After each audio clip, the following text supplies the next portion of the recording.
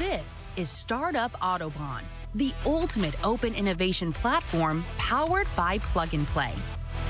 We bridge the gap between industry giants and groundbreaking startups across mobility, production, enterprise, sustainability, and beyond.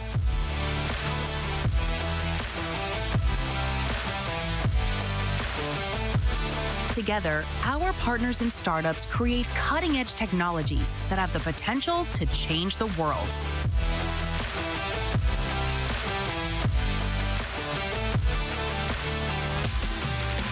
We really believe in open innovation.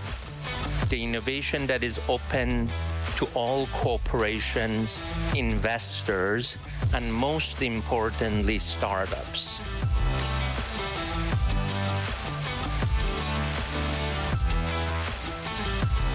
Startup Autobahn has proven to be an asset for Porsche. Having so many different stakeholders all in one place, opening conversations, is a great opportunity for a startup like us. So the way that we benefited in this program is, of course, by getting access to real data, access to domain experts, and solving a problem that delivers real business value. Startup Autobahn brings new ideas, new technologies, and also a different approach to many of the topics. It's a very good fit, and we need Startup Autobahn to tackle sustainability. To help our 33 partners to facilitate the Startup Innovation Channel, we are looking for the best startups worldwide for the topics mobility, production, enterprise, and as well as sustainability, and finding the most efficient way and result-oriented way for the collaboration. Stuttgart is the perfect match, bringing together OEMs in the car industry, suppliers, and universities and schools.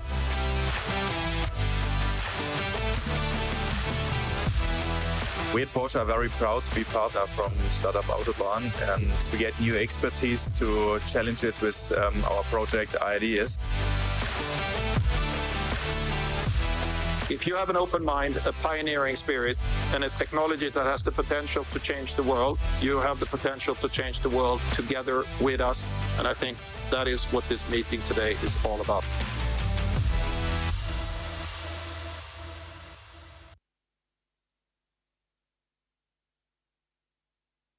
All right.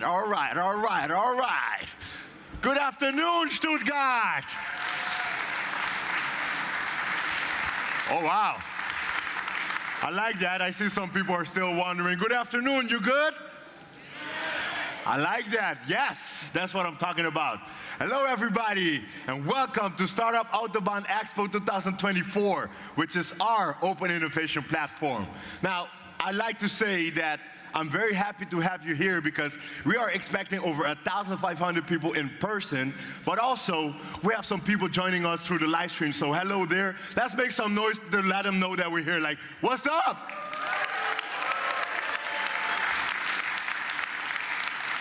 All right, so my name is Gaylord, and I have the honor and pleasure to be your host, which means, in other words, I'm here to put the it's serious, but the fun, the energy, so you're gonna need to help me with that, okay? And I thought about something. Normally, I got a watch that tells me how many steps I do in a day. Today, we're gonna count how many claps we do in a day. Can you help me with that? I think, wow. I had a little exercise, but I guess I could skip that because y'all more than ready, okay? Now, let me get to know the crowd. I want to know who is here for the first time. Just raise your hand so we can see. Okay. Now, who's been here last year? Let me see the hands. So you already know it's a different venue, right? Things are changing around here, pretty exciting. Then, this is usually where I don't see a lot of hands, but let's see. Who's been to Expo for more than 5 times? Let me see, outside of Sasha, Yeah. Okay, so you are what we call OGs. Welcome back. Very happy to have you. All right, I know the excitement is there, and I'm very happy to have all of you here. Now, in case you don't know why you're here, I have the perfect person to tell you this. Because for our official welcome from the Plug and Play team, he is partner at Plug and Play, and next to Stuttgart, he is also guiding the activities in Frankfurt, Munich, Vienna, and also Uzbekistan. Like I already alluded to, he's been here since day one with the startup Autobahn. So it's only right that we put that excitement in welcoming him on stage. Ladies and gentlemen, with you, Sasha. Oh yeah, nice. All right. Thank you, Gillard. Thank you, Gillard. And just a few words before the show really starts. So first of all, everybody, thank you for being here. We started small about 8.5 years ago, and look where we are here today. It's an amazing show. And so thank you, everybody, for coming from all over the world, our partners especially, the startups, our colleagues, the investors, and many of you, our friends, to witness today how innovation can work. And I'd like to say a special thank you to Mercedes-Benz, back then Daimler, who invited us to Stuttgart with the idea of creating a platform for innovation and startup collaboration on the topic of mobility in Germany, which back then didn't exist yet. I think today we have become the best place for startup collaboration in all of Germany, number one. Secondly, the best place for startup collaboration on the topic mobility in the entire world. And why do we say that? Is if you look at the pilot projects. I think this is our KPI. We are looking that our partners on the platform can drive their innovation topics by collaborating with startups, which is not always very easy. But this is what we are trying to achieve here. And today, you're witnessing, I think, about 30 plus startups and collaboration projects. These might not be the most top secret ones from our partners, but they're great showcases of startup collaboration, and there's some really cool technologies I just also witnessed to see. But most importantly, startup collaboration is great. What's coming out at the end is even more important. So we say at the end there has to be a positive impact in one of our partners, whatever it is, a process or in the product, or if they're creating a new service. And at 25% implementation is not so common in the world of startups. And how do we achieve this? So, we started a little bit simpler, but nowadays we became a little bit more meticulous in how to approach this. Since most of our partners also are in a different stage of innovation. Mercedes is shining. They have been working with startups for a long time. I don't need to tell them how to work with a startup anymore, but we have other focuses. We are trying to look into trends in the future and also finding the best startups to work with in whatever topics they have. But others, they might not be there yet. So we are helping with, a little bit innovation strategy. We're helping with defining the problems. We are, of course, we are finding the best startups all over the world and handing them a little bit on a silver plate to the relevant people in the companies. And then also, once there is a connection, normally 9 out of 10 times, even if you make the connection between the most relevant people, the project doesn't go forward. So it's like this light project management, if needed with the partners, we're doing a little bit more hand-holding so we achieve the best possible way for success at our partners to integrate those technologies. And these are our partners here in Stuttgart. We have about 30 partners here. And startups with a partner is one thing. Startup with a partner and another partner also sometimes happen if you look at tech topics where it makes actually sense to work together. We call it cross-collaboration topics. So we like to inspire some topics, sustainability and groundbreaking AI technologies, and it makes sense to work together on those. But then again, you might not find always the best collaboration partners where you are. So we are in 9 locations in the world with a mobility program at Plug and Play. We have 100 mobility partners. 10 of them are OEMs. The best one is Mercedes. And Porsche also, like, by the way. But we try to facilitate our international network at Plug and Play. We're in so many ecosystems, the most important all over the world. And then if we go even further, nowadays, if you want innovation in mobility and automotive, you have to cross-collaborate also with other industries, because, like pointing some out, health in the car, for example. Materials, because continuously if you're finding more conductive materials, more lighter materials, and so on.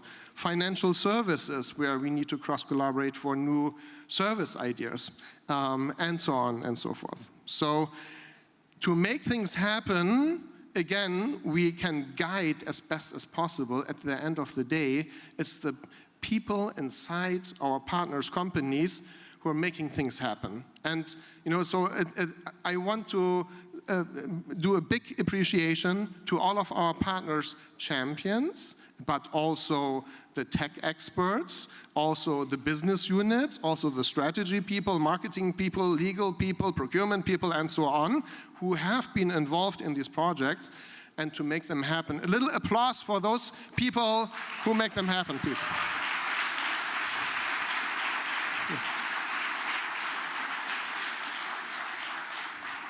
And Marcus, I'm going to stop because I know you're on a tight schedule. So really quick, we also did a little booklet. It's ready for download in the next few days of some key projects, how we work together with our partners to make things happen. I think it's a really good reading material if you're interested in innovation. And with that, I'm giving over to start the show finally. Thank you. Thank you all for being here. Thank you, Sasha. You got a clicker? I can give it to you. All right. I'm keeping count of the hand claps. We're up to 50, I guess. That's good. Thank you. Now, this next person is the member of a board of management and technology chief officer and development and procurement at Mercedes-Benz. Fun fact, I remember last year he couldn't physically be here, but he sent us a video. So it is an absolute pleasure to have you here with us.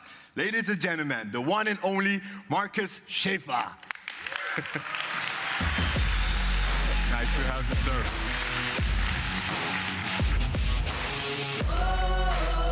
Well, great to be here and have some startup feeling in Stuttgart. That's not usual. So, dear Lord, I have to tell you, clapping hands in Stuttgart means they're totally enthusiastic. These are Swabian people here. And enthusiasm here is a little bit different, but they are full of energy. So I love to be here, meeting you again. And I know we shared a few moments how exciting these times are. And couldn't be a better place to step out of your comfort zone and move into such an environment like this here and look at different angles of things, particularly in these days when I look at auto industry. So we were a startup also, founded in a garage in Stuttgart, and we do always remember the early days, humble days, when we kicked off Mercedes-Benz and Daimler, our forefathers. And actually in this spirit, we continue. And we looked what makes Mercedes successful in the past. This was iconic design, and look at this orange beauty here, inspired by a car out of the 70s, an experimental car that broke records and records and records. So it was always about a combination of iconic design. So many of our cars are in a museum. The world's most expensive car sold ever is a Mercedes-Benz out of the 50s. And it was always a combination with technology. And from day one with Daimler and Benz, we were pushing the limits on innovation. And actually that's the spirit, and that's the kind of, we call it inner unrest in the company that we're trying to keep for the future. And that's the fuel that propels the innovations going forward. So a successful past doesn't mean we're going to have a successful future. We have to work on this very, very hard. And again, we have to step off our comfort zone every day. And that's why we work with startups. Well, the competition is fierce these days, and just returning out of China, Beijing Auto Show shows you where the benchmark is and where innovations are going in some cases. But just speaking for Mercedes, I don't think we have to be afraid. We should not be arrogant there, and we can really rely on thousands of talented engineers, a great network around the world, a great education basis that we have, and an ecosystem that is really unrivaled, and a history, and a brand that we have built up over 130 years. So again, great ingredients, but we have to work very hard, increase speed in order to compete. This was a little show that we pulled off in China, showing the electric G-Class there, that red car over there, the next hopefully benchmark when it comes to electric vehicles in the compact segment launching next year, and many innovations that Mercedes-Benz had to offer. But we're moving into new territory. So we know the mechanical side, the electromechanical side of the car, but things are going digital. That's the new era. So you know the big screen in the car, it needs content. The car is getting more intelligent, and if you're in China, everybody speaks about the intelligent car and asking how intelligent is a product. Of course, it's given that it's a smooth ride, it's safe, and we provide everything. But the new focus area is intelligent of the vehicle. And this is a summary of what we showed at CES in Las Vegas. And this is really the new content and the challenge going forward. It's video content, it's virtual AI assistant, it's audio content, and it's new partnerships. We can't pull it off alone, and we're not intending to pull it off alone. We need partners. The big partners, the big names, the Googles and the Microsoft, but at the same time, the small partners, the innovative partners, sometimes the crazy partners, again, that take us out of the comfort zone like startups. And we ask ourselves, how innovative are we? I mean, we were known for innovations. We invented so many things during 130 years, but the intent is to keep and stay innovative. How do you measure that? There are two things. One is really content. What do you have for the customer or for the company? And one is perception. And in the end, probably you have to score in both. On the perception side, and people have to see you and feel you and judge you as innovative.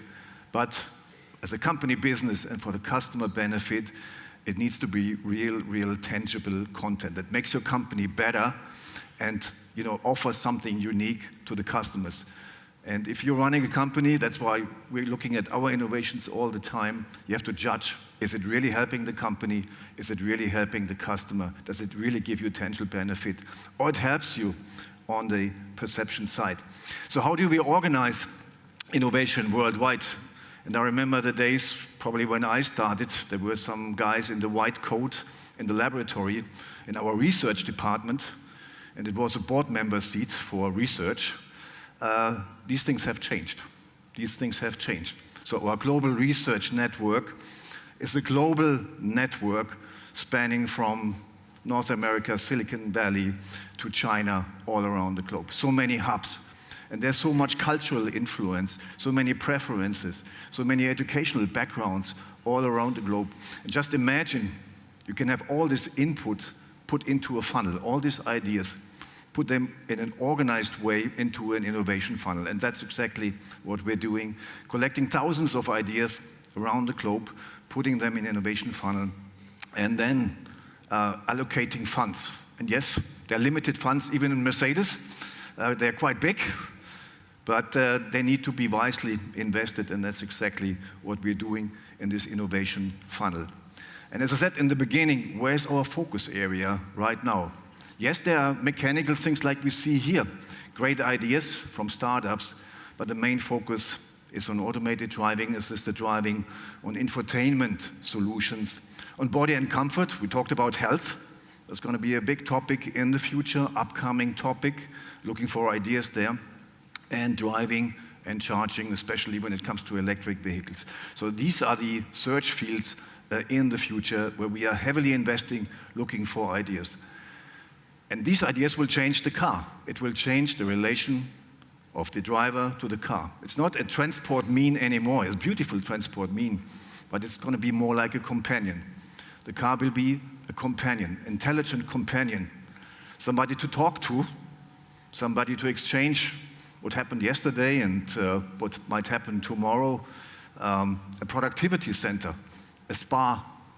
So it could be so many, many things in the future beside being a product, a nice product on four wheels, and that's exactly how we develop Mercedes-Benz. Have you achieved something lately? Yeah, we're very proud of some innovations, really, that were world's first, like the first car attempting and achieving a level 3 certification when it comes to automated driving. There's still no other car in the world that has a level 3 certification. And just for education, this is the point from level 2 to level 3 where the driver can take the eyes and the hands off and leave the responsibility of driving completely to a car. And this is a huge step from level 2 to level 3, and we are very proud of achieving this. And people all around the world, engineers of Mercedes, in a collaboration, did this here.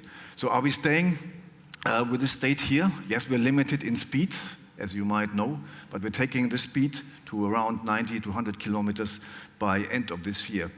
And being on this car on the Autobahn and taking completely your eyes and hands off and focusing on entertainment, watching videos, doing a video call, doing some productivity, talk to your car in ChatGPT, whatever, it's an amazing moment. But this is where industry, at least Mercedes-Benz, is heading to provide this new experience. But also for urban driving, that's something we announced in China, will go to the next level. Next year, with this car that we see here, the red one, in urban driving, you will have a kind of robo-taxi. You put in your destination in an urban environment. You still have to be attentive and be ready to take over at the time. You can't take your eyes off, but the car will take you completely in a city environment without interaction with the driver. So that's an amazing journey here and a new experience for our customers and shows the innovation power that Mercedes have. Talking to the car on the next level, we introduced ChatGPT as the first ones in the US. So Mercedes-Benz did this last year already. So there are 900,000 cars equipped with a ChatGPT beta program. Again, the car will appear more intelligent and the use of speech increased dramatically because you get an intelligent response and you can do something really nice with it. But that's only the start. The red car with the MB.OS operating system will have even an emotional partner. So the car will answer emotionally in different emotions, a more human-like interaction, and the content will be next level. So also some fun stuff will come into car. You have this great screens there. So we talk about ideas out of startups and our innovation process of bringing art and your own art gallery to the car. You can bring your own art. You can have an NFT in the car, download it, and have your own NFT as a screensaver in the car. Use the metaverse and connect the metaverse with the car. So there's so many crazy ideas that we have here, and this makes me really, really proud and positive looking into the future here. And it doesn't stop there. Well, how do we get there? Well, it's a collaboration of startups, universities, our own R&D, and big players.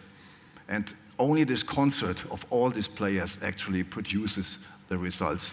There's not one single player who can do it. But if you are able to do this on a global level, combine it as one team, which we're having in R&D, then this kind of results will be produced. So coming back to the startups and our long-lasting collaboration from day one, and we were kind of the founding fathers of Startup Autobahn here, we assessed over 6,800 projects and startups. So an immense work that my team did here, thanks to the team that you did over so many years.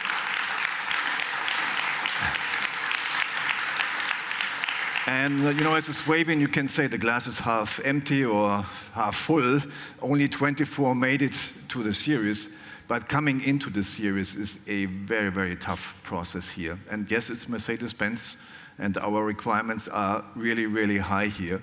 But I think even the learning process and going through the process with us and being challenged, some of them that even didn't make it, I think got some valuable ideas in the process here that help them maybe with another customer here. But 24 made it here, and we have some of them here today who made it into the serious application here, and just having the key to another world and another world of success. Some of them we have here is phononic vibes, a new material. Maybe you've visited the booth of them here, an interesting NVH material that saves weight, saves cost, and gives you another experience when it comes to in-car entertainment and in-car experience. Then Hydro sensors. I just went through the booth and got the education what these magic sensors can do when it comes to vibration measurements, saving cost, saving time, and increasing process speed in R&D development in so many applications. And the last one, just to mention, and this is our record car, the car that had the longest distance drive as an electric car and the lowest consumption ever in the world. This was equipped with Ventus equipment, calculating the wind influence on a car. And remember, the wind resistance is the biggest resistance when it comes to an electric car here. So Ventus is helping us here to do a much more accurate calculation of the consumption of a vehicle. So only 3 examples I brought with us today here, and I want to encourage really everybody to go full speed ahead. And I think this day here, and especially what we're doing here today, fits very well Germany, Stuttgart. And Seid, thank you very much for being the driver behind and never stopping and pushing here. And I think special Germany and the German auto industry could use startups way more. And we are not in a culture of the US right now, where universities producing so many new companies there. I wish we would go a little bit in this direction, and I'm addressing this to German universities as well. You know, be a little bit more like the Stanfords and the Berkeleys out there. We have the potential. I mean, nothing is holding us back, actually, to do that. It's just us. It's in our hands. And it's just, you know, the kind of vision that we produce or not produce. So we have all the ingredients. Let's do it together with startups. Thank you.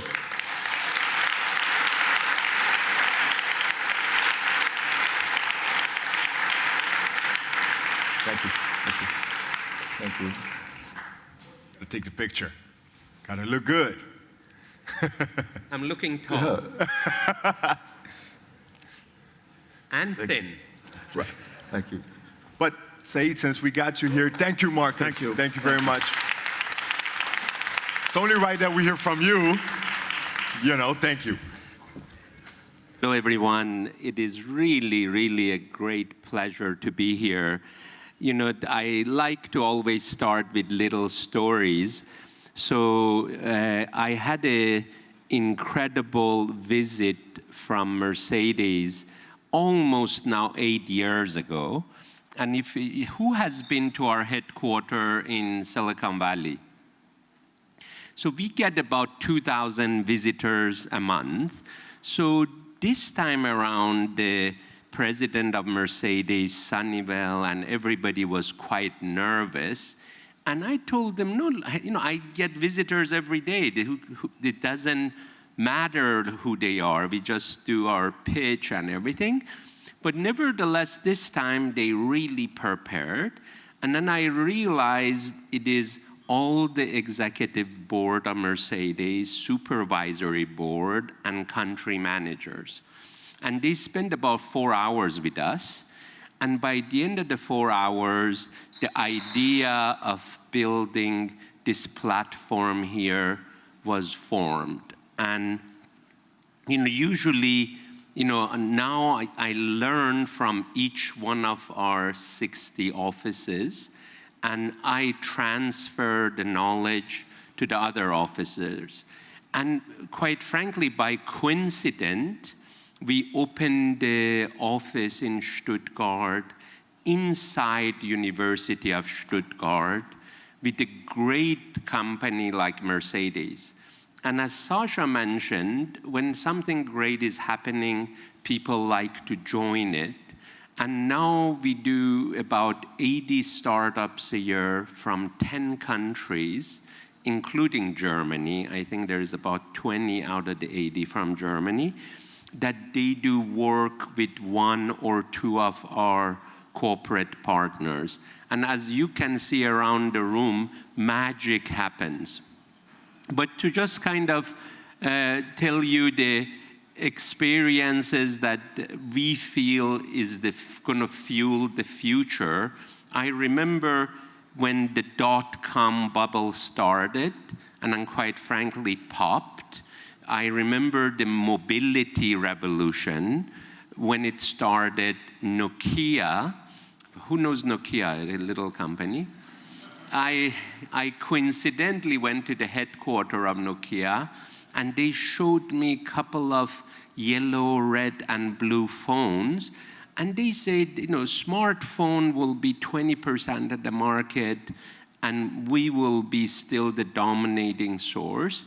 And imagine a company with that much knowledge and execution missing smartphone. And even Sony and Ericsson, I remember they came to Silicon Valley and they rented my office, and they said, we want to build the smartphone together, uniting our power, and they failed.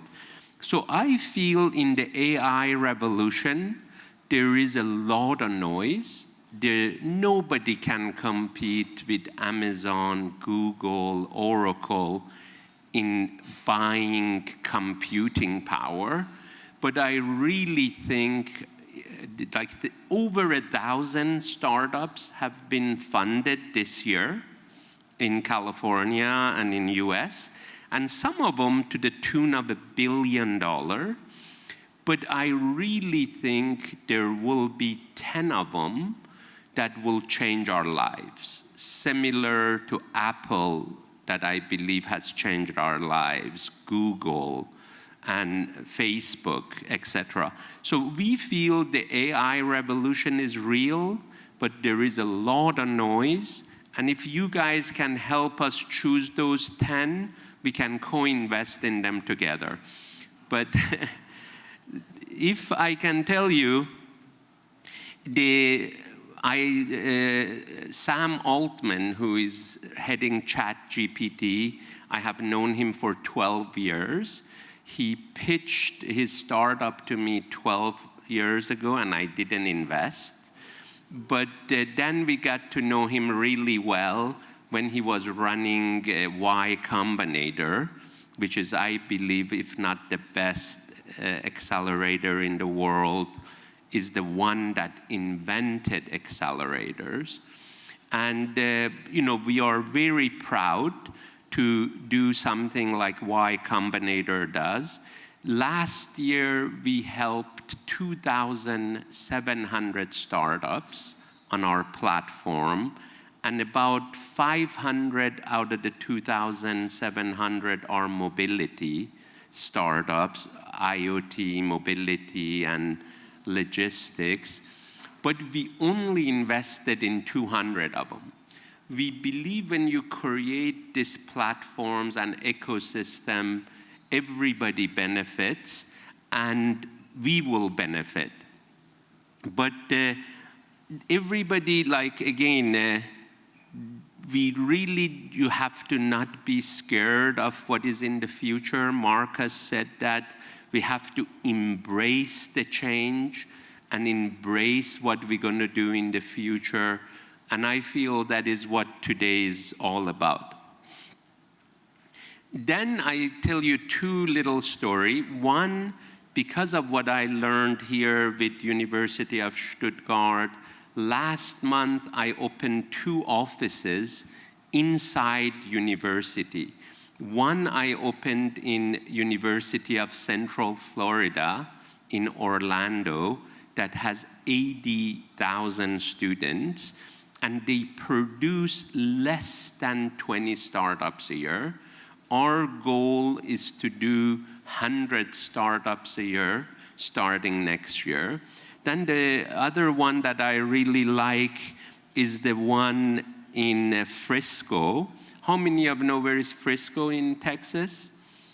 It is in the suburb of Dallas, And why I like the one in Frisco, it's in collaboration with Dallas Cowboys, the football team, FC Dallas, the professional soccer team, Maverick, the professional basketball team, PGA of America, Gatorade, which is like Pepsi, and the largest health group in Texas called Baylor Health, $16 billion organization. And we're going to bring 40 startups a year to Frisco that they're going to improve the health and the mind of professional athletes. And after being here doing work with Mercedes, after somebody works well with one of these professional athletes, we could move it to colleges and universities and then hopefully high school. The other one that I'm really excited about is Hoboken, New Jersey. How many of you heard of Hoboken? So it is the most beautiful little city in New Jersey, 7 minutes boat ride to Manhattan. So you're just right across the river looking at Manhattan. And why I like that project, it is inside University of Stevens. Stevens is a 7,000-8,000 student campus, but it was in par with MIT and Caltech. 100 years ago, you would say, what are the 3 best technical universities in America? Actually, they have license number 4. It's 177 years old. Stevens was one of them, but quite frankly, they lost a little bit of their path. Now the new president, Nariman, says they're going to become one of the top 10 again. And he came from a very big university in Maryland, head of engineering. He was dean of engineering, so this is a much smaller university and nimble. And we opened an office there with Governor Murphy and Nariman and Prudential, which is $43 billion, applying AI for financial services. So something else I'm doing is I'm opening 10 AI Center of Excellence, and we really are considering 3 in Europe, and we are really talking to a couple of universities here and the AI Institute, and to see if we could connect this AI Center of Excellence to the other 9. And we already launched 3 in US. But we love this AI revolution, and we're going to try to choose those 10 best companies and then share it with the audience here. This is our footprint. Honestly, I don't know why I open up these offices. But the way I describe it to my wife mostly is that I am given opportunity to help build technology startups and make the technology match a real need in the world. And I truly believe it is the way we can build a better world for our children.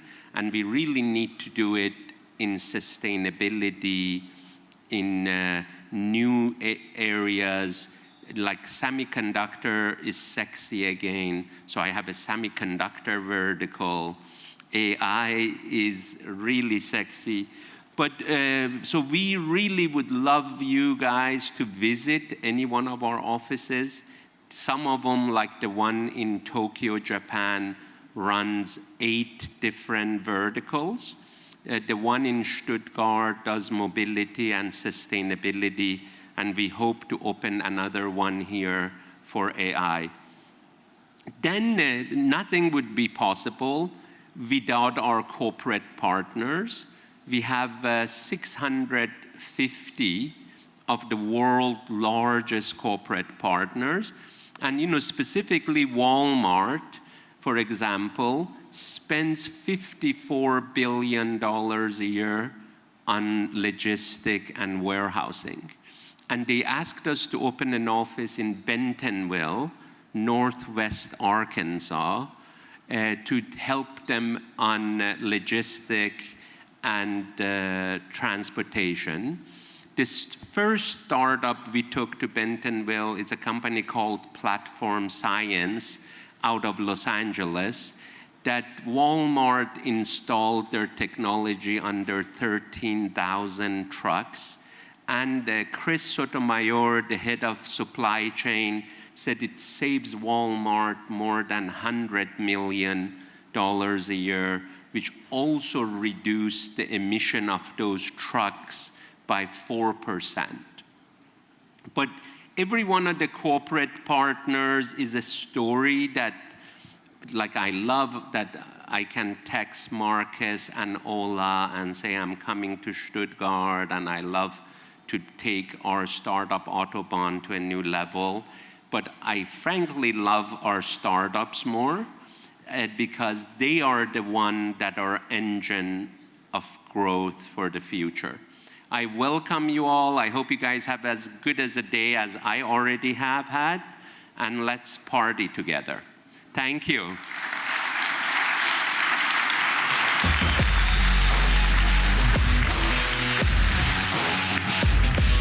Thank you very much, Sahid. Thank you for having us here today. Now, for a bit of information that you might be wondering, you have a name badge and it has a color. And I'm here to tell you that it also has a meaning. Because with this name badge, you see there are 5 different colors. Take a look around, remember, recognize your colors. It's for you to recognize who's around. Also, with this name badge, you can find what these other colors mean. So perhaps you're a startup, perhaps you're a corporate guest, you can immediately get a guess of who you're talking to. Also importantly with this, there's a QR code. And with this code, you can find all about the information, about the venue, about the speakers, how to get from point A to point B. Everything we know is on that QR code, okay? So make sure you check it and use it. I believe this is also the right time to thank our fantastic media and community partners that we're very happy to have partnered with us to spread the word of Expo 2024. Obviously, we're promoting each other, but most importantly, we're committed to support each other. We got big names like Motorpresse Stuttgart that is also moderating a panel later today. We have Automobilwoche and also Startup Insider and a lot more. And I think this is the time that we get the claps up because they deserve a big round of applause. That's right. Now, obviously, some of us travel from other places to be in this beautiful city of Stuttgart. Am I right? Some of us traveled, right? I did. And we're very lucky to have the mayor of the city of Stuttgart to share some words with us. Now, where's the mayor? I wanted to personally say thank you for hosting us here today in this beautiful city. It is an absolute pleasure to have you here with us, and it's only right that we give you the applause that you deserve. Ladies and gentlemen, Dr. Frank Nopa. Let's receive him on stage. Very nice to meet you, sir.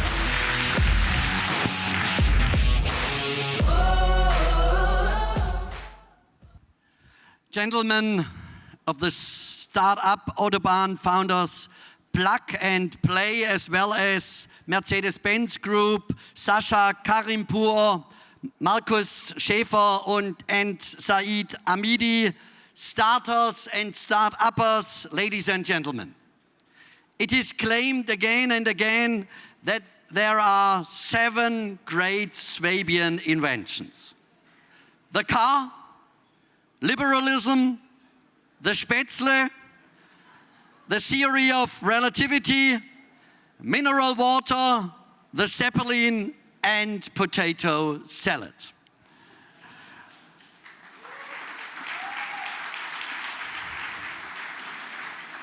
With complete non-Swabian modesty, I say this listing is totally incomplete. We Swabians, and especially we Stuttgarters, have invented much more. We Swabians also invented the startup Autobahn, which has developed into Europe's most successful open invention platform for startups in the mobility sector.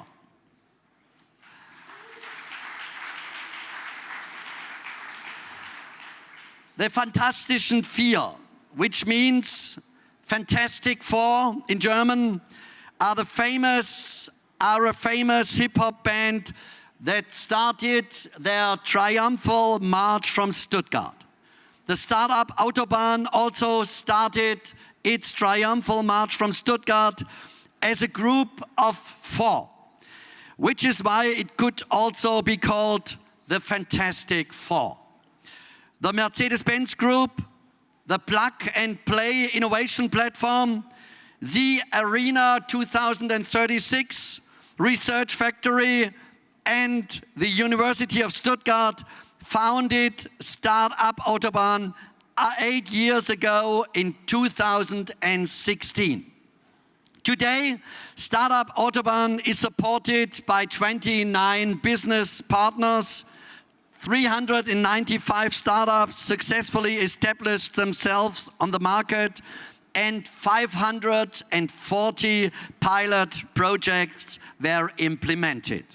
This has made Stuttgart a magical center of attraction for startups, the ultimate startup city in Germany. This is also reflected in a recent study by the Business magazine, which analyzed that startup conditions for founders in Germany's largest cities.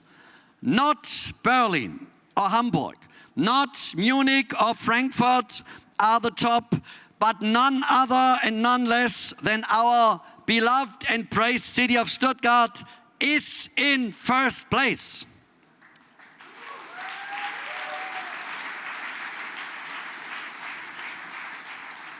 This success, ladies and gentlemen, is also thanks to Startup Autobahn. On this Autobahn, you don't get stuck in traffic jams. This Autobahn gets you to your destination quickly. Ladies and gentlemen, Baden-Württemberg is an automobile state, and Stuttgart is an automobile city. Over 60,000 people work in the automotive industry, and the Stuttgart City District, and in the Stuttgart City District, over 124,000 in the entire Stuttgart region. 60,000 in the Stuttgart City District and 124,000 in the entire Stuttgart region. In a 10-year comparison, from 2013 to 2022, the number of employees subject to social security contributions in the automotive industry rose by an incredible 66% in the Stuttgart City District and by 17% in the entire Stuttgart region. Porsche alone almost tripled the workforce in Stuttgart-Zuffenhausen from 5,500 in 2012 to over 15,300 in 2021. And why I can say with a clear conscience, without breaching tax secrecy, the automotive industry also accounts for a considerable share to the financial and fiscal strengths of the city of Stuttgart. That means that jobs, prosperity, and social cohesion in our city are very much dependent on the performance of our economy, especially our automotive industry. Not everything depends on the car for us, but a lot does. That is why it is so important that the automobile not only has a great past and present, but also a great future in and around Stuttgart.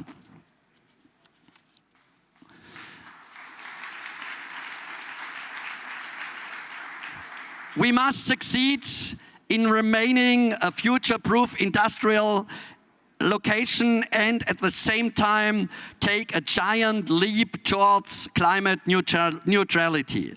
We must combine economy and ecology. This will only succeed if we remain economically strong, especially in the interest of climate and environmental protection. In the city of inventors, thinkers and creative minds, in the city of Gottlieb Daimler, Robert Bosch and Ferdinand Porsche, we must always be at the forefront of technological innovation. This includes the transformation towards resource-saving and low-emission cars. This also includes utilizing all energy-related options to reduce CO2 emissions. This also includes many electric charging points in public and private spaces. This also includes pilot projects for synthetic fuels and for the existing fleet, for special vehicles and for air traffic. All of this is courageous and forward-looking. For the city of Stuttgart, this means no deindustrialization and no de-automobilization, but a clear commitment to the transformation of industry and a clear commitment to climate-friendly mobility and automobility. With this in mind, I warmly welcome you to our city, which is the ideal mix of modernity and tradition, of Spätzle and cutting-edge technology. Stuttgart is the birthplace of the first, the best, the most innovative and the most environmentally friendly automobiles. Stuttgart is the city with hardworking and fun-loving people between turnover and principles. Stuttgart is the cultural ballet and opera capital of Europe. Stuttgart will be the host city for 5 games of the European Football Championship in a few weeks' time. Before the European Championship begins, the Witzemann Areal is firmly in the hands of startups today. Welcome, ladies and gentlemen, welcome to the state capital Stuttgart and to the German innovation and startup capital Stuttgart. Thank you, Dr. Funk.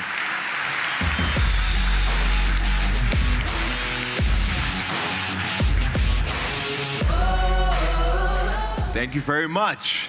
If I didn't manage to get you excited, he certainly did.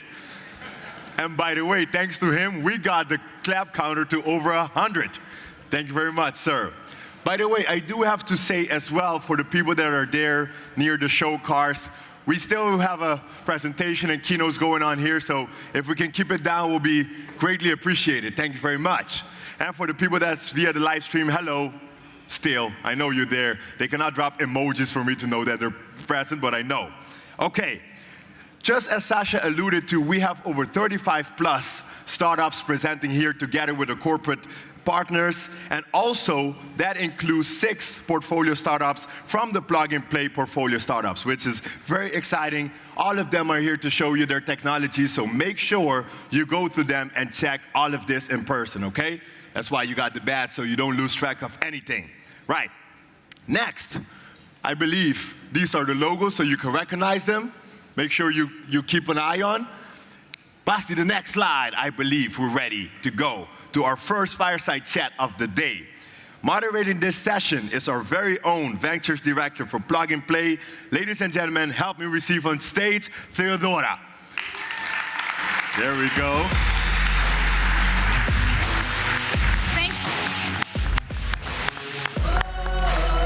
present. I really love the energy in the room, and I'm very excited today to be guiding you through the fireside chat at a time when we are so very much aware of the transformational impact that generative AI will have in our jobs, in our work, and in our industry. Please help me welcome on stage Ingo Ramezow, Managing Director at Bosch Ventures.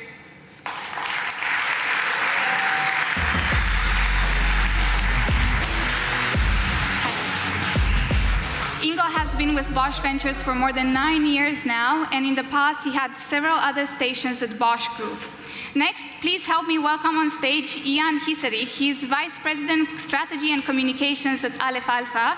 He has an education from MIT and has previously co-wrote a book together with the co-founder of Palantir. Thank you so much for doing it.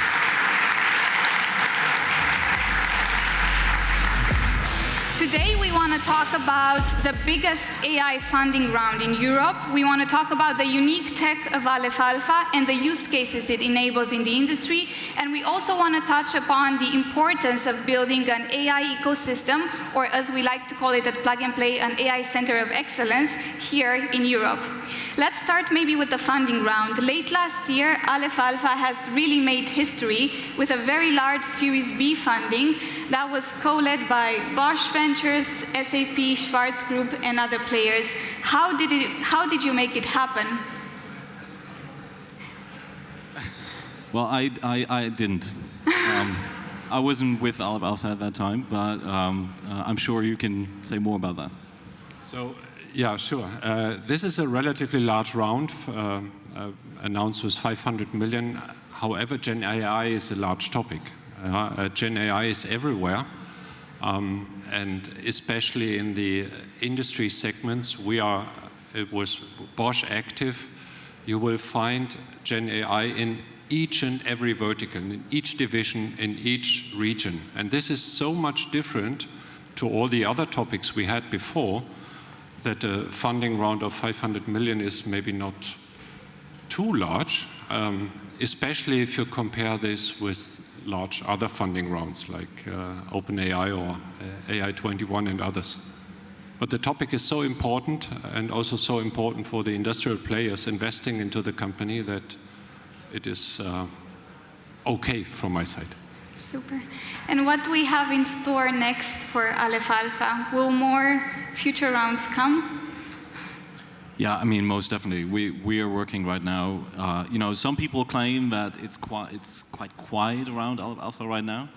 I wouldn't disagree. But the main reason for that is that we're really heavily working on you know, finding the use cases. It's very much exploration right now, not too much exploitation. We're working on that as well. But yeah, I mean, right now is the time to get all the fundamentals right, and there will be a next funding round for sure. Yeah. Yeah, and Bosch Ventures is investing since more than 17 years in many, many startups around the world. We have done far more than 100 investments. And I can tell you, it's always the same. After a financing round, it's before the next round. Yeah, and this is something we will let you know when it's time for that. Absolutely. We have a bit of catch-up to do when it comes to looking at what's happening in the American landscape. So rooting and hoping everything will go right in the next moments. But also, when it comes to ChatGPT, I think all of us have played around. We have requested it to write short poems or LinkedIn posts, but maybe not everyone is really aware about Aleph Alpha's foundational models. So, Ian, would you like to explain us how you stand apart and how you differentiate? Yeah, so I guess the main differentiating factor is that we're not targeting the B2C market. Yeah. And that from 2019 on. It was very clear early on. You know, we knew that there's a lot of potential in the technology, but there would be no point in competing in that arena. So you have to find your differentiating, you know, factors very early on. It was B2B, B2G, because the game there is entirely different. You can't just, you know, take what you've learned out of a B2C and apply it to B2B, especially not in this when working with a technology. So that's definitely a differentiating factor, because what we've learned over the years, and again, you know, we're working on that since 2019, that expertise and that experience in itself is a major asset. Apart from that, one of the learnings that you learn is, you have to think about it much more holistically. You cannot just focus on the technology. I think most people still think that to have a large language model is enough to create sustainable value. That is definitely not true. You need to think about much more than just the large language model. It is front and center, but there has to be more you have to think about. And that's what we're doing right now. We're thinking, our offering, the next model generation will be published soon. But we won't, for example, make available our models in isolation. They will be available as a broader package because that is really what you need to realize value. We pay a lot of attention to sovereignty, and sovereignty not so much in the sense that it's geostrategically important. That is a different debate, an important debate. But we think much more about sovereignty in terms of, do companies have the freedom to actually operate it on their own? Or do they give up freedoms because we force them on a chip, we force them on a hyperscaler? That's definitely not what we want to do, because then in the end you give up freedom, and that's not what we want. So for that reason, we think about it much more holistically, and I also want to mention here, as we talk about startup ecosystem or ecosystem in general, I think the most promising combination is really to combine tech with domain expertise, and then make sure that the people, especially in-house, obviously, are trained to realize the value on their own, so that you don't get dependent on any one provider. But especially the tech and the domain expertise in combination is fundamental to realize value. And that is something, I've worked for Palantir for many years, and one at Palantir once said to me, it's funny that the Europeans never listen to what we don't say. And one of the things is our domain expertise. We should be really proud of what we have in Germany, and we should not just copycat, whatever is going on over there. So that domain expertise is here. We just have to leverage it, and that's definitely something that we're focusing on right now. Absolutely. And then maybe talking about use cases that you have already enabled, maybe Bosch and Aleph Alpha have already worked on something you can share with the audience. And then also thinking ahead about manufacturing and industry use cases, what do you see possible, maybe more from the Bosch and Bosch Group perspective as well? So maybe as an addition to his comment, so it's really a difference to provide a prompt front end to consumer compared with a pure B2B business. Therefore, this network and data is so important. Yeah, and it well fits also to the financing round. We led the round together with Schwarz Group, but we were also very happy that SAP joined the room, as well as HP. And I hope there are other players to join, because this domain knowledge can only be achieved or accessed with partnerships. It's impossible to do that by one single company alone. For use cases in Bosch and other industries, it's really amazing. So we have done our first AI investments about 10, 12 years ago. It was really difficult to bring AI into the companies. And it took some years before we really have seen or established the successes of AI. But with Gen AI, it's totally different. Yeah? Gen AI is a topic maybe for the industries 2 years old, something. And suddenly we see hundreds of applications. We have started in Bosch, for example, we have started to cluster the applications. Now we have 20 different clusters, and we have a high 3-digit number of projects running in these clusters, doing applications in Gen AI field, and very different applications. So the easiest one, maybe one was also published recently with an OEM in North America. We have a chatbot as a service supporter. but we have applications in all fields: ask your data application, generative applications, software development applications. So really many, many different topics. And again, there is not a single person and not a single department within our company which is not directly or indirectly affected by Gen AI anyway, but also by Gen AI in the midterm. Therefore, this is so exciting for us because it will improve efficiencies and it will hopefully change the world to a better. Absolutely. And since we are here at Startup Autobahn, where we focus a lot on cars, what do you think about autonomous driving technology? How will this be impacted from your point of view? It's same. So autonomous driving and perception is just one application of large language models. So once a model is trained on specific perceptions, it can easily transfer to others. So also a portion of autonomous driving might go into a pivot using this technology. So therefore it's interesting, certainly for Bosch and for all the automotive industry players. Absolutely. And then thinking about the ecosystem of AI in Europe, we often, and we mentioned already, that we need to mix a lot of elements, from the talent to the industry expertise that we have here in Germany, to deep pockets of investors. We do need help for those growth stages, but also when it comes to regulations, we need to make sure that we comply and we're in line with everything that Brussels would say comes next. So from your point of view, how do you see the ecosystem developing in Europe, and is there something missing that you'd like to also maybe urge people to pay more attention and work on in the next few years?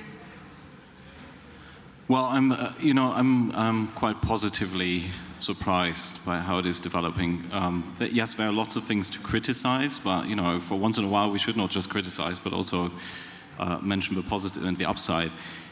Just to give you an example, what's currently happening at the EPI, the Innovation Park Artificial Intelligence in Heilbronn, I don't know if people are aware, but that's a joint initiative by the Land Baden-Württemberg and the Schwarz Group.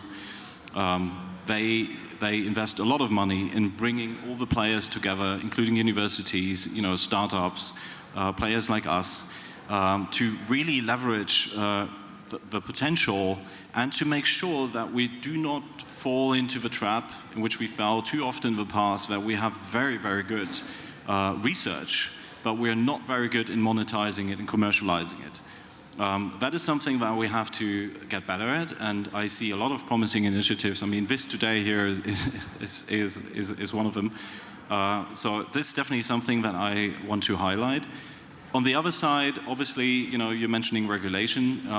I don't think regulation is a negative thing. Sometimes, especially given Aleph Alpha's very prominent involvement in the EU AI Act, sometimes people think that we're opposed to regulation. I don't think so. I think regulation is a good thing if it provides a framework within you can then safely operate. The EU AI Act was very poorly done. It is a 1,000-page manifestum that leaves open many questions, and that leads to quite the opposite result. So there's still much to do, but that does not particularly lead to a situation where people say, you know what, I'm going to invest because I know exactly what can be done and what can't be done. And that's something that we would criticize. But the main thing behind that is still a mindset thing. So if you look at the US, for example, and I was still there when that happened, the US is much more pragmatic when it comes to, okay, there's a new technology, let's see how it works and how we can deal with it. The executive order of the White House was much more pragmatic, much more targeted, okay, what needs to be done now to contain risks, but also to get used to it, to understand it. Because we're much more afraid of things that we don't know. So it's important that we get used to it. The EU AI Act is not something you're going to change overnight, as we all know. Absolutely. So you ask for the ecosystem. So Bosch Ventures is investing in the US and China and in Europe. And to our mayor, our headquarters is in Stuttgart. Yeah. And we have a very good, and we have also an office in Tel Aviv, and we have a very good overview of the ecosystems around the world. A good ecosystems needs seeder and feeder. Yeah? Seeder, people who are well educated, coming from good universities, willing to found a company. And you need good feeder, you need money to finance the companies and grow the companies. At the end, you need also an exit channel, you need M&A or an IPO. Yeah? And if all these ingredients are available, the ecosystem is good. The most money is still in the US, no doubt. We have an office in Silicon Valley as well as at the East Coast. Europe is on a very good way. Germany is on a good way. China is a different animal, maybe. The only thing what is lacking still a little bit in Germany is the late stage support. Yeah? If it comes to really large tickets, like in Aleph Alpha, which is 500 million, you will not find so many. If you go to the US, you see AI21, you see OpenAI, you see other companies. They are raising billions. And this is something which has to develop also in Europe even more. We are on a good way. However, I'm open, or we are happy to have a lot new investors also in Aleph Alpha in the next rounds, and maybe also some more from the US.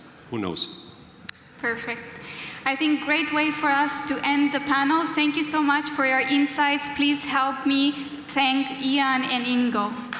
Thank you. Thank you. Thank you very much. All right. Yeah, you can feel free to. They're going to take the mics away, don't worry.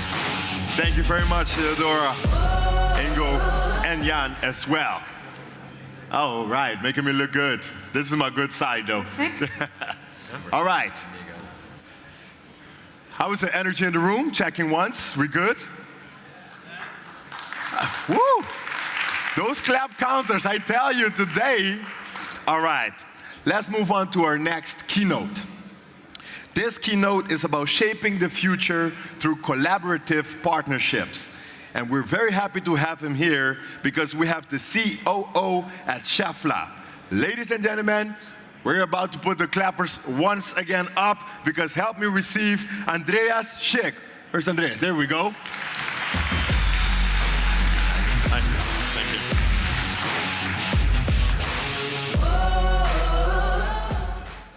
Yes, thank you very much for the nice introduction. Thank you so much for being here. Before, when the question was asked, who is here for the first time, I raised my hand and I said I'm here for the first time, so it's a pleasure to be here. Jahid is not listening now, but I wanted to tell him a story. I had never the opportunity to speak after a mayor. The mayor just left, so that's as well a pity. But I wanted to speak, Jahid, as you're looking for new locations, right? Listening to you, you said, okay, where is my next locations? So I wanted to ask you, I have visited your headquarter, you have not visited our headquarter. The question is, where is our headquarter? Who knows that? Not for the Schaeffler guys? Okay, some people know. So it's a small town. It's a small town close to Nürnberg. It's called Herzogenaurach. They have a very smart mayor as well. He's a doctor in physics. But what's the interesting thing in this town? Why do I propose you that town is interesting? Because there's good startups. It's not only Schaeffler as a good startup 80 years ago, but there's other two startups that you probably don't know that had great innovations. This is Adidas and Puma. So, and they invented the soccer, as we are getting to the Euro in a couple of days. And so they invented the soccer shoes with a special grip there. So that's the innovation of Herzogenaurach. So great innovations there. Again, look it up where it is, Herzogenaurach, small town, 20,000 people, but maybe a next location for plug and play. Come to see us, please. And let me start with my presentation, and then I show you guys what is the innovation that our founder, Mr. Georg Schaeffler, did, and why this and how this company is built on a very small but breakthrough innovation.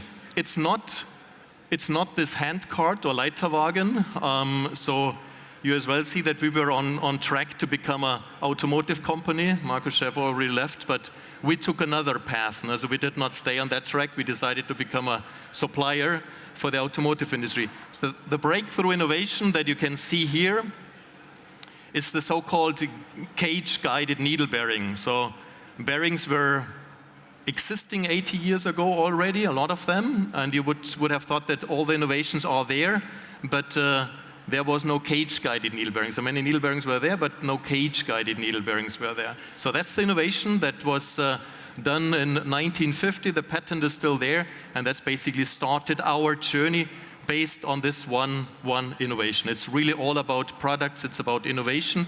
And at Schaeffler, you may ask yourself, so this guy is the COO, so we are here in an innovation group, so there should be the R&D people, the research people, so why am I here? So because at Schaeffler we are product and manufacturing, so it's about manufacturability, we are vertically integrated, and many innovations come through the manufacturability, so can we do it? And it's really this closed loop that we do. How is a smart design an additional value, and how can you produce it? And vice versa, how can we make things smarter than others? How can we industrialize? So I try to do this at Schaeffler. I hope that I'm innovative. Maybe you can judge me later. Where do we stand now at Schaeffler? Who are we today? So we are beyond bearings, we are beyond cage-guided needle bearings. We call ourselves today the motion technology company. So a technology company, we really speak about technology innovation. One of our 4 values is innovation. That is what our owner, Mr. Schaeffler, as well, is challenging us every day. And so are we innovative enough? So technology and motion, everything that we do is around motion. Is it stationary systems or mobility systems? So a lot of vehicle solutions we provide, and we have structured ourselves, our product, into this six product groups. No worries, I will not guide you through all of this. Just want to give you some highlights. So we start from guiding motion, energizing motion, sustain motion, everything around motion. So now let me show you one first innovation that I wanted to share with you. And this is, we are on the way. You spoke a little bit about the big disruptions, what's happening. So obviously the path to a sustainable world and to path to sustainable mobility that we heard as well from Markus Schäfer. So what is it about? We need to transform the mobility to electric driving. So the engine will be an electric engine. So you see here a solution, not a radial e-motor, but an axial flux machine for an electric vehicle. By chance, it would be a Daimler vehicle. And where you see that the difference is here, it's an axial system. Why is it so exciting? Because it's much smaller space. You see it's about 100 millimeter only in length, in axial length. It has a 300 millimeter diameter, and it generates, in this small space, it generates a power of 250 kilowatt. Now, so 300 millimeter, this thick, 250 kilowatt hour. What's the challenge now? So you can integrate this into a e-axle, 2 machines, and 2 times 250 kilowatts are really enough for an electric vehicle. Very high power density, 50 kilowatt per 1 kilogram weight. So you see that mechanical integration that we do there. What is the challenge? And I show you, obviously, one manufacturing innovation that we apply here. So due to the bigger diameter, high speeds, high forces, obviously high centrifugal forces, so about at maximum speed, about 700 tons of centrifugal forces on this system. So 700 tons of centrifugal forces on this small system. How do we hold this? So what we have done, we use carbon fiber, and we have developed a very specific winding mechanism that you see a very short video here that have a self-fixing design. So it's obviously carbon fiber, many of us supply. Winding is a technology that many of us supply, but it's how do you do it in a way that it is self-fixing and guarantees that these high forces or the high loads are kept in place. I want to show you a different example on the path to sustainability. So one future energy carrier is hydrogen. And again, I would not argue how much fuel cells we will see in vehicles. I don't know if there's any startups there that are promoting solutions for fuel cells. But we at Schaeffler, we have, again, we came up and we have, meanwhile, we are in mass production for the so-called bipolar plates. What are the bipolar plates? Are the core elements, or some of the core elements of fuel cells, the active elements. They're super thin, so they're made out of 0.1 millimeter steel, and they are formed. So you see on this picture the flow fields. So where basically the hydrogen flows in and then is transferred into electric energy. What is so difficult there? And so this needs to, the super thin materials needs to be kept at a 5-micron position tolerance, so extremely tight tolerances. And we, again, what we do with very smart manufacturing technologies, we can do this in a super efficient way, making these tools bringing it to industrial solutions. And you can see here an example. I would not tell you if this is the real stroke per minute that this system is working, obviously. Now, let's go a little bit towards partnerships. Now, that's what it's all about, now finding the right partners. There's so much change in innovation, so great technology disruptions. We want and have already found good partners. And I start here on purpose with another little bit older or small, meanwhile bigger startup that is Siemens now, and we have partnered with them and have recently developed, and this goes in the direction of AI, so co-piloting everything that you can do now automatically.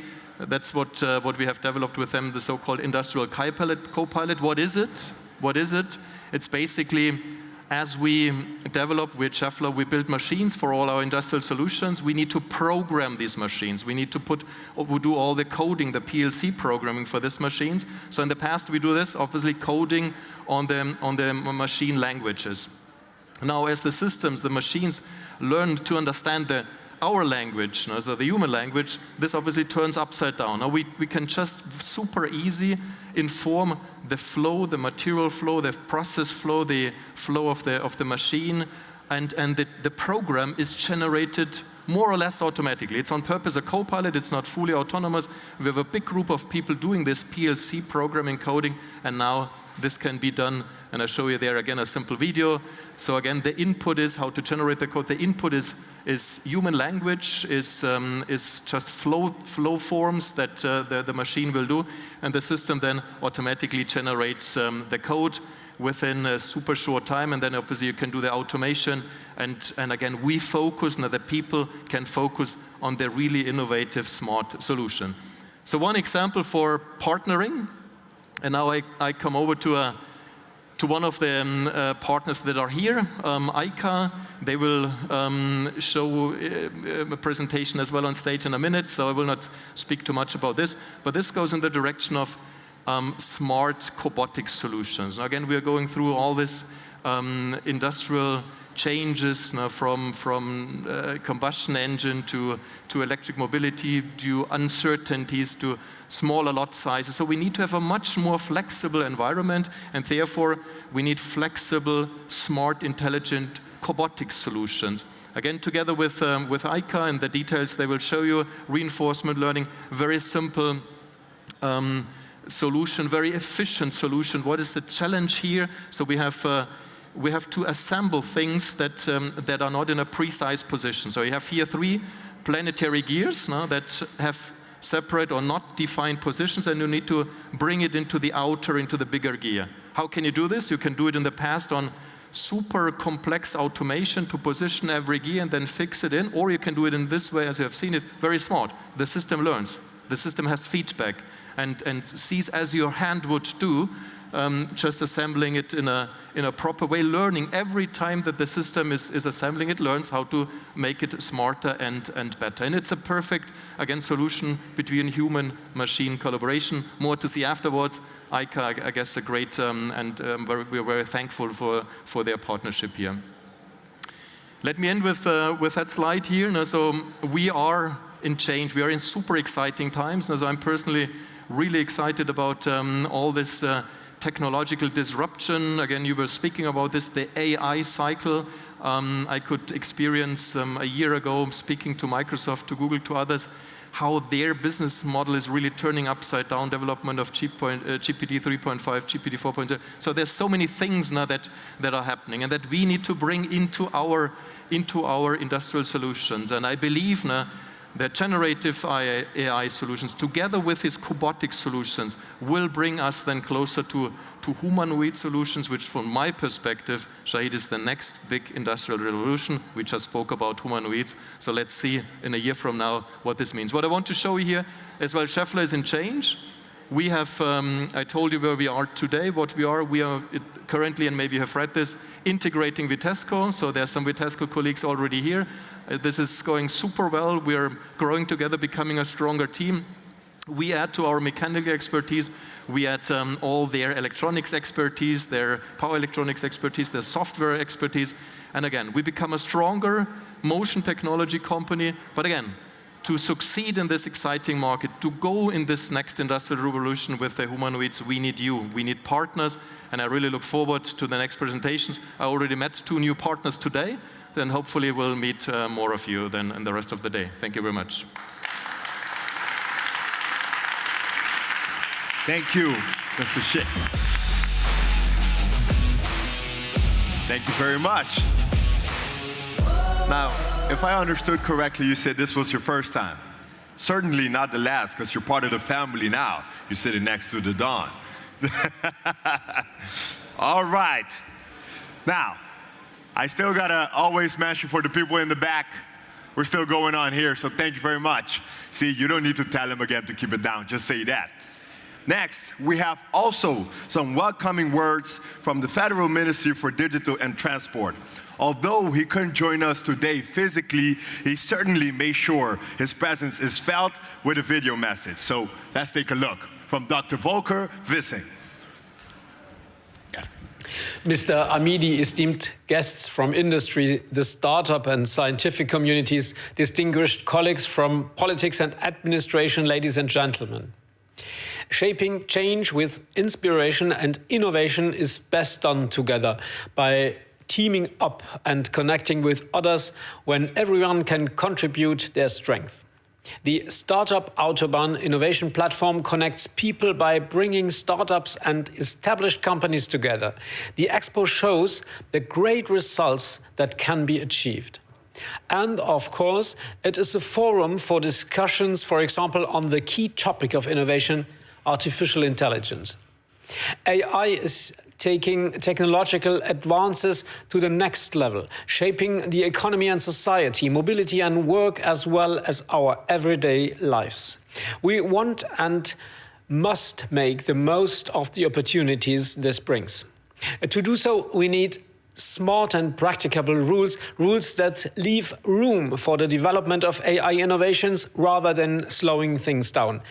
At G7 level, we have therefore successfully championed common guardrails for the development of advanced AI systems.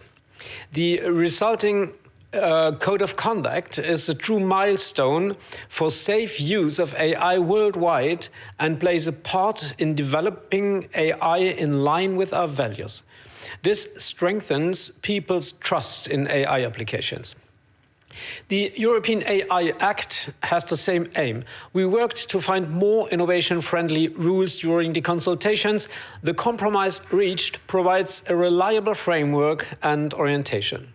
Now, when implementing the AI Act, we are taking care to avoid redundant regulation and unnecessary red tape. After all, we want German and European AI companies to remain competitive internationally. Our goal is to make Europe a leading AI location. I am particularly pleased that the German industry has significantly stepped up its AI development. Germany is second only to the United States of America in patent applications for the German market. In addition, the number of AI startups grew by 67% to around 500 last year. That's great because startups in particular are driving progress with fresh thinking and innovative ideas. And not forgetting that with their enthusiasm for new things, their can-do spirit, their courage and optimism, startups also stand for things we need much more of elsewhere in our country. During my trip to the United States early this year, I realized how valuable this spirit can be for people and companies. Also and especially when it comes to AI. We launched Mission AI to drive development here in Germany. As part of this initiative, the federal government is setting up regional AI hubs, for example. We are starting this summer with the hub in Kaiserslautern. Their founders, startups and companies can obtain advice on the trustworthiness of their AI application. They can also test and improve their applications in practice. And they gain access to cutting-edge research as well as innovation and growth partners. As already said in the beginning, networking and cooperation are vital success factors. And ladies and gentlemen, to a future with AI has long since begun, and it is far from over. It is up to us to shape this journey with innovations, with inspiration, with international cooperation, in other words, with everything that is the heart of this event. I wish you a fruitful Startup Autobahn Expo 2024, every success and all the best. Thank you, Dr. Volker Wissing. We will let him know that he received applause. Thank you for that. All right, now let's quickly go over the agenda of the day.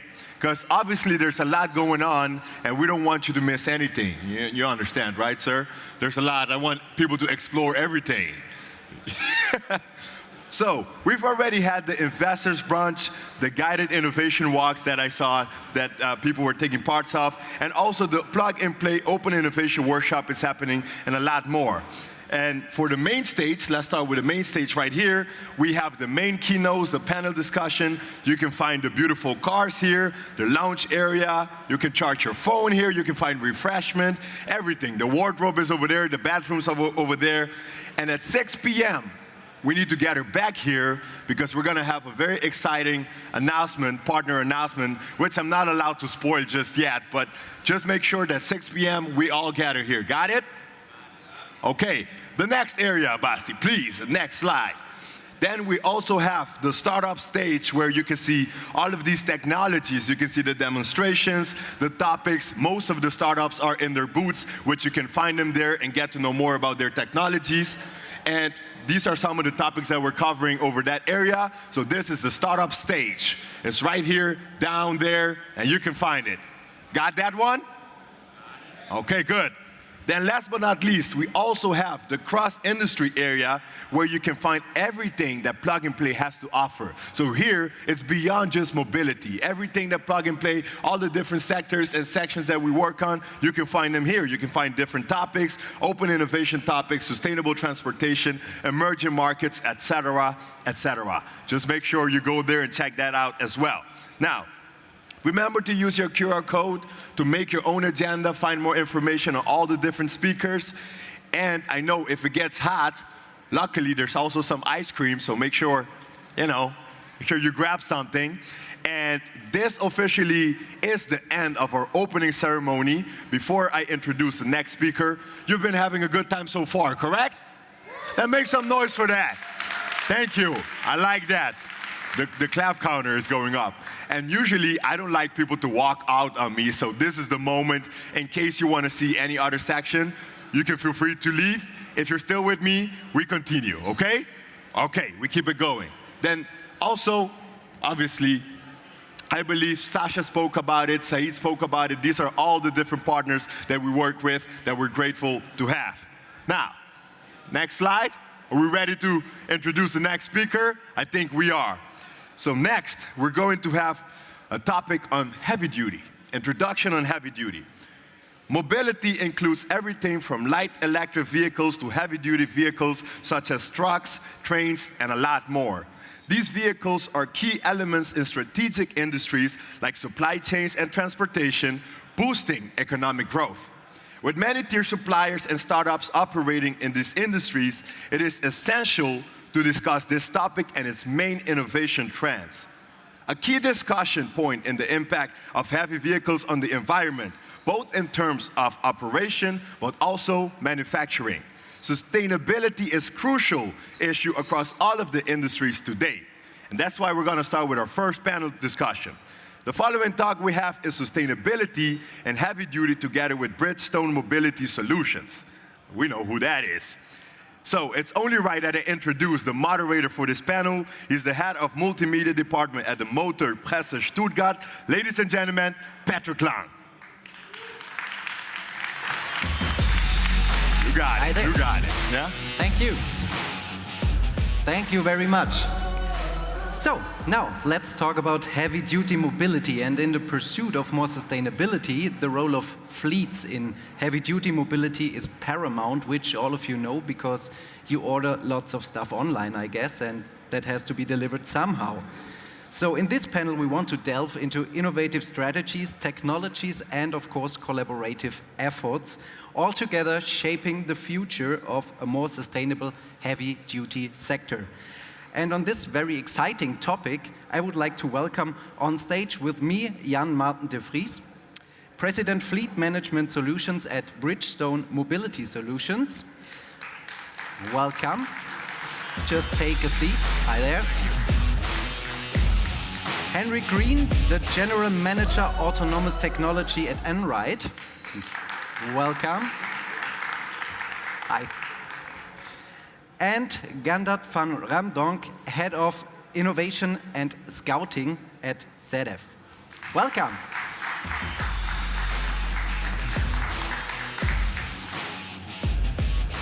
All right, so let's start right away. Bridgestone Mobility Solutions is managing many fleets, from a few vehicles to a few thousand vehicles each. What is essential for moving fleets towards increased sustainability if there are different sizes? Yeah, thank you, Patrick. So I think everybody here, probably most of us, or I hope everybody also in the virtual streaming will agree that we have a massive challenge in front of us when it comes to sustainability. And the recent floods, actually not so far away here from Stuttgart, have confirmed that once again. And transport, heavy duty, is actually contributing to most. So this sector is actually in Europe contributing 29% of the green gas emissions, and that's more than any other sector. And it's actually the only sector growing in CO2 emissions since 1990. So that puts a collective responsibility on all of us to do something about it and act now. And when I talk to fleets, including large fleets, as you say, I often see they're struggling with this matter. They don't see how to do it, where to start, to make sense out of it, and also what exactly is required for them to become sustainable. They often see it as a burden, so as a cost factor that is reducing their competitiveness. And that's actually understandable because they're facing many daily operational challenges. They have to comply to a lot of regulation and rules, and they have very thin margins. But the good news is that I strongly believe companies can make a difference, and all of us can have a very positive impact from a corporate, commercial point of view on sustainability. And the key to that is really data. So data to measure what you're doing, reduce your impact on CO2 and have a positive impact on sustainability, and also to enable the reporting that you're required to do. And that is actually what fleet management solution companies, telematics service providers are doing for a living. So as Said mentioned platform science. I work for Bridgestone Mobility Solutions, so Web Fleet Solutions is part of that, and we do that for a living. We help actually fleets to reduce fuel consumption, to also utilize their vehicles more productively, to transition those vehicles to electric vehicles. And actually, by helping them to get there, we break the current paradigm. We prove that you can do positive impact on sustainability and become more competitive. in fact, even use it for your advantage as a differentiator. That's the way you get it done, is it? Exactly. So, Henrik, Einrad is focusing on the autonomous driving technology. What role exactly does this technology play regarding the shift towards more sustainable future of trucking? Well, Einrad was founded back in 2016 on the premises or the idea that the heavy-duty transportation sector is highly flawed today with the massive CO2 footprint of accounting for up to 7% of the world's total CO2 emissions, of big inefficiencies and capital underutilization. And addressing that in mainly 3 steps, starting with electrification, so going from diesel-propelled propulsion, highly inefficient, into electric propulsion, which of course takes care of the tailpipe emissions and the immediate CO2 effect. Secondly, digitizing that entire orchestration of the transportation system, which becomes so necessary when you no longer have infinite energy and infinite number of charging points out there. You have a limit. And then secondly, really addressing the capital utilization and the efficiency of the system by going fully automated. So the autonomous part brings in a higher capital utilization and a higher efficiency. And what do you think, where does autonomous trucking have the biggest impact in the future? Is it on short routes or is it long distance transport maybe? So, well, I think you can see that from two perspectives. One is, where does it make business sense? And that's, of course, always important. The second part is that I believe that delivering the engineering challenge of actually providing fully autonomous transportation, being it humans or goods, I see as the biggest engineering challenge of our generation. And so we have to start where we actually can. And from that perspective, you see the combination of making business sense and starting where we actually can drive autonomously in the transportation sector rather than the personal vehicle sector, and in the ODDs, the operational design domains, where it is absolutely less or lowest complexity. So hub to hub, very close distance, short speeds, low complex areas. Thank you. And Gennard, ZF is providing lots of hardware for the truck of the future, ADAS elements as well.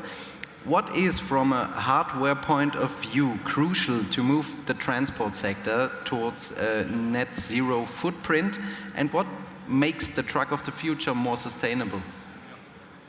Well, thank you, Patrick. It's a pleasure to be here. But first of all, I need to correct you a little bit. ZF is just more than a hardware company.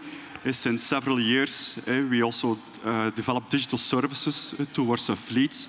To give one example, we are connecting more than 300,000 vehicles, commercial vehicles, with the cloud to offer those digital services. So our approach towards getting towards a sustainable future for trucks is very customer-centric.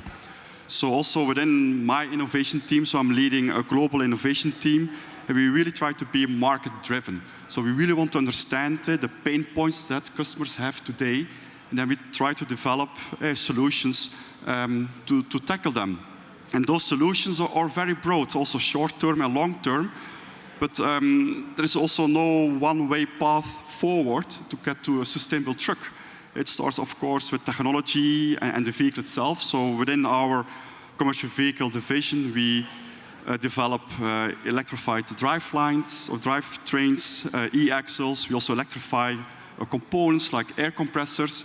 But we also offer aerodynamic solutions for vehicles to reduce the aerodynamic drag. So it's very an end-to-end story. And on top of that, we also need to use those vehicles in the proper way, the most efficient way, and hence, again, those digital services towards fleets and also towards OEMs. And it's definitely an end-to-end story that we need to deliver or bring towards the market. And it's a very exciting space because Jan Maarten already mentioned it. We try to move people and cargo in a commercial context, and this commercial context is very TCO-driven, total cost of ownership. So the market is really driven by efficiency and also then sustainability.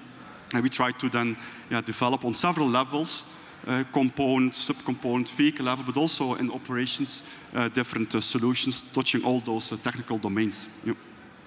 So I'm interested in your opinion. Maybe let's bring efficiency and sustainability together. If you had to choose, what technology would you think will be #1 in green logistics? I give you a few options. Will it be electric vehicles? Will it be hydrogen, synthetic fuels, or something completely different? Yeah, it's a very hard one, and the future will tell it, of course. Also here, our customers, the fleets, the end users, the drivers will define that future. Today, we as ZF, we are developing different solutions for the different technologies as well. For instance, we have an air compressor for fuel cell. Of course, we have electrified driveline. Today, you see electrification mainly for the short haul. People are saying that hydrogen will be for the long haul. Personally, I also think that if you would spend also 100 years of development like we have done for internal combustion engines for battery technology, the battery will deliver a solution as well. We are still at a starting point of that curve upwards. Yep.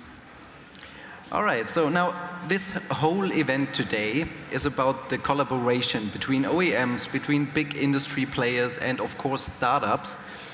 How do you work together with external innovators and other companies to scale and accelerate your own, let's say, green targets? That goes to all of you. Question to me? To all of you, but you go ahead. It was also said in the previous panel that nobody can do it alone. So partnerships are definitely key, I think, to the success.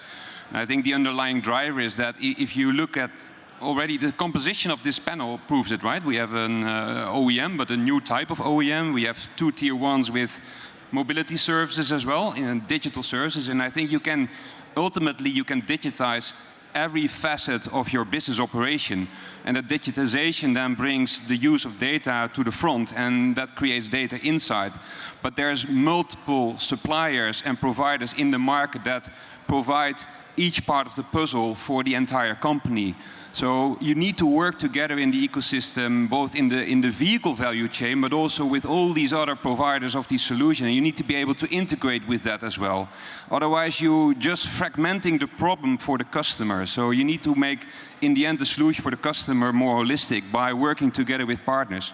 And then you have the collaboration with startups as well that bring in new technology, new business models. So that's also very important. That's why Startup Autobahn actually plays a very good role in the ecosystem.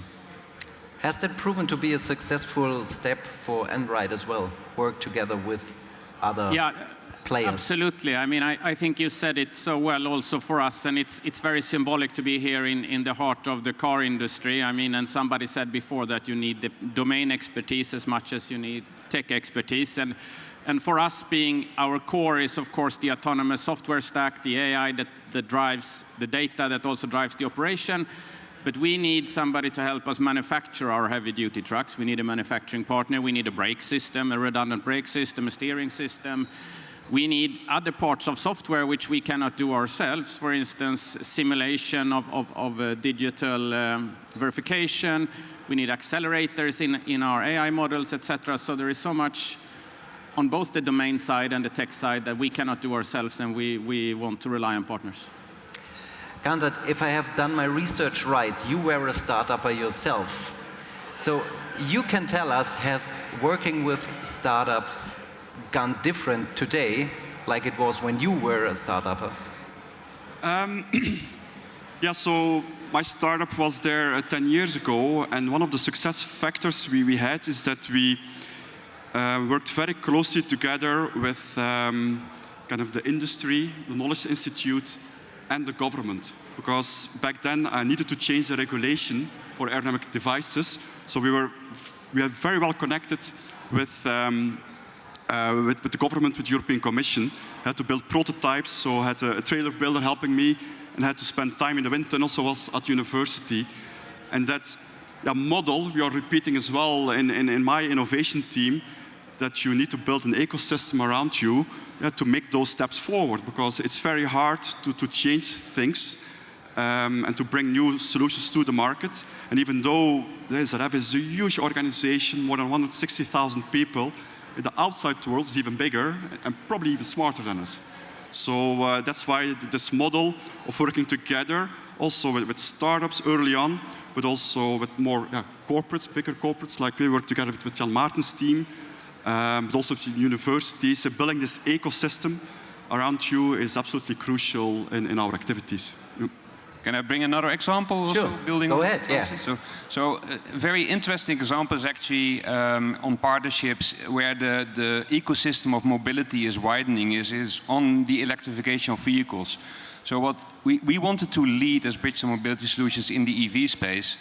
And we started to actually develop new features in our web fleet solution platform to help fleets on their operations, like smart routing, where to charge, when to charge, that type of things. But then we actually discovered that this is not enough for the fleets. Actually, when the fleets are coping with the challenge to electrify their fleet, and it's even relevant for trucks, because we're actually transitioning the first 8-ton Renault truck, sorry, not an Einride, but a Renault truck in the UK for a particular fleet recently. But it's mostly at the moment for light commercial vehicles. And what they have to do then is they have to look into their yard. Do they have the right infrastructure for that? Do they have the right grid actually? Does it need to have extra capacity? How many charging stations do they need? Where to put them? When to charge? So their whole operation is changing. So what we did was we developed an EV platform, bringing the energy side of the market together with the mobility players and sharing data between them. So you can actually solve the whole puzzle for electrification for the fleets. This is a completely new phenomenon in mobility, that the energy sector becomes part of it. All right, thank you all for your insights. The clock tells me our time is over, unfortunately, but the topic doesn't have to end here because, as far as I know, there is a round table later on this day somewhere around here. You have to check your schedule to don't miss it. That's it for us. Thank you again and have a nice day. Thank you. Thank you. Thanks a lot. Thank you. Thank you. Thank you very much. If you forget to return the mics. That is a great moderator, knowing the time. Thank you. Thank you to our panelists. As we're getting readjusted, right now I think we only need one chair, right? Okay. Thank you very much for that interesting panel discussion. Now, we're going to move on to introduction and AI and sustainability. Obviously, we've heard the word AI a bunch of times here on stage, but you know that it's reshaping existing industries and creating new ones from scratch. Let me see if I should say something. I think it's doable. And mobility, enterprise, and manufacturing are at the forefront of deploying AI into existing processes, achieving significant results, particularly in sustainability, driven by the growing amount of data available. Now, next up, we have a keynote exactly in this topic. The title is AI as the game changer for sustainability decisions. For this, we have the EVP, General Manager of Global Applications and Artificial Intelligence at the DXC Technology. Ladies and gentlemen, let's put our hands together to receive Howard Beauville.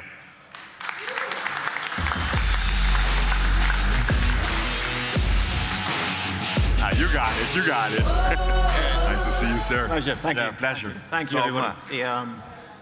I just realized it's important to be on time, so I was setting the stopwatch on my phone so I can stay in good favors. Well, welcome everybody. I'm delighted to be here. My name is Howard Beauville, and I work for a company called DXC, which is very much at the heart of the automotive industry. And I'll share a little bit more about that in a second. But firstly, I want to thank the organizers for this event.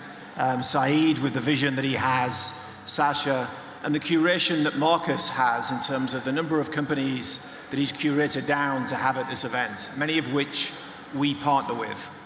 The reason why I'm delighted to be here and the reason why I'm so impressed with the event is I have ran investment and scouting funds in the past. They were based, however, in the US, so most of my scouting activities took place in Silicon Valley, but we would work with many pre-series A companies and help curate them into the industries that they wanted to actually thrive and prosper in. And we did that because I recognized in a former role as the Chief Technology Officer of Bank of America Merrill Lynch that by the time a startup had got through the Byzantine processes at the bank, we would have inflicted so much brain damage to them, they would have forgotten what their actual core purpose was. So these events are essential to allow innovation to thrive and prosper, but it's also essential for companies like DXC to be attending so that we can understand what the art of the possible is.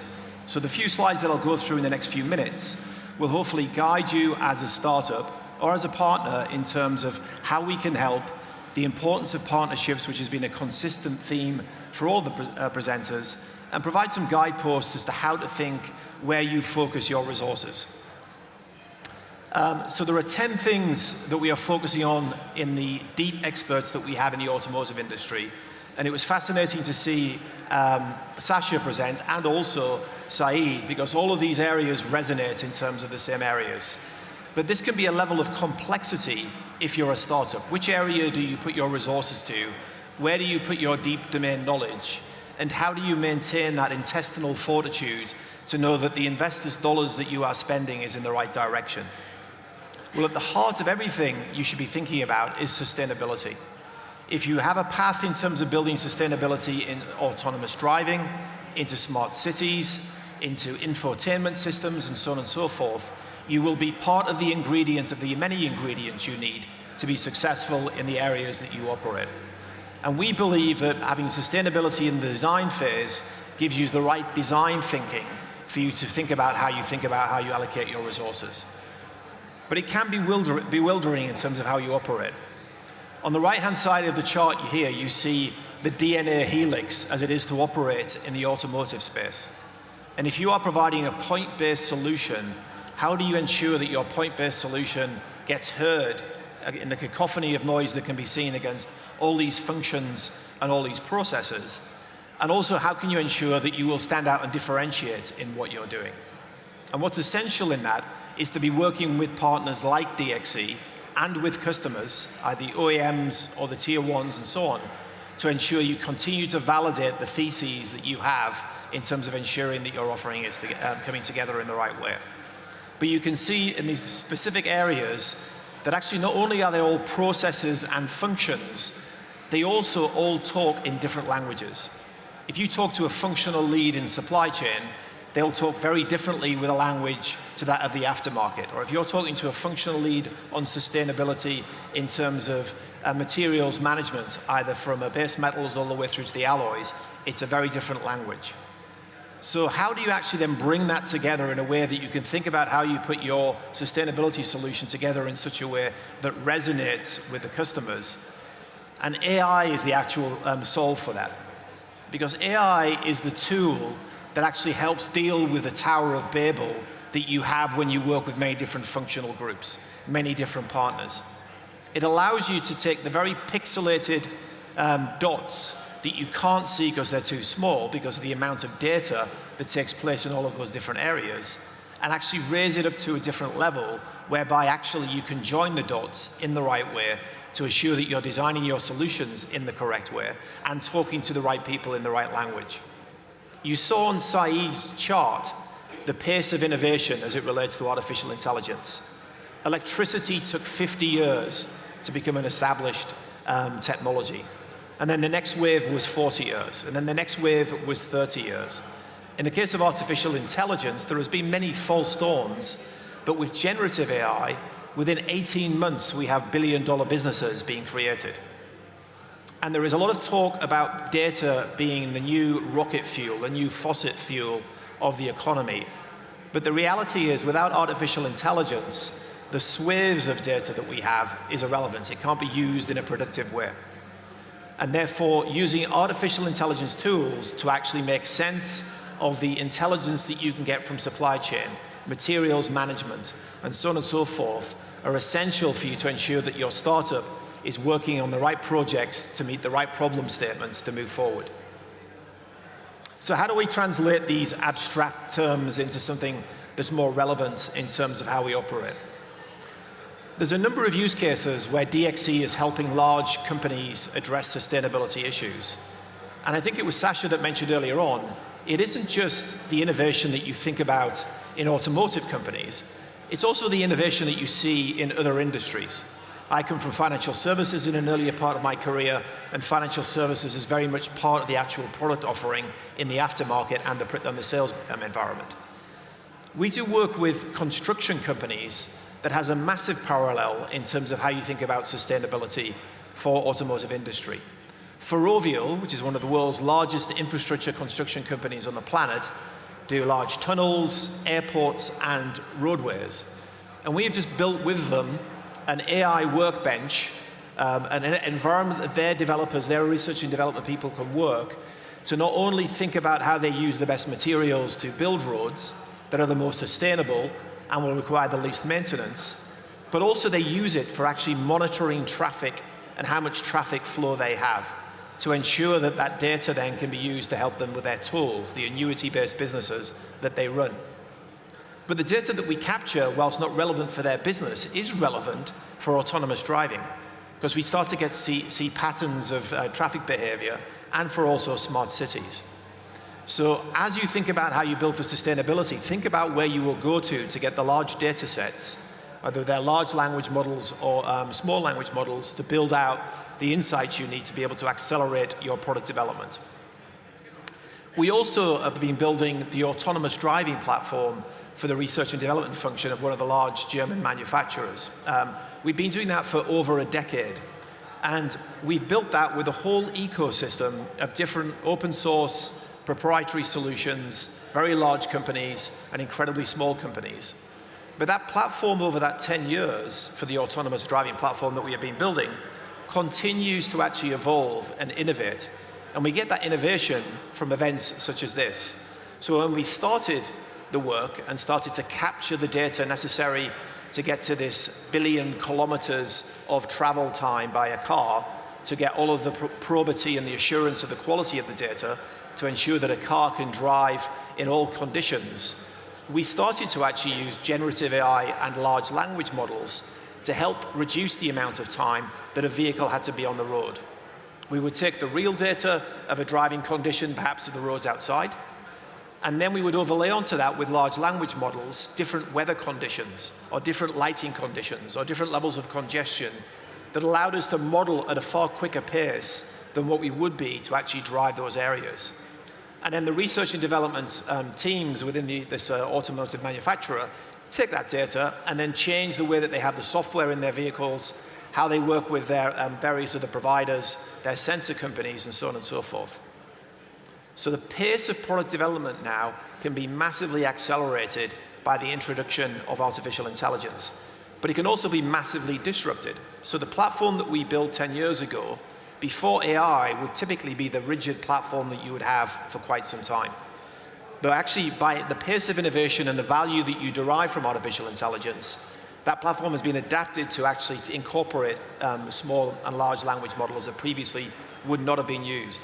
And you can think about that in every aspect of the innovation that takes place. But with every innovation, there's always a yin and a yang. So it's always a consideration needs to be given to the dystopian view in addition to the utopian view.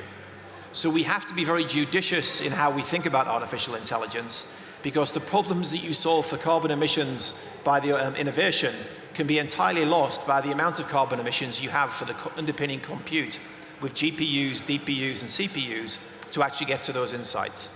And again, with the expertise that we bring, we can allow you to actually ensure that you get the benefits from the actual solution as opposed to actually then completely losing those from the amount of CO2 emissions you have on the compute side. So I'm delighted to be here. I'm delighted to be in Europe. I'm a European, but I've lived in the US for some time now. And I'm delighted to be meeting with startup companies here in the same way as I met with startup companies in the US and saw many of them prosper to be billion-dollar companies. And it's all about the relationships that you build. And it's all about the conversations that you have. It's all about challenging one another with positive intent to get a deeper understanding as to the perspectives that we're trying to solve for. And I look forward to getting to know many of you here and attending many of these other sessions in subsequent years. And my time is up. Thank you.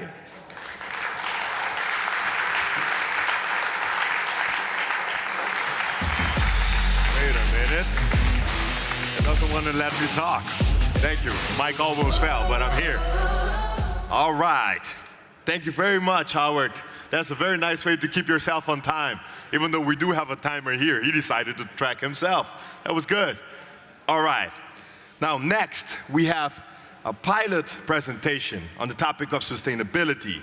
We're going to have from DXC Technology together with Circular IQ. And for this, I have the Automotive Practice Manager from DXC Technology, which is Giuseppe, and then also the founder from Circular IQ, Roy. I cannot see where they're at, but I know they're going to join me on stage. Ladies and gentlemen, big round of applause for them as well. Now, the microphone is coming right up. Hello, how are you doing?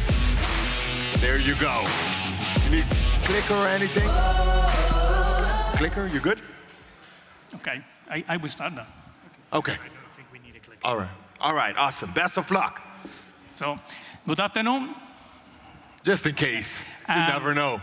So you know what happens to a product when it reaches its end of life. That is for a vehicle, for a car, but it's also for a phone, for this phone. So this product will be discarded, will be replaced by another product, and you have to take care of the dismantling process. So you have to take care of the impact of the environment of the product at the end of life. We know all of that.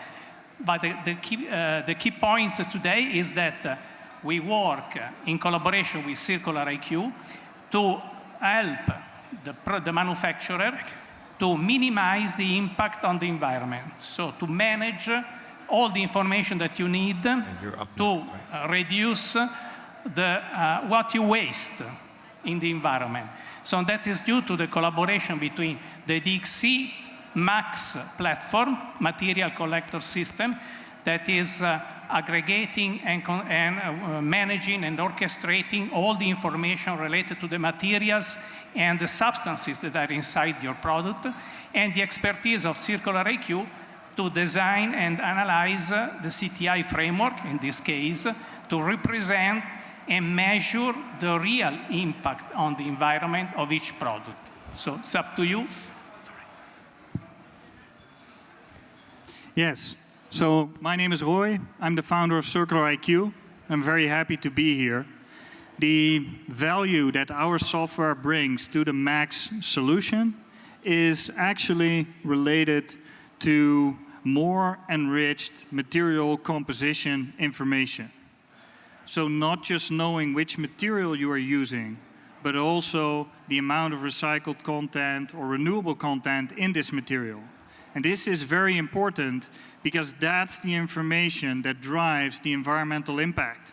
If you're able to increase recycled and renewable impact, recycled and renewable composition part of your materials, that is a very good way to improve your environmental performance.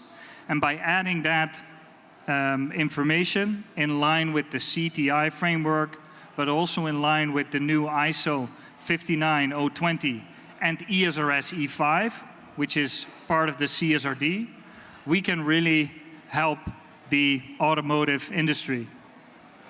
So how it works, so you see in this loop, that this is the process, the typical process loop when you have to check your effectiveness in recycling materials in your product. So first of all, you have to get all the information from your supply chain about the materials that are inside the components that you use for your product. Then you have to check that all the materials in your components are compliant with the current regulations like REACH, ROS, and the other regulations we have. Then we can associate each single component of the bill of material with the related MDS, material data sheet coming from your suppliers. When you have these associations in place, that is what Max is doing, you have the full visibility of what is inside your product. At that time, you can do a number of analysis and calculation of KPIs, like, for example, the skip dossier. You are maybe familiar on that, has to be transmitted to ICA. And you can do a 3R analysis, so to check which is the percentage of recyclable component inside your product, and you can perform the CTI framework analysis with the Circular IQ that we announced today as a collaboration, as an additional functionality to Max. And we can calculate the product carbon footprint at the product level, and we can print all the ISO certificate that you need to homologate the vehicle or to homologate the product. The good thing is that with Max, you can rework your BOM, your bill of material.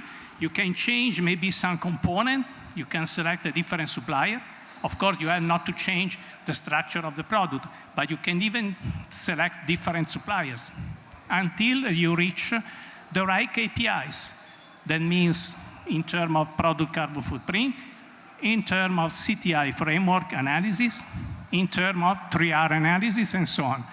As soon as you rework and you fix your BOM, you can freeze your product, and you can transform in another material data sheet to upload to the supply chain. And so you close the loop. So this is, in a nutshell, what we can do with Max and together with Circular IQ. Thank you. Thank you.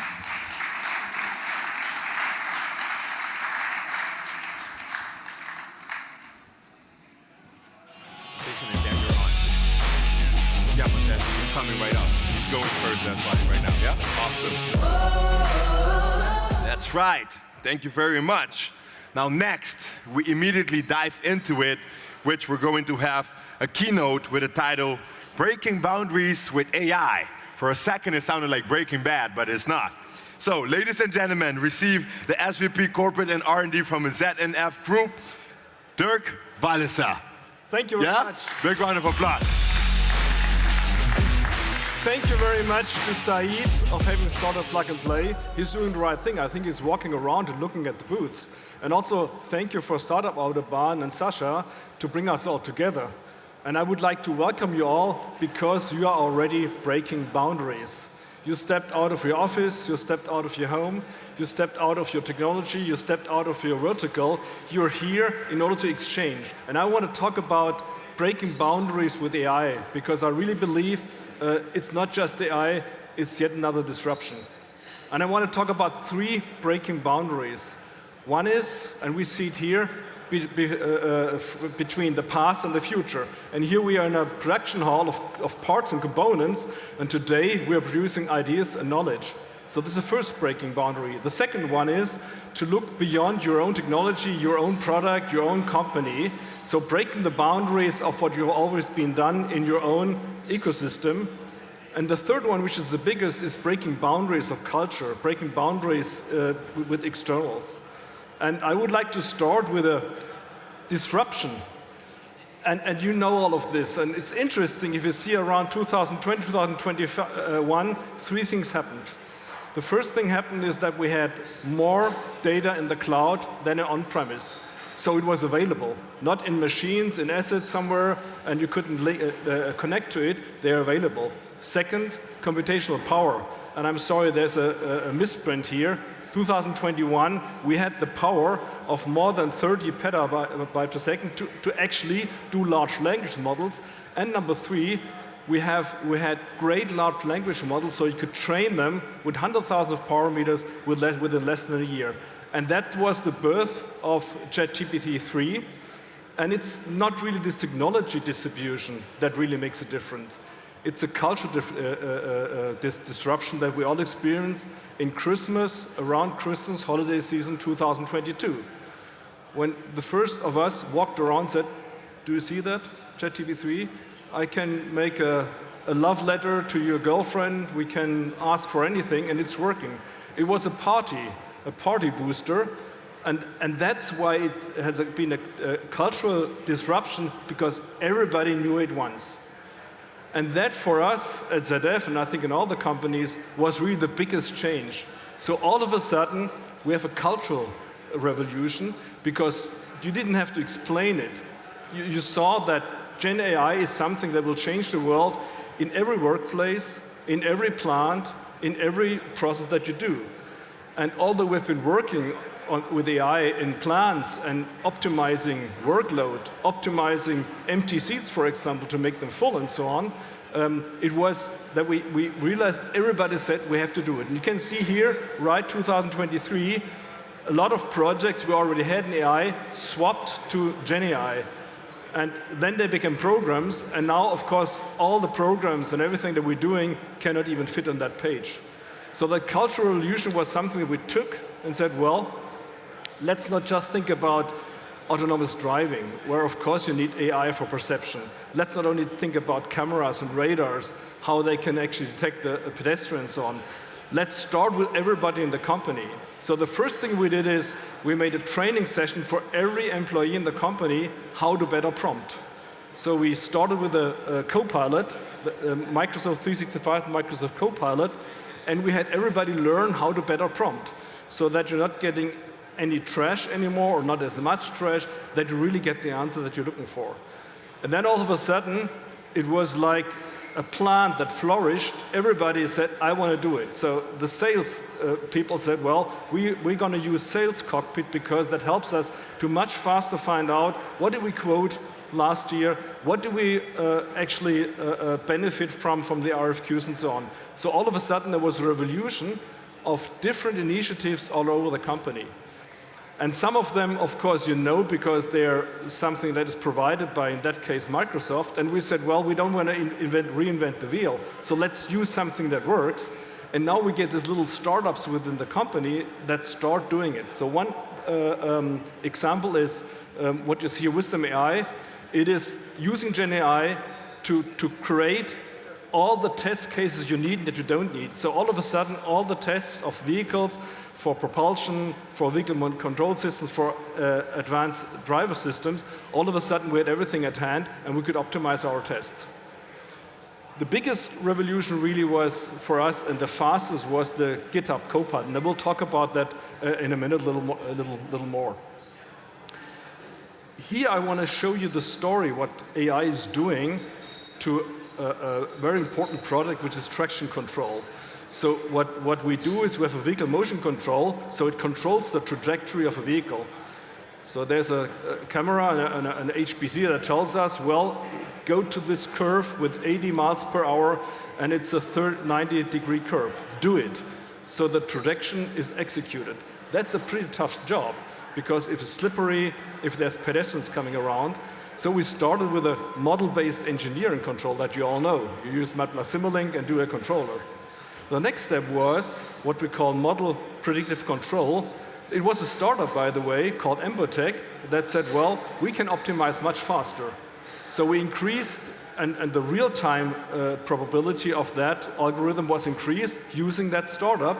And now we have model predictive control in an eco-motion for ACC. So that makes you a trajectory that limits and that reduces the amount of energy that a vehicle is consuming. The next step was AI. What we now do is we use these AI algorithms to optimize all the parameters and the tuning of this vehicle motion control with AI. And you can see that already we gained 50% of tuning time just by optimizing before we put the control algorithm into the vehicle. And now all of a sudden, you don't need many engineers driving the vehicle, braking the vehicle, steering the vehicle, going through bumpy roads and all the tracks. You can do it with AI and play with it. And the last step is we just closed the public-funded project where we can better predict the situation, so you know whether there's a pedestrian really crossing the road or not. So again, AI comes into the game, and now we have an algorithm that is much faster, much more reliable, and that we can work on. So big disruption with GenAI. I would say within 1.5 years, it's going to the products. Even more disruptive, you know this. This is how the automotive industry develops software and hardware and mechatronic systems since 30 years. It's the so-called V model. So we said, well, why do we all of this? I mean, we have requirements, and then we ask for specifications, and then we do the first tests, and then we do software and so on, all these steps. With GenAI, you can break the boundary. You can really look at the RFQ and specification, what you want to do, And then not only you get the best specification for a given new requirement, but you also can create the test case, how the vehicle needs to be tested right away. And you can see already how we gain from that. We are not yet doing the software independently, but we can increase the time it takes to develop an algorithm much faster. A big leverage always has been in plants. And we have two major topics. One is, of course, the cost, and it's something that is very important for Germany, for Europe. How can we compete in cost? And AI helps there. And the other one is the shortage of labor. So with GenAI methods, and I only want to show you one example, we were able to cut down the inventory turnaround from more than 20 days to less than 5 days. In COVID, a lot of plants were starting to stock material because there was shortage, so they were afraid, if I can't ship, I have to increase the inventory, and we had to reduce it again. And with the GenAI methods that we're using here, we could cut it down from 20 days to 2 days, which, as you know, is a lot of money if you save an inventory. And so all the plants have started optimizing their procedures with AI. And for example, in the supply chain, from shipping a certain material that goes into our plant and goes out then to a customer, we have optimized the transport from 70% utilization to more than 85% utilization. Just having algorithms optimized with GenAI day by day. What I think is even more disrupting is not just it's not just using AI, but open up the doors, breaking the boundaries to use open source. And there was a lot of reluctance because there's software engineers that like to do software themselves. My software is better than the one that is open source. But also, can I use it? Is it license-free and so on? So now we set up a whole program that open source is embraced and can be used, and we're using it in 90% of our projects already. Open source, it's IP-free, it's reliable, it's been tested, and we can take the liability for it. And the next step is, which goes then towards the new ecosystem, is that we create inner source ecosystem. That means our engineers start doing open source themselves. And there's a lot of little plants that start doing it, and GenAI helps, of course, in order to optimize the software and create it as an inner source very quickly. There's many modes of breaking these boundaries of collaboration. Still, the very important one is to look at new technologies and to create a new company. So we started ourselves, and I'm proud to announce that we are part of the Eclipse Software-Defined Vehicle Foundation in the working group, and we founded together with a partner, KPIT, a company that provides a middleware, which is a software shell that separates hardware from software.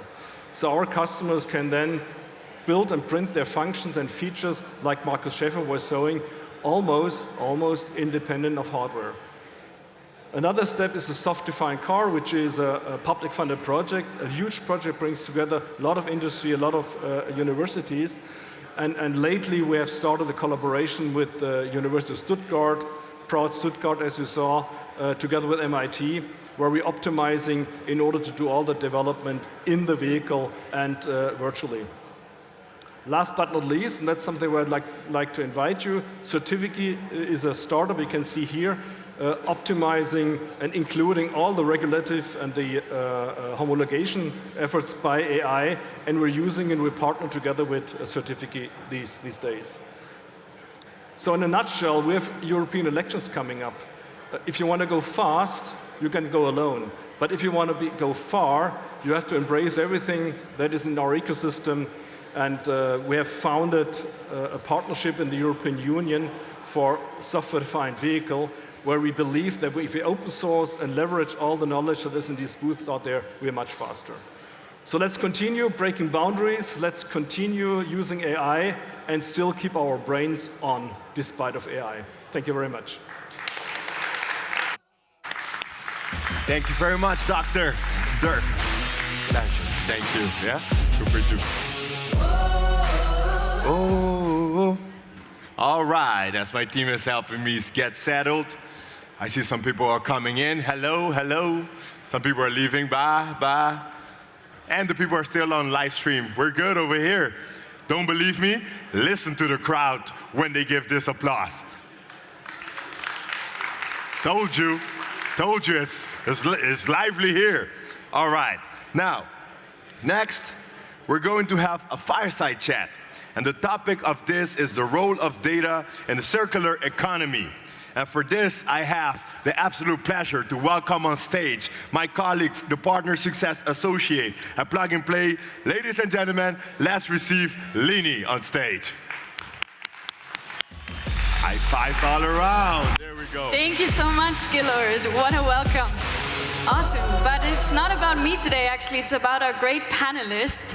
So I would ask the panelists, Nicole Graf from BASF, Roy Verkulen, founder and CEO at Circular IQ, and Matthias Bauhammer, head of data and AI for automotive manufacturing at DXC on stage. So please welcome them.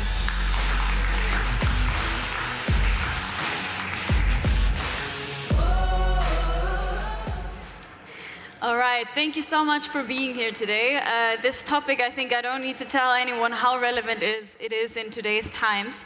And if you were here just now, you saw the presentation of the pilot project between DXC and Circular IQ, which was about DXC's Max platform, a material data platform, added onto with Circular IQ's CTI framework to add the circularity data to materials before even the product is produced. And so we want to go a bit further now to explore really what a breakthrough this platform is, and beyond that, how important the topic of circularity in materials really is nowadays. So let's start with you, Matthias. Why did you decide to integrate Circular IQ's CTI tool into your platform compared to offering a standalone solution? And how can everyone in the room get started to join this platform with you? I think a good question. But what we hear today, I think, is two things. It's thinking in ecosystems, because the challenges are really big, which we are ahead of us, and also the opportunities is even bigger for us. So that's why we believe we solve it together in an ecosystem. And so we are scanning for partners, which extend actually our domain knowledge. This was another topic which we learned today, having the domain knowledge and bringing it together with technology. And as you see, data and AI, it's not only technology, it's information based on data and AI. And that's why we really like this partnership, having the domain knowledge about a proven, certified KPI framework together with proven, certified data streams and functionality, and make this together. Yeah? I think the big benefit is, that we really jumpstart that journey with our customers in a very flexible way. And even we can do implementation times, within weeks, even in months, to be ready for production, leveraging what you have and what we have in the ecosystem available. Perfect. Thank you so much. And Roy, based on what Matthias said, and also based on your view at Circular IQ, why is your framework really the missing piece in this puzzle to make it work for the whole community? And what are your unique benefits that you are bringing in with this? Yeah, so when you look at the circular economy, the materials, they really play a key role, because it's the mining, the processing, the in-use phase and the end-of-use phase that all generate environmental impacts, whether it's resource depletion, waste, pollution, or global warming. All of these really boil down to materials. And the more accurate information you have about material composition, the better are you able to improve your environmental impact. And that is really important. And once you recognize that, then of course you want to keep track of that information in line with globally accepted standards. So this is where the CTI framework from the World Business Council for Sustainable Development comes in. And that's also why we are aligned with ISO 59020, which just came out, and ESRS E5. And that enables our customers to align their voluntary reporting with their mandatory disclosure requirements. And we can help them with reference data where they have data gaps, and then help them to enrich and improve data quality. That's great. And you mentioned how important knowing about circularity in materials is. And Nicole, at BASF, you are hands-on with the materials. That's what you do day to day. So I'm wondering, now that you've heard from DXC and also Circular IQ, how do you leverage digital solutions to enable circularity at BASF? Yes, sure.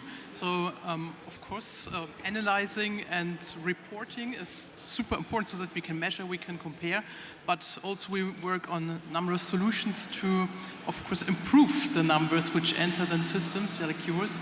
So we work on digital solutions to really accompany this dual transformation. So really that we need to, in BASF, multiple reinvent ourselves. So, because we work with so many industries, basically nearly every industry, and so we need to go department by department through different really transformations in new business models, and all these business models are only possible with new digital solutions. So we work, for example, on track and trace solutions, we work on enabling new business models. This can be, instead of selling a chemical, renting it out or being paid by performance.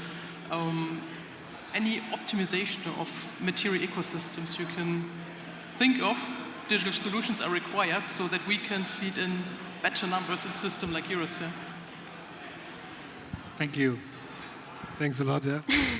Also, what you mentioned is also, having the granularity of data. I think that's one of the key in the trusted sets. But also use the data, as Howard mentioned, not only for a one-spot solution, really bring it back in your processes, and use it for different purposes, but still having the same data set to avoid all of the cost and the incompleteness, of data quality issues if you have spot solutions across the globe.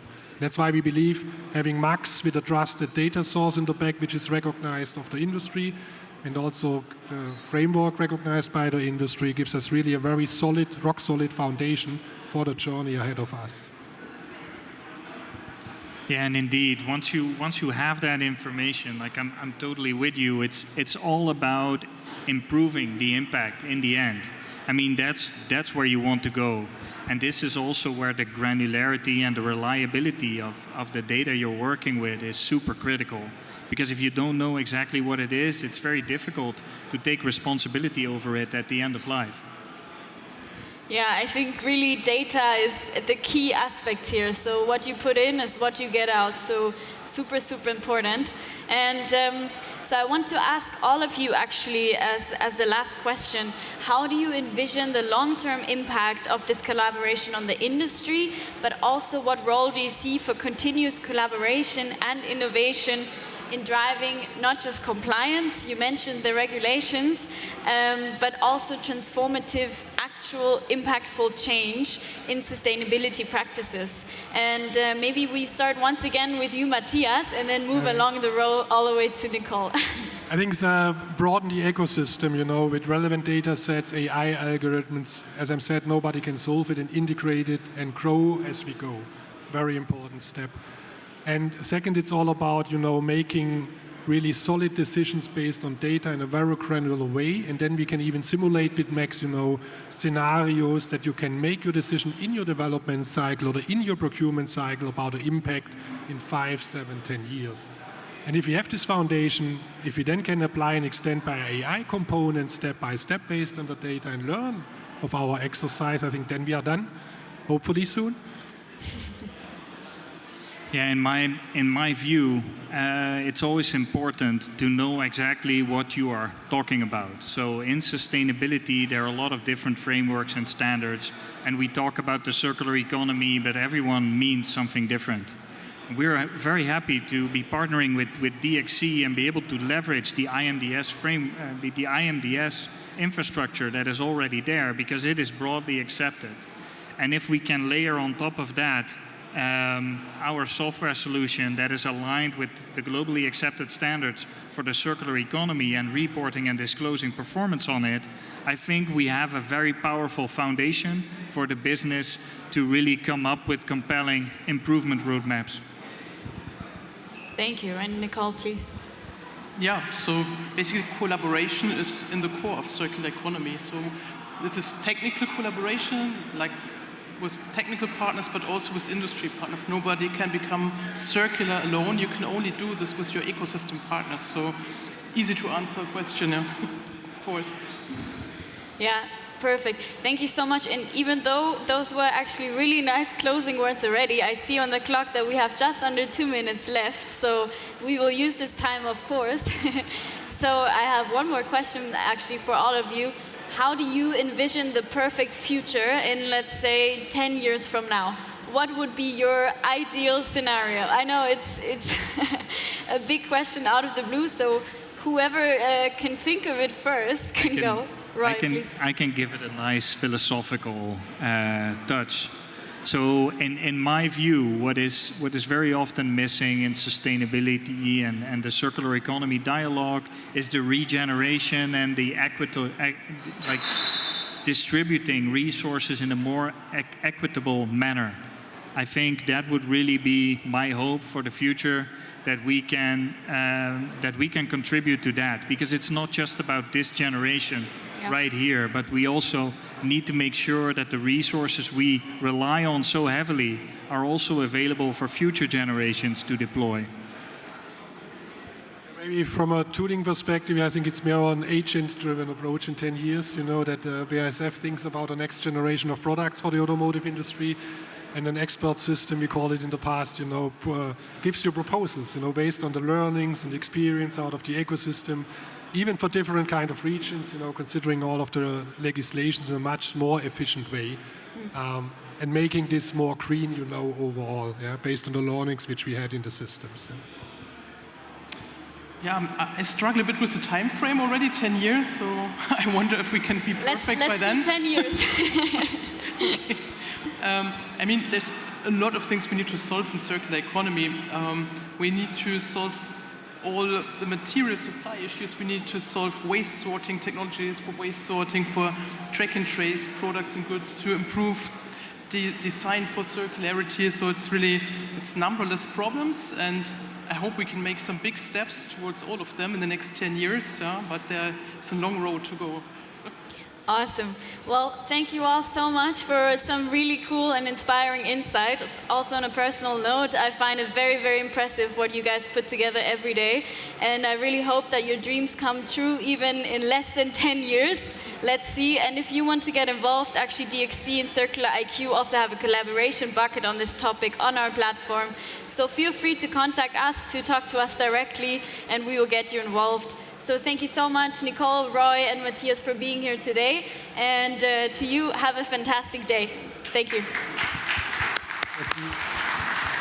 Thank you. Great use of time. I see you. I see you. Feel free to hand the mics over. Thank you very much, people.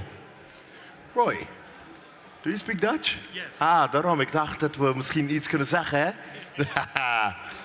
Do you know how you know somebody speaks Dutch? That's how you know. Germans use the Guten Morgen. They say, Goeiemorgen. You know, it's deep in the throat. Wait, that sounded weird, but you know what I'm saying. By the way, I do have to tell the people in the back to keep it down, but if I just talk to them like this, they won't respond. So I thought of a different strategy. I'm going to say, oh my God, and you're just going to clap, and they're going to turn around, and we're going to tell them to keep it down. Can you do that? 1, 2. Oh my God, I cannot believe it, wow. Exactly. That's for the people in the back to keep it down, thank you. We got them, we tricked them for sure. All right, let's go to the next discussion. I have my colleague ready to go on stage. The next topic is going to be about opportunities in engineering through generative AI. And for this, I have a colleague that is the Venture Associate for Plug and Play. Ladies and gentlemen, let's receive Tim on stage. That's good, right? Thank you. Thank you, thank you, thank you. Yeah, welcome to our panels about opportunities in engineering enabled through generative AI. Like everything is about AI, especially about currently generative AI. Like we see more and more investments into the AI field. Also, like everyone is speaking about AI. Also, Said mentioned currently, like some minutes before, our activities we recently launched at Plug and Play in the field of AI. There's happening a lot. Everyone is speaking about AI. And today, we would like to speak about, in our panel, about the intersection of generative AI and engineering. And therefore, I welcome to stage Lu Han, Open Innovation Program Director at Robert Bosch Venture Capital, Peter Feigele, Senior Manager, Daimler Strategy, as well as Markus Meiler, Vice President at Webasto. Welcome. Yes. Yeah, welcome. The use of AI opens up completely new possibilities which were not possible anymore, before. And my first question goes to you, Peter. What kind of new application and or also technologies do you see which currently arise in the field of AI and engineering? So, what do we see? It's a fantastic future. I started engineering because I want to solve problems. Then it turned out I need to fill out Excel tables in my professional life. So I see in future that many engineers can do what they are passionate for. They solve problems without spending too much time in administrative areas. So that's the real future we see. Yes. Yeah. Yes. And I think that the whole change that generative AI brought us with regards to how we deal with data doesn't have to be applicable to engineering, but it definitely changes how we learn in the future. Yeah, so we have a lot of engineering know-how in Germany, in the head of our people, and how do we download this in a model or in an interface in a space where that from which that the new people, the younger people can learn easily. So I think this is a very fascinating application of generative AI, and this is actually can be implemented already somehow today. Peter, and for you at Daimler Trucks, where do you see like generative AI coming in for the engineering process? Yeah, I think the major change we see to generative AI is really the interaction with technology. It's not a classical thing where you need to wait for someone to enable a technology. The technology is readily available, and it allows you to interact with testing data. It allows you to interact with documentation. It allows you to interact with contracts in a different way. And this is, as Markus just said, one of the key applications. Take away repetitive tasks, takes away tedious tasks of documentation, of optimization, of reading, writing contracts, even negotiations part. And where I do see the biggest benefit also in engineering is for co-pilot applications, so inspiring you, yeah, getting a very fast idea of where you want to take something, getting an AI to really give you first ideas, challenge your ideas, and help you engineer new topics in whatever field of engineering. Yeah. If you change or switch more now in the direction of how to work together with startups in this field, we see also like in the field of generative AI, like recently more and more startups get funded into this area, but also emerge into this area.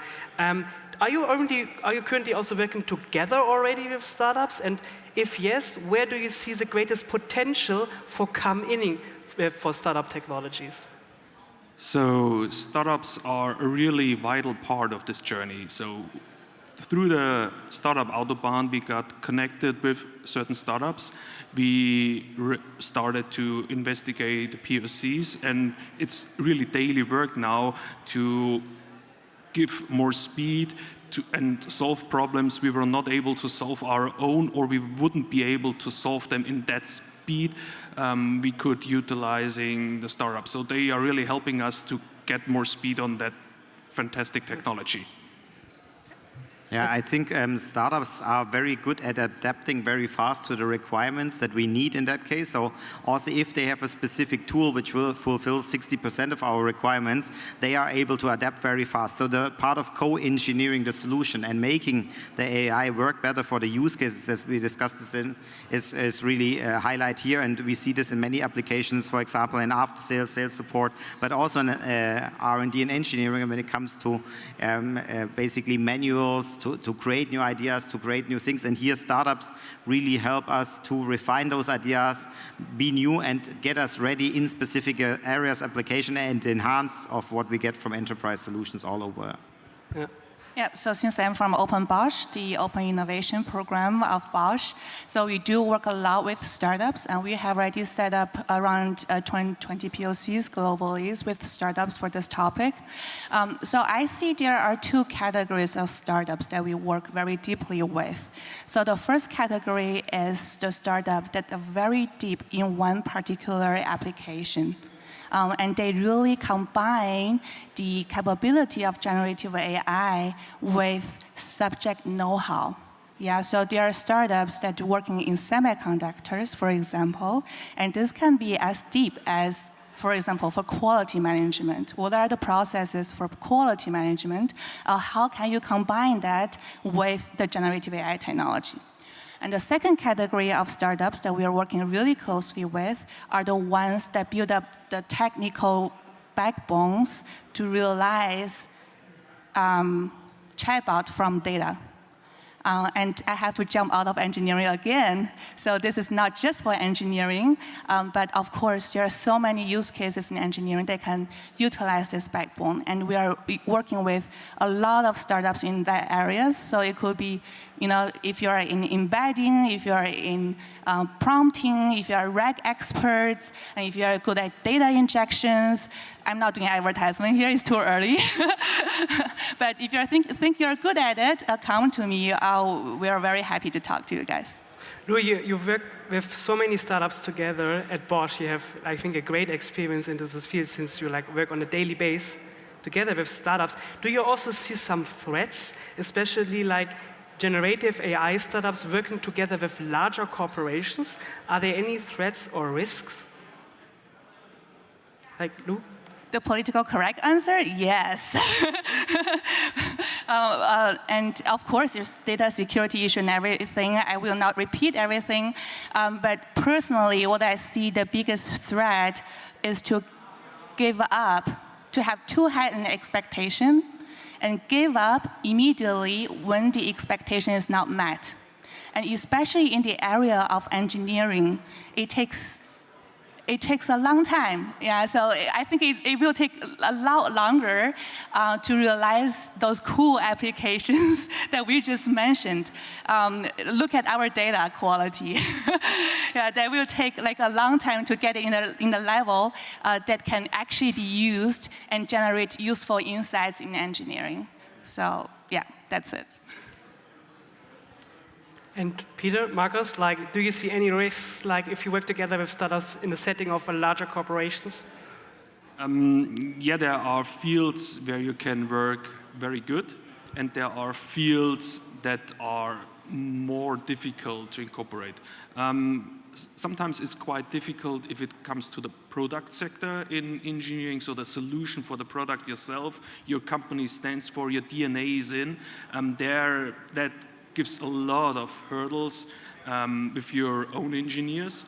It's more easy to go to the tools, to the methods, because there, most times we are using them and not developing them our own. That's why we are more open to utilize new ideas that speed up our own way of designing the product. So if you stay out of the product area, it's very often easy to start and more easy to implement. If it comes to the product itself, then the cultural entry fee is a little bit higher. Yeah, and I mean, as we mentioned specific applications before, I think in the beginning it helps us very much if we can use those large language models and other technologies that startups use to really be specific. For example, if a startup and the training of the large language models of those startups help us in a specific field of engineering on our own company data, it will be much easier for us to apply it and to work with that and further develop it than we have it combined with an open source. Of course, the full potential of generative AI will only come if you use everything that's available in the internet, but I think for the beginning of working with a large corporation, it's really about showing how can you work with specific sets of data, how can you work with that specific use case, and how can you also broadly enhance that, and lastly, of course, prove that there's a business case behind it which you can somehow capture. Yeah, thank you. Markus, based on your domain knowledge, you have so much knowledge in the field of AI and also have gave us very good practical example. From your perspective, Markus, which future trends you foresee changing the engineering process? As I said in my entry statement, when it comes to the administrative work where you don't solve real technical questions, that's an area where I see the most potential. When I look on our development projects, requirement engineering is consuming so much energy. Here I expect a lot of speed up to make requirement engineering to what it's meant for. It's preventive, it's mitigating risks, and it's not documenting what's already known. So here I see really a big change, a heavy influence, of course, in designing software, in designing parts. There will be a lot of assisted work as well. Doing the reviews, this is something that can utilize, and even getting the knowledge for certain methods or tools in your company. In the morning, you learn it in Japan. It regularly takes you weeks and months to transfer that knowledge to the US or to Europe. With Gen AI, I expect that this is available very, very fast, almost in real time, so that could speed up our work really. Yeah, and I think in addition to language, basically having access to knowledge all over the world in big corporations, enhancing that and pulling it together is one big thing. The second thing I see, generative AI is very, very good at interpreting data and adapting it to the technology, understanding where it comes from, how to use it. So cleaning up data quality, cleaning up databases is something where it can help clean up and get all this information in a way that you can really use it not only with generative AI applications, but also with AI applications in general. And lastly, people don't forget, I mean, generative AI understands language, and code is also language. So the future Gen AI applications will be able to enhance code, and one of the most exciting examples is generative CAD, where you as a human can ask it to improve the aerodynamics of a vehicle, and it can suddenly in seconds create you a new CAD model fitting to your requirements. But again, we see this as an evolution. We see this as initially being a co-pilot to help engineers get there. And of course, the future will be more and more automated, and the checks that the human have to do will decrease over time. It makes the impression that you are confirming to the topic, like what the other said. Yes, so basically, we're definitely in the same line. We see the technology in Gen AI is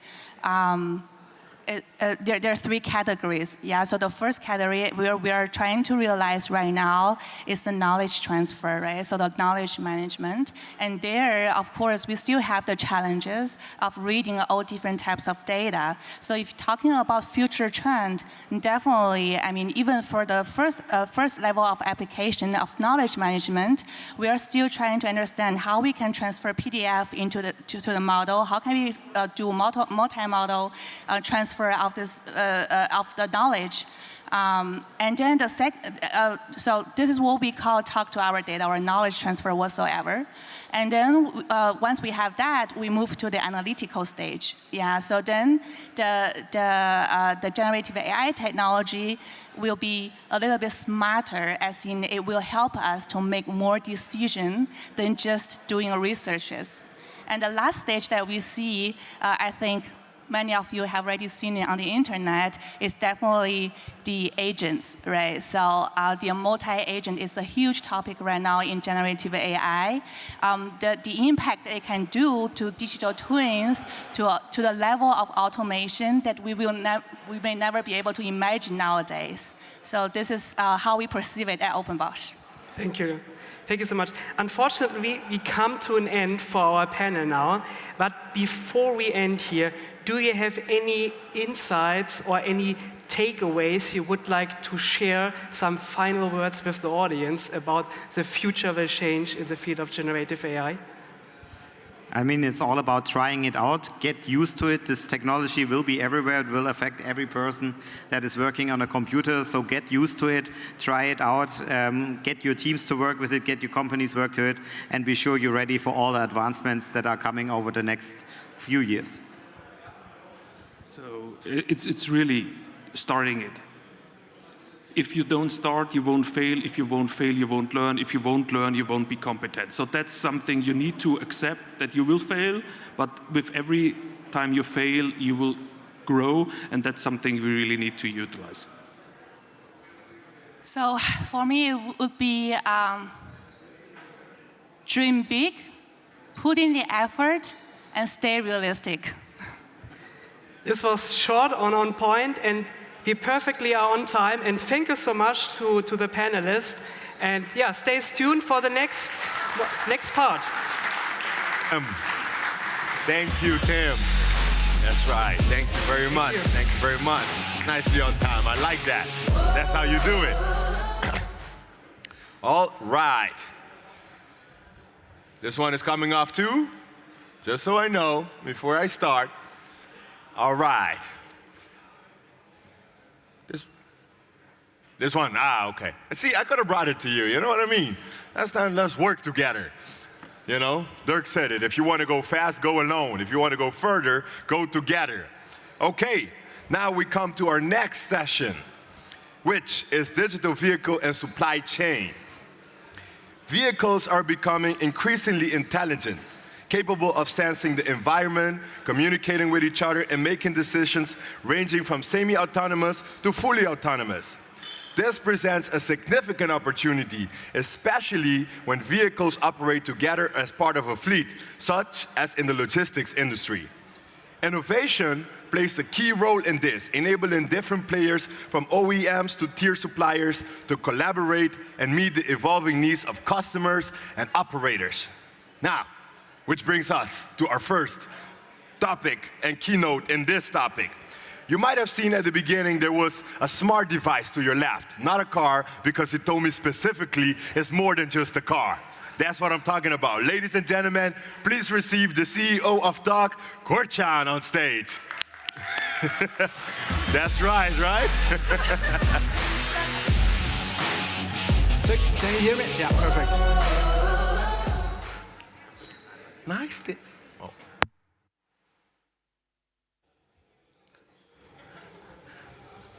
And hello to everyone. This is now the third year in a row we are here. It's always a pleasure, always fresh and vivid. And we are going home with a lot of people having known here, startups having known here, and also a lot of things also learned during the sessions. So what are we going to talk about today? We have the topic of redefining mobility, the mobility experience, and we have this while doing this within our True Zero concept. This is the name of the project of the entire holistic sustainable approach. And within 9 minutes, I would like to go through and show you what we are doing so far. Because every year we are coming, we are promising something, and next year we are showing. And this is actually what has happened. And the smart device you have seen right in the entrance is, meanwhile, full of content. So from day one on, we said the world doesn't need the next automotive manufacturer and not the next electric vehicle manufacturer. It must be much more than a car. So, and that's the reason why we are saying from day one, we are building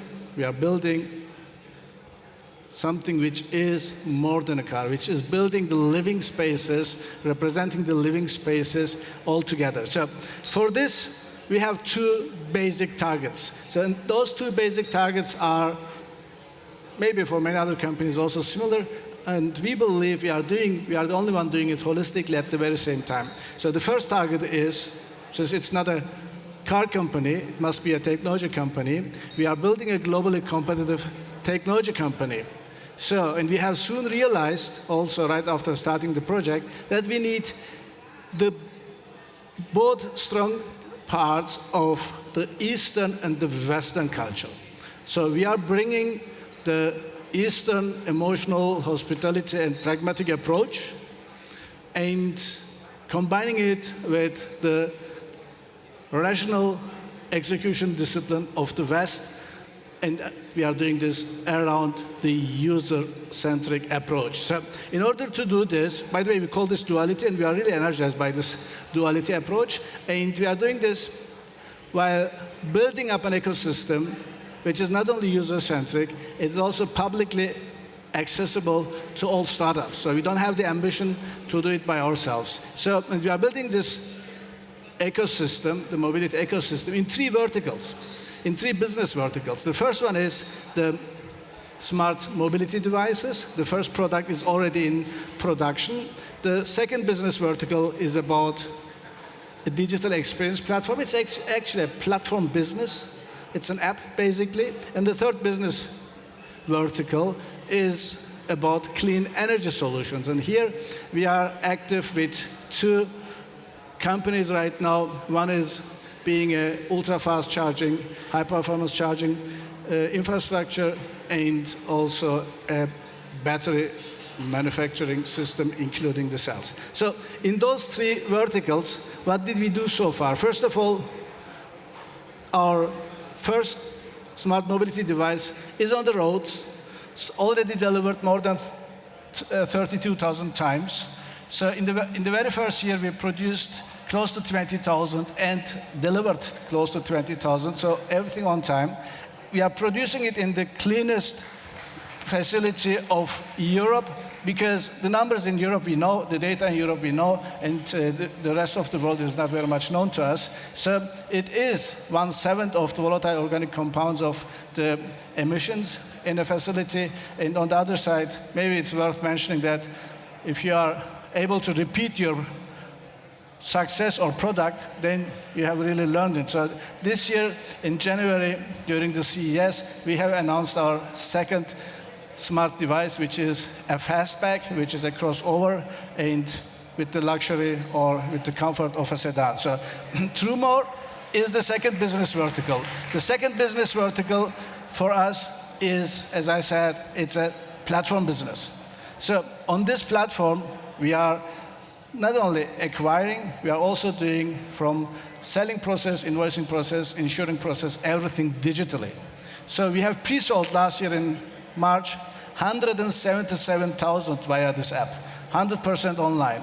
And right now, we have 1.7 million downloaded users. We have more than 360,000 classical fiat bank accounts or digital wallet. And on the other side, we have also more than 60,000 digital asset wallet. Means far above the delivered numbers of the vehicles and smart devices, means that this concept, being independent of the smart device itself, is flying. So clean energy solutions is an absolute must if you are in the field of battery electric vehicles on one side. On the other side, if you have the ambition of being, in the year 2035, like us, a carbon net zero company. So, and therefore, batteries are manufactured by ourselves, and also ultra-fast charging, as I mentioned. But here is a slide. I would like to go into the details. This is where we are differentiating. Ladies and gentlemen, we are designing our device like a consumer electronics device. This is therefore not a car. You cannot design it with a PDP, product development process. We have developed together with the #1 design thinking company of this world, a user value creation and definition process. And this user value definition process, creation process, is for us something which is being pulled by the user. So user research is the key. Therefore, we need to have all the user journey map already done once in the entire journey, and have ideas on this journey. We are tagging them, we are working on those. So to make the long story short, out of 2,000 ideas, we have generated 350 use case scenario. Out of them, 40 have been ranked as multi-degree high, and if you want to make it real and materialized, then you see, hey, we need not only artificial intelligence and all the derivatives of the cybersecurity, we need gamification, we need smart contracting, and we need everything what is around what we call today the software-defined vehicle, which is supposed to be actually a user-defined vehicle, and they are not available in the automotive industry. Therefore, we go to the startups, and that's one of the reasons why we are with Plug and Play, and those startups are the key for us in developing our technology. So if you look into this system, Well, where we have from education to your payment of your taxes, your living room experience, learning, e-commerce. We did it by ourselves. We did not delegate it to any of the giants of this world and just integrated them. We did it together with startups whom we are working since 3.5 years. And this is therefore the key difference, because if you are doing it by yourself, you can change it tomorrow, you can update it tomorrow, you can improve it fast. And this is how we can survive and how the companies will be surviving in the upcoming years. So let me move to this True Zero journey. Look, the classical industry is not clean. This we know, right? So with the native-born battery electric vehicle and the infrastructure, we are solving this. The classical industry is not personalized enough, is not seamless enough. We are doing it with the connected device, and we are doing it personalized because we can write every single data you have starting from your configuration of the device onto a non-fungible NFT. You cannot change it. So we are solving with that also at the same time the issue of being transparent, being traceable, and also being safe. So, and this is therefore our approach in every single step we are doing, upstream or downstream, the scope 3, we are working on the holistic True Zero approach. Of course, this is easier if you are a company, I don't know, started 6 years ago, because we have the chance to do it right from day one. And this is what we are doing, and our ambition is to be one of the very first European carbon net zero companies. And the question is always, what is next? In all the business fields we are active in, we are going to have new products. T10F, I already mentioned. We are going to have digital health in our TrueMore system. We are going to have energy storage solutions for our clean energy solutions. Regionally, we are going to expand. We are coming to Germany beginning of the next year or first quarter of next year. And also, we are moving not only in the technology side of our device to zone computers, we are going to be having also our central computer by mid of 2027. Thank you. Thank you very much. Thank you very much. Okay, as we proceed with the schedule. Next, we're going to have a keynote. This keynote is innovating to sustain industry trends. And for this, as some people are walking out on me, see you later, I guess. You know, they just like walk away from me. But next, we have the Chief Innovation Officer for ST Microelectronics. And it is a pleasure, joining us from Milan, Italy, we have Alessandro Cremonesi to come on stage. Ladies and gentlemen, put your hands together. That's right, sir. The floor is yours. Thank you, boss. You are the boss.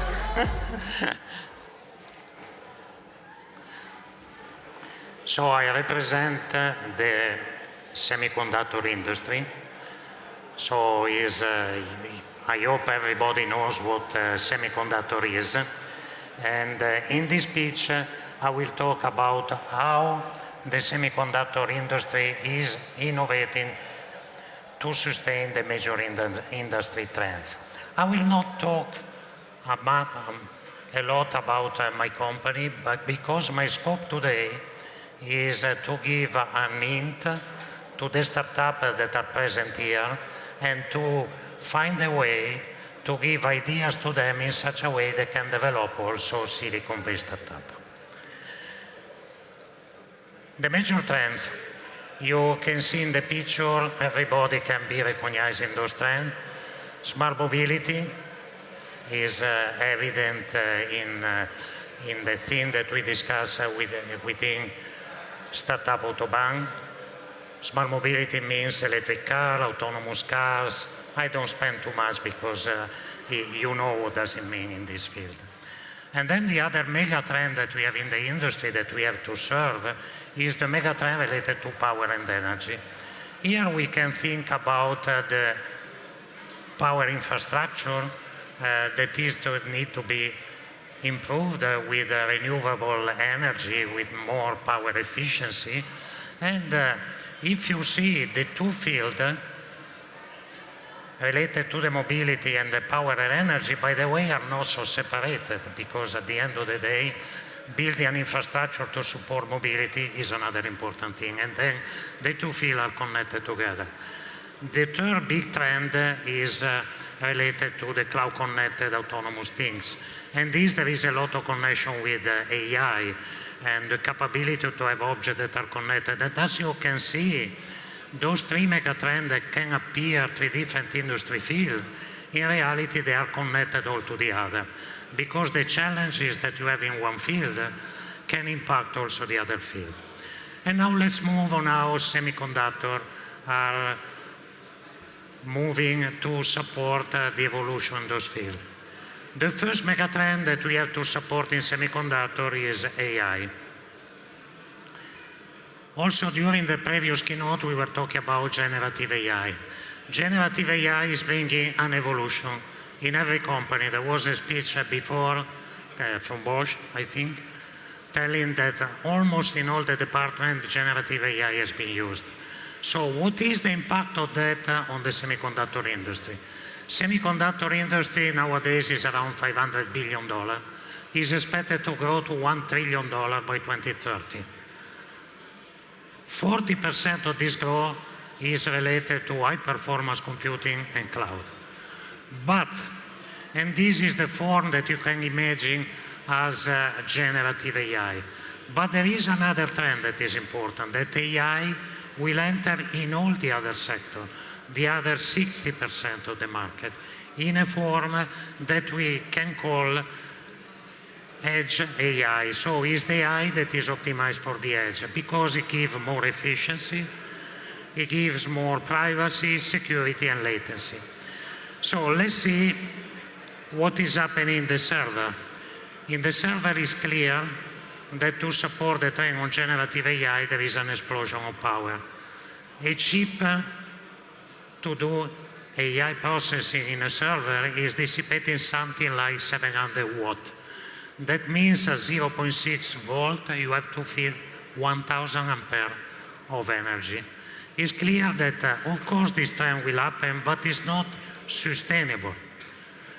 There is a way to find a better partition of the processing between what you do at the edge and what you will do in the cloud in the industry.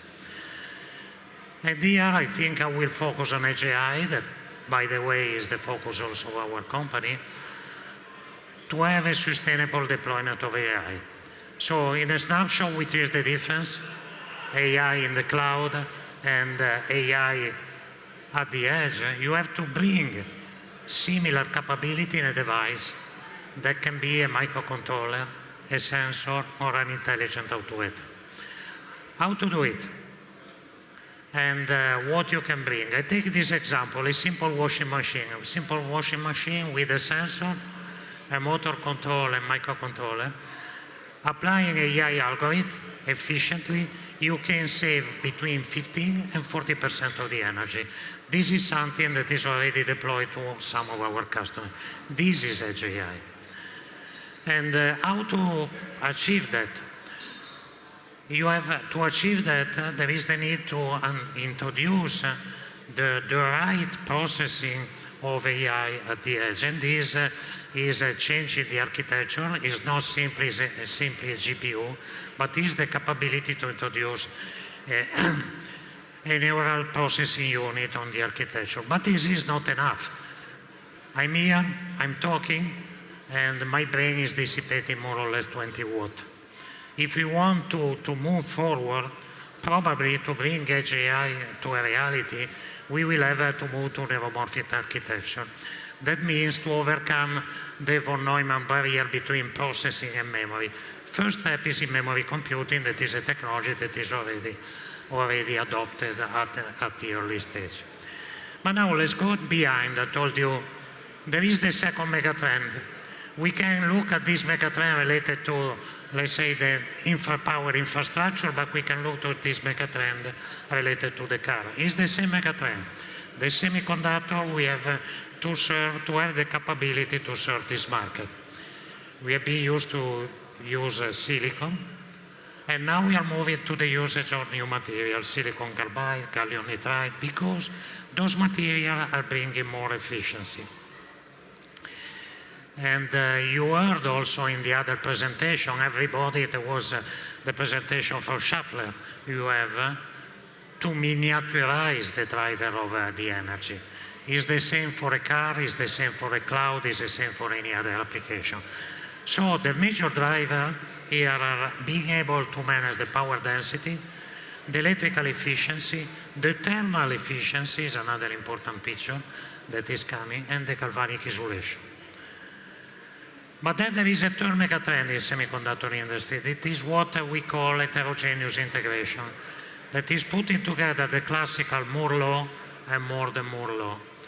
And just to give you an example, those were the elements that we were using in the 70s to do semiconductor. Those are the elements that we use nowadays in semiconductor. Innovation in the material dimension is fundamental. And I think in 10 years from now, apart the radioactive element, probably we'll use everything to be able to have the right performance in what we implement. But now we have to scale up to use the third dimension, and this is what means heterogeneous integration. It means to bring in the same chip in a seamless way, different technology, a different capability, technology that are studied for that particular application. And this is not only for server. If you look today to some of the implementation that we do in the classical industry, like sensor for imaging or for motion sensor, we are already applying those concepts, having as a target the improvement of efficiency and the improvement and the miniaturization of the components. But now, as a last, let's say, input in particular for the startup, I was telling you what semiconductor industry is doing to serve the megatrend that we have been discussing so far. Improving the Moore law to support AI and generative AI. Giving efficient power, so more than Moore, using different material. Heterogeneous integration to be more miniaturized. Normal question is, what is next? With those technology, what we can do more than the market that I showed to you at the beginning? Are we far from this industry? You see already sign popping up. And it's difficult to do this industry. If you look on this picture, what I discussed before related to the previous market is where we are today. We are miniaturizing to enter small devices. We are improving power to be efficient because we are power supplied. In the car, your presentation, to introduce technology to decrease the weight of the car. I think we have all the elements to do this. And in all those elements, we will have edge AI. In a way or another, we'll be forced to bring AI at the periphery because none of us will drive a car that is driven through the cloud. Because if you lose connection, you go. And you cannot imagine to drive the vacuum cleaner in your house being driven from the cloud or the washing machine being driven from the cloud. So with that, I think inspiring the startup, I would like to conclude. It's the only slide in which I talk about my company. We have a strong focus on innovation. Most of the things that I showed to you is the focus of our company in power, edge AI, and all the key technology. But the most important thing is that we are cooperating with Startup Autobahn and Plug and Play. Together with them, during the last 3 years, we have analyzed more than 2,000 startups. 80 of them now is in close relationship with ST. Thank you. Thank you, Alessandro. Feel free to head over there. Boss. Remember, whatever I say happens on the stage. All right, thank you, Alessandro. We had from ST Microelectronics. Now, I promised the next panelist that the energy is going to be right for him. Because, you know, energy is like, you got to always pick it up. Always pick it up. And some of the people here, they know what I kind of do, so I wanted to make sure we show them what we can do together. You know what I mean? So imagine, as I'm introducing them, when I point at you, you just give one clap, all right? That's the natural caffeine effect. So for example, right, just to make sure you know what I mean? That's what we're gonna do. So ladies and gentlemen, get ready for, you see what I mean? Okay. The next title that we have is, see, that's how you stay awake. The next title that we have is Collaborative Innovation Along the Automotive Value Chain. And for this, I have the pleasure to introduce the next panelist. But I have the honor to introduce my colleague from Plug and Play. She is the Partner Success Manager.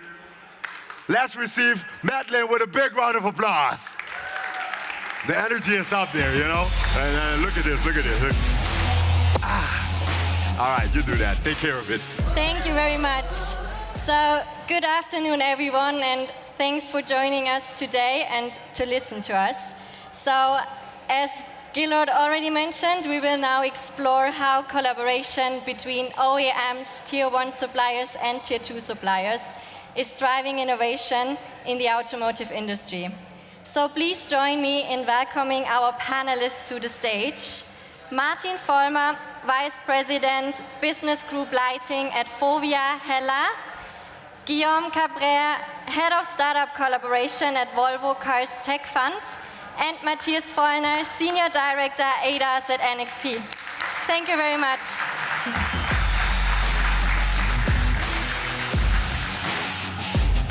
Yeah, so thanks a lot for joining me on stage and sharing your insights. And yeah, let's dive into our discussion and with the first question to you, Martin. So Matrix LED headlights have significantly improved both the safety and the aesthetics of automotive lighting, making it to a key innovation in the automotive industry. So could you walk us through how this feature from conception to implementation exemplifies the collaborative innovation process between an OEM and FORVIA Hella? It's my pleasure. Hello, everyone. So if we talk about lighting, we're talking about comfort and safety. So there's the old saying, light is about see and be seen. But if you look to those nicely executed show cars, you simply would expect that. Yeah? I would bet you don't have any doubt that those cars are safe and comfort. So there must be something more. And basically, lighting nowadays is also emotional. So it's used for brand and car line differentiation. So it underlines the characteristic of a car. So therefore, we are the best friends of the automotive designers, so to say. So when we come back to the comfort aspect, so when we also talk about the Matrix LED headlight, so this story started somehow a decade ago. So if we integrate comfort and safety features, it has to be seamless. So you do not need to doubt about a safety function pops up. So basically, when we introduced the first digital headlamp, it was 2013 already, but this was not seamless. So basically, we had a segmented high beam, so you were able to see the whole environment. You were driving with all-time high beam during nighttime, but nevertheless, we thought already how we can develop that further and introduce also features which are also customizable and underlining even further the design aspect of the cars. So basically, it was clear that we cannot going further with incremental steps. So we have to find something more fundamental. And that was the point in time where we also reached out to our industry partners, but also customers, because we had to work on a kind of leap. Yeah? And that was also kind of a funded project, so government-funded project, which we started. And in parallel, we were working on the small steps to improve the headlamps from the next generation. It took us somehow like 7 years for the research, and what we came up with was a kind of big leap in terms of technology. So we developed with our partners LED light sources, which are basically micro LEDs, so 40 micrometers in size. And we had 25,000 pixels, which fits into the size of half the fingernail. So if you think of those discrepancies, that is really a big leap.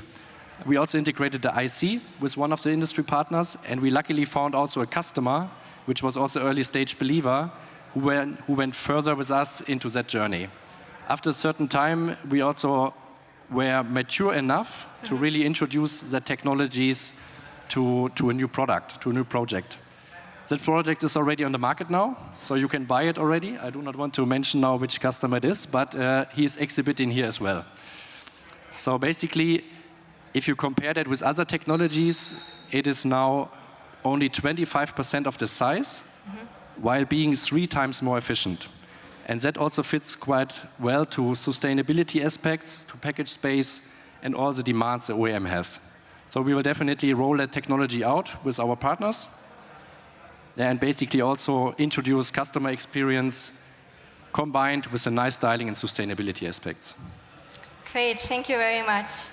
And yeah, let's talk a little bit about the OEM perspective, and coming over to you, Guillaume. So could you please explain how Volvo as an OEM collaborates with Tier 1 suppliers such as Forvia Hella or Tier 2 suppliers like NXP to bring cutting-edge features to the market? And maybe also elaborate a little bit more on how startups integrate into this collaborative ecosystem and find their roles. Sure. So good afternoon, everyone. My name is Guillaume. I represent Volvo Cars Tech Fund, which is the corporate venture arm of Volvo Cars. So we invest in startups. We take minority stake. So in that sense, maybe I'm going to inject a bit more of a startup scene into that thinking. Of course, we innovate with our Tier 1 and Tier 2, but I think what we can add to the mix is basically, as an investment entity, probably the creation of more optionality for the group, because we know that we are not the biggest car manufacturer in the world, and it's not the intent, and we will never be. We are more of a premium brand targeting a very specific set of demographics with very specific set of vehicles. And as such, we could have also the risk of locking ourselves up into the tech roadmap of a company, a Tier 1, which would be like massive, and for which we represent maybe a little tiny portion of their business. So I think this is where the startup, if I'm super pragmatic and real and concrete, this is where the startups could act to the mix, which is like to recreate another symmetrical relationship with a smaller entity, which is fully dedicated to the creation of a new generation of technology that would equip our car. If I take one example, you have that with the LiDAR technology. I guess everyone in the room knows what a LiDAR is. We could have gone with a major Tier 1. We could have gone do it ourselves, which was not maybe the most realistic scenario. In the end, we decided to go for Luminar, which got created by a 17-year-old guy that knew absolutely nothing about the automotive industry. When we invested in Luminar, the guy was still pretty young, like 23 years old. He still had no clue on what it would take to manufacture at scale with the grade of quality, reliability, and security required by a company such as Volvo Cars. But we decided to still ride that journey together, and we knew that there would be some bumps on the road, but we had the firm commitment from our engineering team that we would work together, really paving the way for high-scale production and robust production for the LiDAR. And what is interesting is that Luminar, along the way, struggled with some hardware part of their product. And now, because we had a huge network of suppliers, we opened the doors of our supplier networks for them to solve that issue so that they could still stay focused on the main aspect of the tech stack that had to build. So we did it almost like in reverse. Started with the startup and then inject some of our strategic relations with our suppliers to help them solve the pain points of the startup, which was preventing them to move fast. And if we forward 6 years after, because that's basically what it takes to move to full production, after 6 years of collaboration, you may know that the Luminar LiDAR will equip the next generation of our EVs, the EX90, before the end of this year, to make those cars much more aware of their surroundings, much more secure, and able to detect things up to 300 or 400 meters ahead of the driver. So it's almost like the reverse story of your traditional connection to Tier 1 or Tier 2. But of course, you need all in the mix because it's about optionalities. Yes, thank you very much. And yeah, now over to you, Matthias, as a Tier 2 supplier working at NXP. So NXP and Fovia Hella have been collaborating on radar technology for the automotive industry.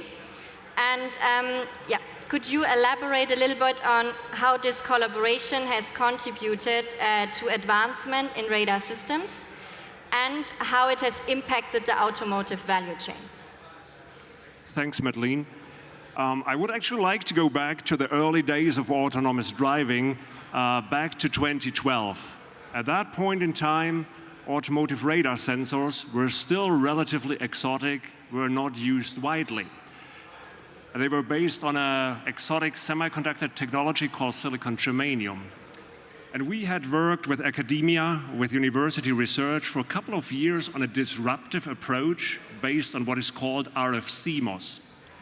Now, it wasn't until in 2015, 2016, a large German car manufacturer, I cannot name here, came forward with a concept of a so-called nano radar that would shrink, that would miniaturize, that would make widely available that vital technology that we use today for ADAS and autonomous driving.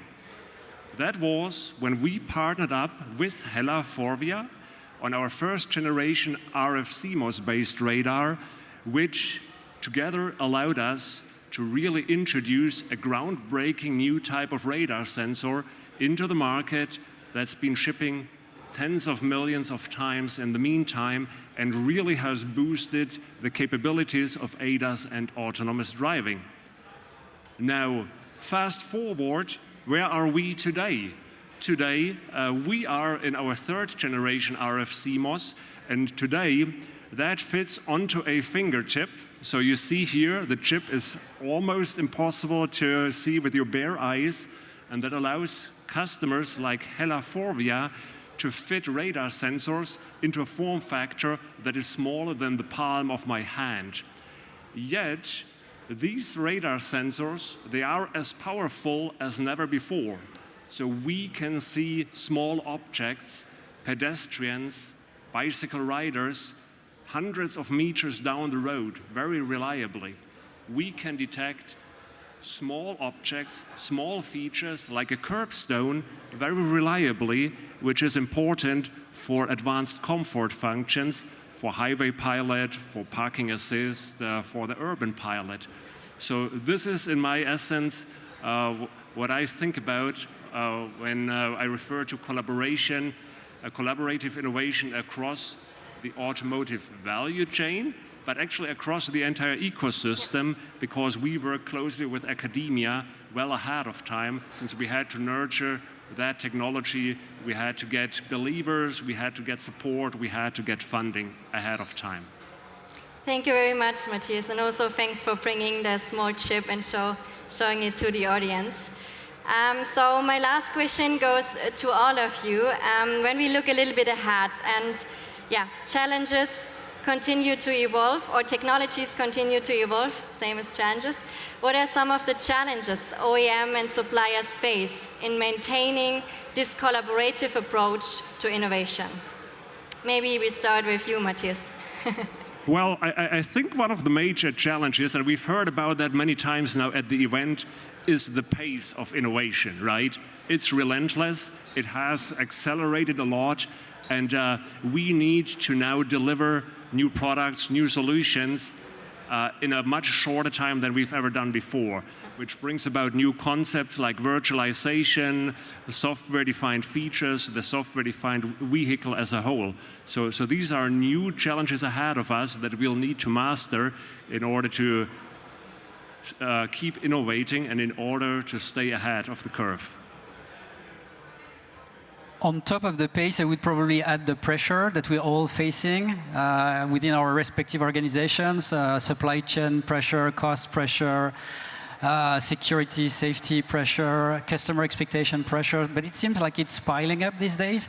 And as we've seen with the Luminar example, innovation can take time when you do it properly, reliably, and at scale.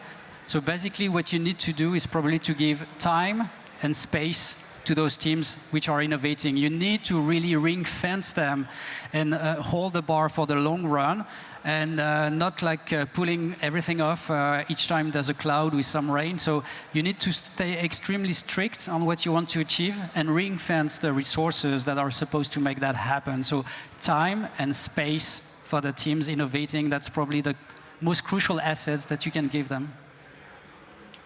I would like to add, the whole supply chain has to work on the affordability of innovation, to do not stuck into a niche application finally, that also doesn't make fun from an economical standpoint. So it has to be scalable in order to have really an impact. Great, thank you very much for sharing all your insights and sharing also a little bit more information about the use cases and the technologies. Yeah, I guess it's clear that collaborative innovation is essential for the future of the automotive industry.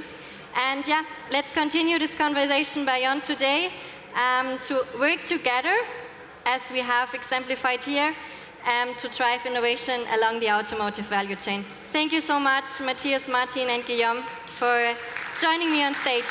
Thank you very much. Thank you. Thank you, people. Mics can be handed over there. Thank you very much. Watch your steps. Take it easy.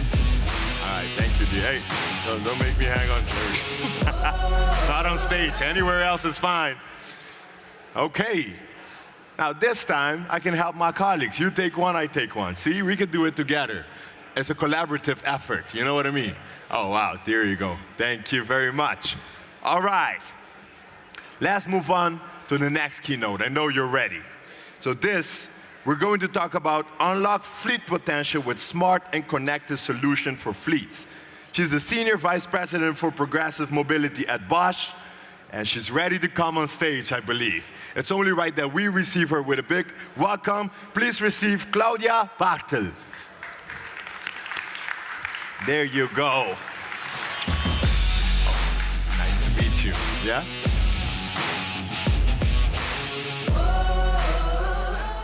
Yeah. Okay, does it work? Yes, it does. So, hello everybody. I am Claudia Bartle. Thanks for the introductory words.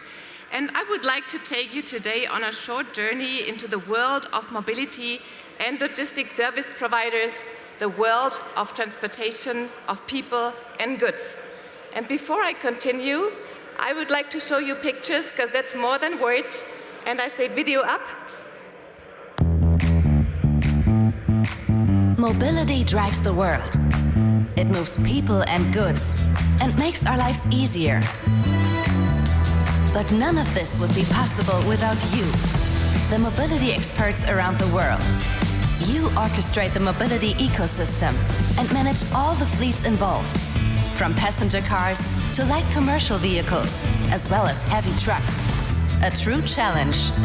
In all the tasks you need to orchestrate to keep your fleets up and running, while keeping operation costs low and preserving the value of your vehicles. We at Bosch understand your needs.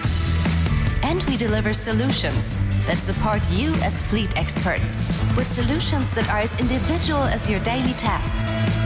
Let's keep fleets up and running. Together. Let's move like a Bosch.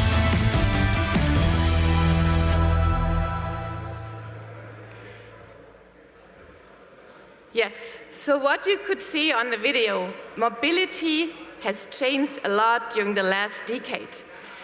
Just take as an example the car sharing industry. The car share users have increased by 10 during the last 10 years. So it's not only the drive systems that have changed, but also the way how mobility is being consumed. While the number of vehicles stays approximately stable, the need for mobility is strongly increasing.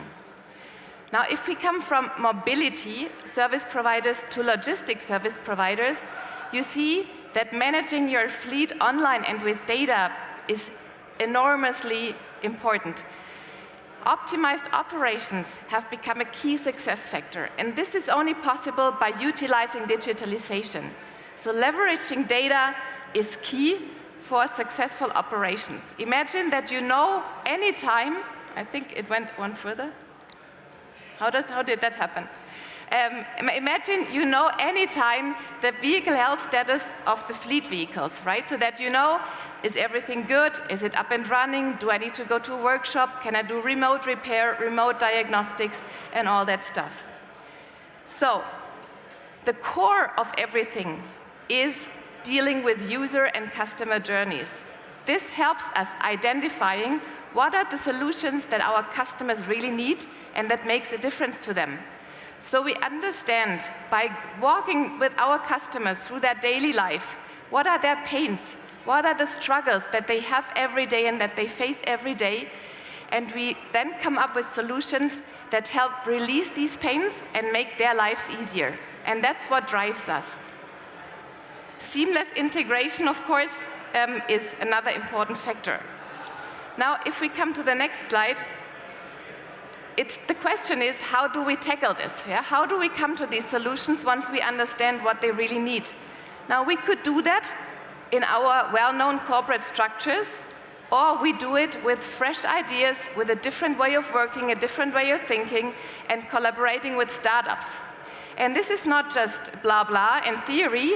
I've brought an example today to share with you, a real-life example that is helping and solving real-life problems of our customers in this very moment, which is ride care. Imagine that you are the captain of a fleet and your vehicles are running around in cities and you do not have an eye on them, you do not have an ear on them, you do not have a hand on them because they are just out there. You do not know what happens. Is there any damage? Is there harsh driving maneuvers? Is somebody smoking in the vehicle? What is happening to the vehicles? Now this uncertainty drives around the fleet captains strongly because any of the incidents that I just mentioned, they take up your money. And it's not only about money, but to live with this uncertainty, what happens out there creates stress. And we would like to remove this stress from our customers. Yeah? Battle peace of mind. Now if we come to the next one, imagine that in your vehicle you have a small device. Oh, now I was too fast. You have a small device with a sensor, smart device with like an always-on guardian that detects whenever something happens, yeah? Like what I just mentioned, like if there is a damage, if somebody's smoking, you have a guardian with you all the time. So ride care is not just a technology, it's a partner, it's an ally, it's your friend. It detects what happens and what matters to you. And so even if you're not on site and you do not see the vehicle, you see what happens and you see where it happens. We use AI to process data seamlessly in real time and on site. And this is what makes, of course, the life of such a fleet owner or a fleet captain, as I mentioned earlier, a lot easier because he knows what's going on with the vehicles. Yeah, so this is what I wanted to share with you today, just one example, because Ride Care it was a corporate startup as it all started, and with a lot of customer interviews and trial and error, yeah, go fast, fail early, do new ideas, catch up with the customers. This was the methodology and the way how we came to this, and today it's live. It's solving real problems every minute out there and making the life of fleet owners easier. What I would like to mention as the very last thing, and I don't know, together is a key word. Nobody will solve this alone. In this industry, we need to work in partnerships, in ecosystems to make a difference. And this is also how we do it. With Ride Care, you can get it directly from Bosch, but you can also purchase it during a wide net of partners in this ecosystem that I just mentioned. This is key for success in this industry. Thanks a lot for listening, and I wish you a nice rest of this afternoon. Claudia, right here. Thank you very much. Nice. Okay. As we proceed to give you what you need, we move on to the next section. And this is an introduction on the future trends and highlighting proof of concepts. Regarding the future of mobility and manufacturing, there might be no need for further ideation. The innovation path has already been established, and we already know which technology would lead tomorrow's operation.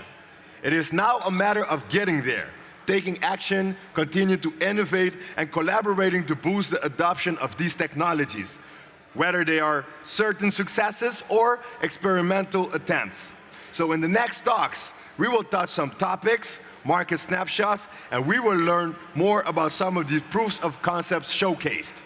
And I have to introduce my colleague. I know you're ready. Let me get my R ready, you know, the Spanish version. You know what I mean? Okay.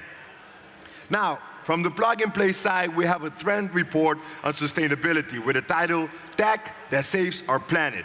And for this, I have the honor to introduce my colleague, the Venture Associate for Plug and Play, Raul. There we go, man. Do what you gotta do. Thank you, Gilor. Thank you, Gilor. Well done with my name. Welcome. Hello, everybody. During the next 5 minutes, I will try to inspire our hearts with the last technologies that we have right now that can save our planet or will do so in the coming years. But beforehand, we have to define what kind of topics we have to tackle and fight against to preserve our planet. Right now, as a society, we are at a critical point, and we should focus on the next 3 pillars.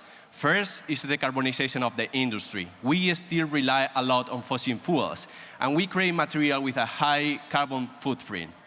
The second pillar is to reduce the CO2 in the atmosphere. Last year, we captured 47 million tons of CO2, and it's projected that by 2030, we will capture 1 gigaton, which is a lot, but it still counts only for 1% of the CO2 that we have right now in the atmosphere. Last but not least, green energies. Every material produced on Earth needs energy. Therefore, we need to bet and invest into the new and green energies. So if we take all these concerns, we take them, and we make more granular topics, we'll see some listed here on the slide. So if we want to have more sustainable our planet, we want to have hardware and software solutions bring together, but more importantly, we have to make a reliable transition between our current point and the future planet that we would like to have. Therefore, I would like to show you some of the latest research publications that are published on the most prestigious journals, and also some mind-blowing startups. Therefore, first, we need to have greener processes. And there are some researches in which they have developed a process in which they can produce hydrogen from a different combination of really available materials as methane, ammonia, and biogas. Also another project in which one of the most used materials on Earth is used as an energy storage solution. And if we look at the startup ecosystem, we'll see that Epoch by the Sun, today here, they are tackling to recycle 2 of the most difficult and used polymers on Earth, nylon 6s and polyethylene via recycling enzymatic process. And also Amovia, for example, has revolutionized the way to synthesize ammonia by producing a reactor that lowers the pressure and the temperature and can work with renewable energy and clean hydrogen. But also we need to take care about the technology edge in some relevant sectors. For example, in academia, we are seeing that we have produced flexible silicon solar cells. We can produce affordable e-fuels via photocatalytic processes, and also new electrolytes that can be on our current batteries and charge them in less than 5 minutes. But now, one step forward, if we look at the startups, we have seen that by the hand of Stargate Hydrogen, we can produce almost 80% hydrogen efficiency with alkali cells. And then looking at Deep Sky, they are taking the CO2 from the sea and the air and put it again on Earth to create carbon minerals, which are quite abundant and used. And finally, we need to look at the future with a smile, because we have recently discovered that we have enough golden hydrogen to power the planet for 200 years. Golden hydrogen is the one that is beneath the Earth's surface and can be mined. But if we look at the most future disruption in automotive, we'll see that batteries dominate everything. So looking at the academia, we are not one but two steps forward because we are creating prototypes of calcium oxide ion batteries. And looking at the startups, Project K and Group 1 are developing potassium ion batteries. Also, the KIIT in India has developed already as quasi-semi-solid magnesium ion battery. So quite an exciting time to be in touch with the battery topic. And finally, as we see, global challenges need global solutions. And we'll see in a few minutes how Tide Ocean, together with Motherson, is able to create a project in which they make plastic from 100% plastic oceanics to put them on the instrumental panels on the cars. And finally, we will travel from the ocean to the Arctic Sea, and we'll learn how Realize has developed a solution to freeze again that part of the world. Thank you very much. Thank you very much. All right.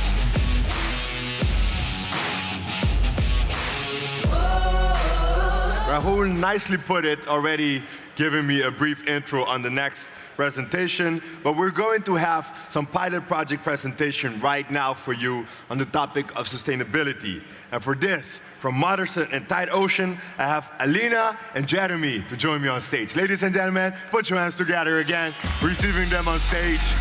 Stage is yours. Good luck. Yes? Oh, my bad. Oh. Hello? Okay, hello, my name is Alena and I'm from Motherson. And I'm Jeremy from Tide Ocean, and we will present you today an automotive part made with ocean-bound plastic. The automotive industry requires more and more post-consumer recycled materials. EU legislation requires 25% post-consumer recycled content in new cars by 2030. Automotive OEMs need to increase recycled plastics in their parts and have to reduce the carbon footprint. We as Motherson Group have an additional goal: net zero emissions by 2040. So what is one of the biggest challenges here? The availability of PCR materials. There are only few suppliers that offer global post-consumer grade with a consistent quality and technical support. So at Tide Ocean, we supply ocean-bound plastic material. So our collection area are mainly in Southeast Asia. Today we are active in Thailand, Philippines, Malaysia, but also in Mexico. So our goal is to have to collect plastic from the oceans, but also around the oceans, on the river, beach, and around the coastlines. That's why we call this ocean-bound plastic. Today, we collect mainly PP, PET, and polyethylene, and we are working on a PA6 solution very soon. And our goal is to reach a very high quality to be able to use our material in high-tech product like the one that we tested with Motherson, and we will show you. We have 3 pillars. The first one is the environmental impact, means that we work to reduce the footprint, the carbon footprint, CO2 emissions.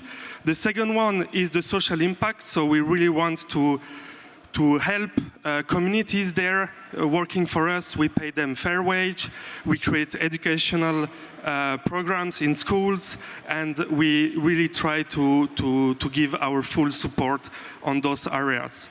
And the third pillar is marketing, so we really try to support our customer with our material, marketing material, to really help them to tell the right story to their consumer and to the market. So we have decided to produce an instrument panel carrier with Tide material.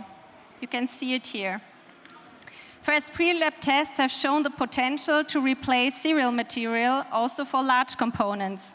We have produced this instrument panel with up to 67% Tide polypropylene.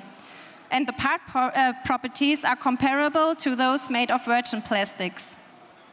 So with tight material, we can get a significant reduction of carbon footprint and an impressive social and environmental impact. And if you want to learn more about Motherson or Tide Ocean, you can just visit us after this talk at our booth or here, and we can talk more in details if you have any questions.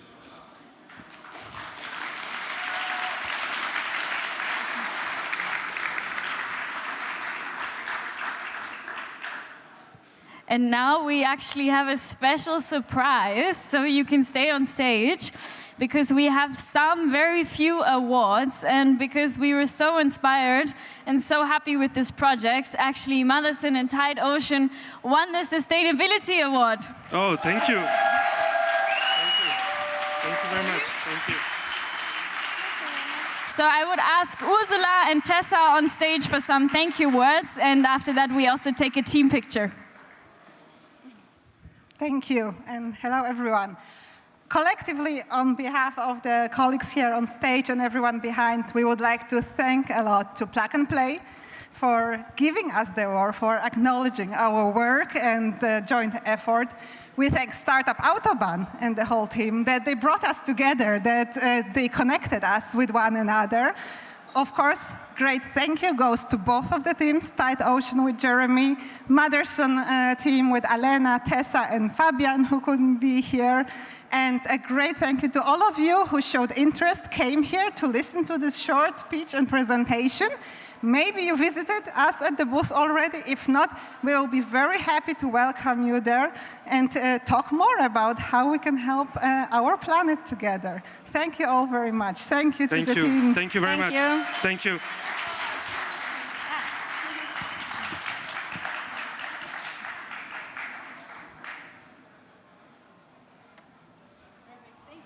Thank you.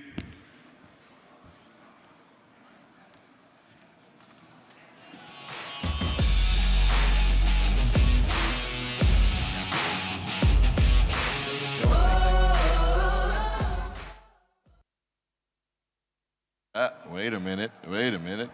Oh, well, I'll figure it out. I'll figure it out. The show must go on. Don't pay attention to the mic. It's in my hand now. Wait a minute, let me hide it in my jacket, you know.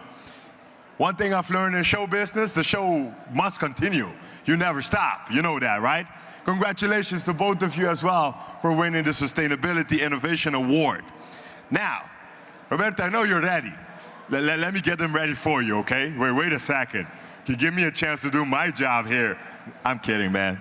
So listen, next, we have a plug-and-play trend report on mobility and electrification with the title, Bridging the Gap, Overcoming Barriers to Full Adoption to Electronic Vehicles. And it's only right for all of my colleagues and everybody that we know, we put the energy out, to receive on stage the Venture Associate for Plug and Play, Roberto Sampietro, right? Give him a big round of applause as well. There we go. There we go. Thank you, everybody. Let's say I have the big challenge to quickly go through an overview of the electrification, so an electric vehicle, like trend presentation in 5 minutes. So we go directly straight to the point. Like in 2023, globally, we sold around 14 million electric vehicles. 60 of them were sold in China, 25% of them in Europe, 10% in the US. And this is a market that, despite the growing interest of OEM, tier supplier, and many different players in the value chain, we still miss something. So we are not there yet. Like in this presentation, we try to kind of assess the reason why we don't see electric vehicle anywhere in the world right now.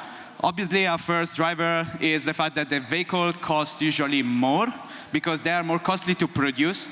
Usually, most of the statistics demonstrate that the electric vehicle can be 1.6% times more expensive than traditional petrol car.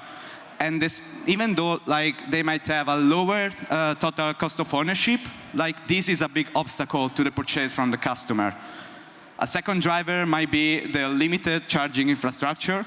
Just considering that, like in Europe today, we don't have so many charging stations, and the goal of the European Union is that of installing about 3.5 million new charging stations by 2030. This is like requires a massive investment for both public and private, but it's not just about public charging station. We still need the infrastructure to be in the private property. We need homeowners to install charging station and be able actually to charge their electric vehicle at home. So there is a huge funding and huge spending by the European Union in this regard, and that is still something that we are missing today. And it kind of connects to the next driver, or the next reason why electric vehicles are not there yet. That is like the range anxiety. Like, we know that Mercedes worked with Ventus, in example, to develop an electric vehicle that can cover 1,000 kilometers with a single charge. That is something ambitious, and we really hope like that kind of kilometers range will be the standard in the future. But right now, traditional electric vehicle can cover between 100 and 700 kilometers with a single charge.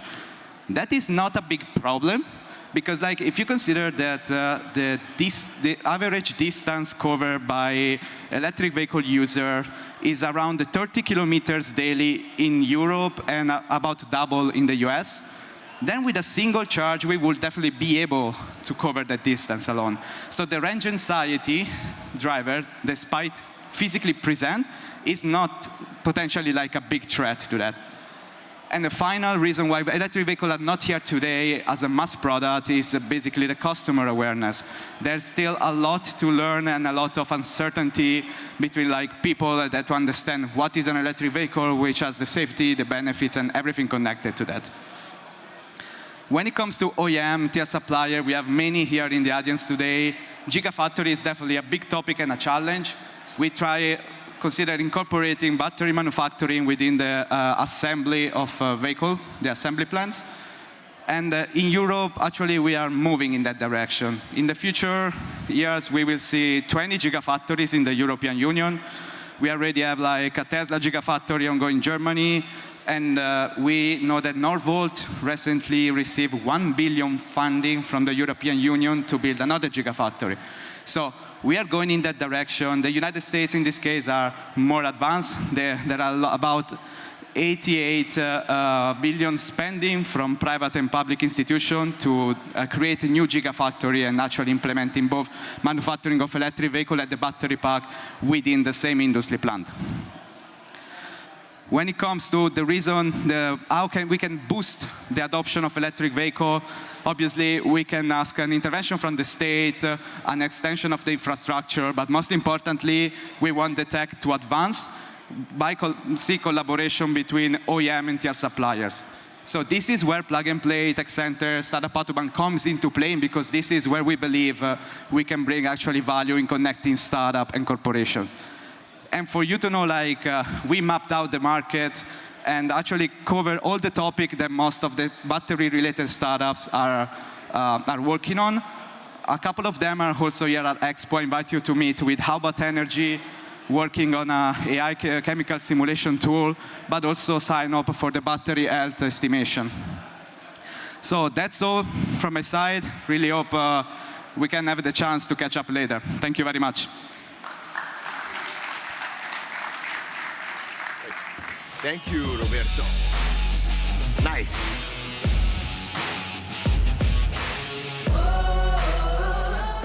Now, I want to see if I can go off script a little bit.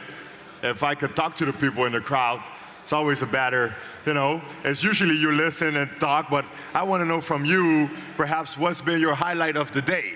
Let me walk through. I see you're sitting here in the front, so I got to ask you, how are you doing? I'm doing terrific. Oh, wait, number 3. Can you turn it off for me? Is it on? Are you sure? Can you hear it? All right. How are you doing? I'm doing terrific. Okay, what's your name and what brought you to Startup Autobahn today? My name is Errol, and I come every year because this is the place for us to find startups that we then invest in, right, and get into commercial agreements with enterprise customers. So, as a startup, what is your tip for them? What is something that you're looking forward and something that they should stop doing? I'm an investor. I'm not a startup. So as an investor, I meant, for the startup, what tips do you have? perhaps more industry verticals. Right. That's one. But they're already doing it. You know, with the focus on AI, I think we're going to see a lot more of that in the coming years. Okay, and then what has been your personal highlight of the day? Identifying a collaboration opportunity for geographic footprint expansion between one of the startups here and one of our main LPs in a jurisdiction where it's a little bit more tricky to get into. You can see that you're an investor because you know what you're talking about. Ladies and gentlemen, give them a big round of applause for me. Thank you very much, yeah? You know, we're just interacting because you never know. Now, you're also part of the crew, so I want to see from your perspective what's going on today. I'm fine. Yeah? It is so fun to see all the panels. Yeah? Yes. Oh, what's your name, by the way? Larissa. Okay, Larissa. And what's been your highlight of the day? I really enjoyed the last presentation. Yeah? About the sustainability, yeah. I mean, you've been busy too. Yeah, for just making it happen. What is the most commonly question they came to you with? Where's the toilet, actually? Where's the bathroom? And did they find it or they came again? Hope so. I hope so too. You're right, you're right. Thank you very much. Thank you very much.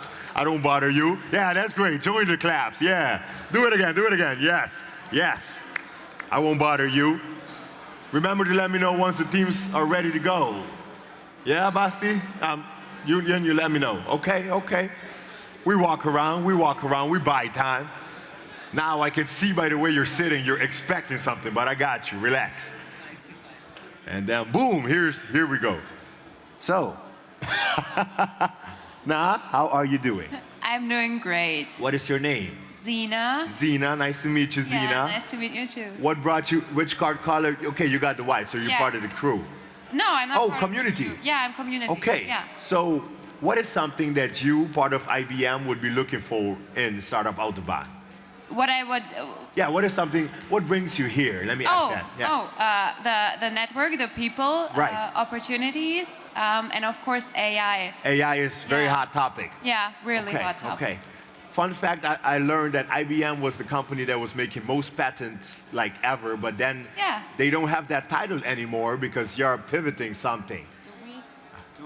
Do we? Or still making a lot of patents. Yeah, still making a lot of. Yeah, that's a little fun fact. That's the leading. So I think it's wide more than 150 patents a year. That's a lot. Yeah, it's a lot. Every year, Every almost. year. Yes, that's a lot. Especially now, not in hardware technology anymore, more than in software technology now. Right, right. Yeah. And then, obviously, your name is Zina. I didn't get a chance to get yours. My name is Torsten. Torsten, nice to meet you, Torsten. First time in Stuttgart? No. No. Our headquarters is located in Stuttgart. In Stuttgart, so you're here often. So yes. Okay, okay. Yes. Oh, no, awesome. Not the first time here. First time at Startup Autobahn. Yes. And how has your experience been so far? So a very good experience here, and so my personal highlight is all the startups here and the talk to the startups. Great opportunity also for the startups and for us to collaborate. Okay. Now, I feel like Sina's a bit uncomfortable because I keep passing the mic right in front of her. She got to do the back. But I appreciate you for answering my questions. Thank you very much, all right? Okay. This is how you buy time in show business.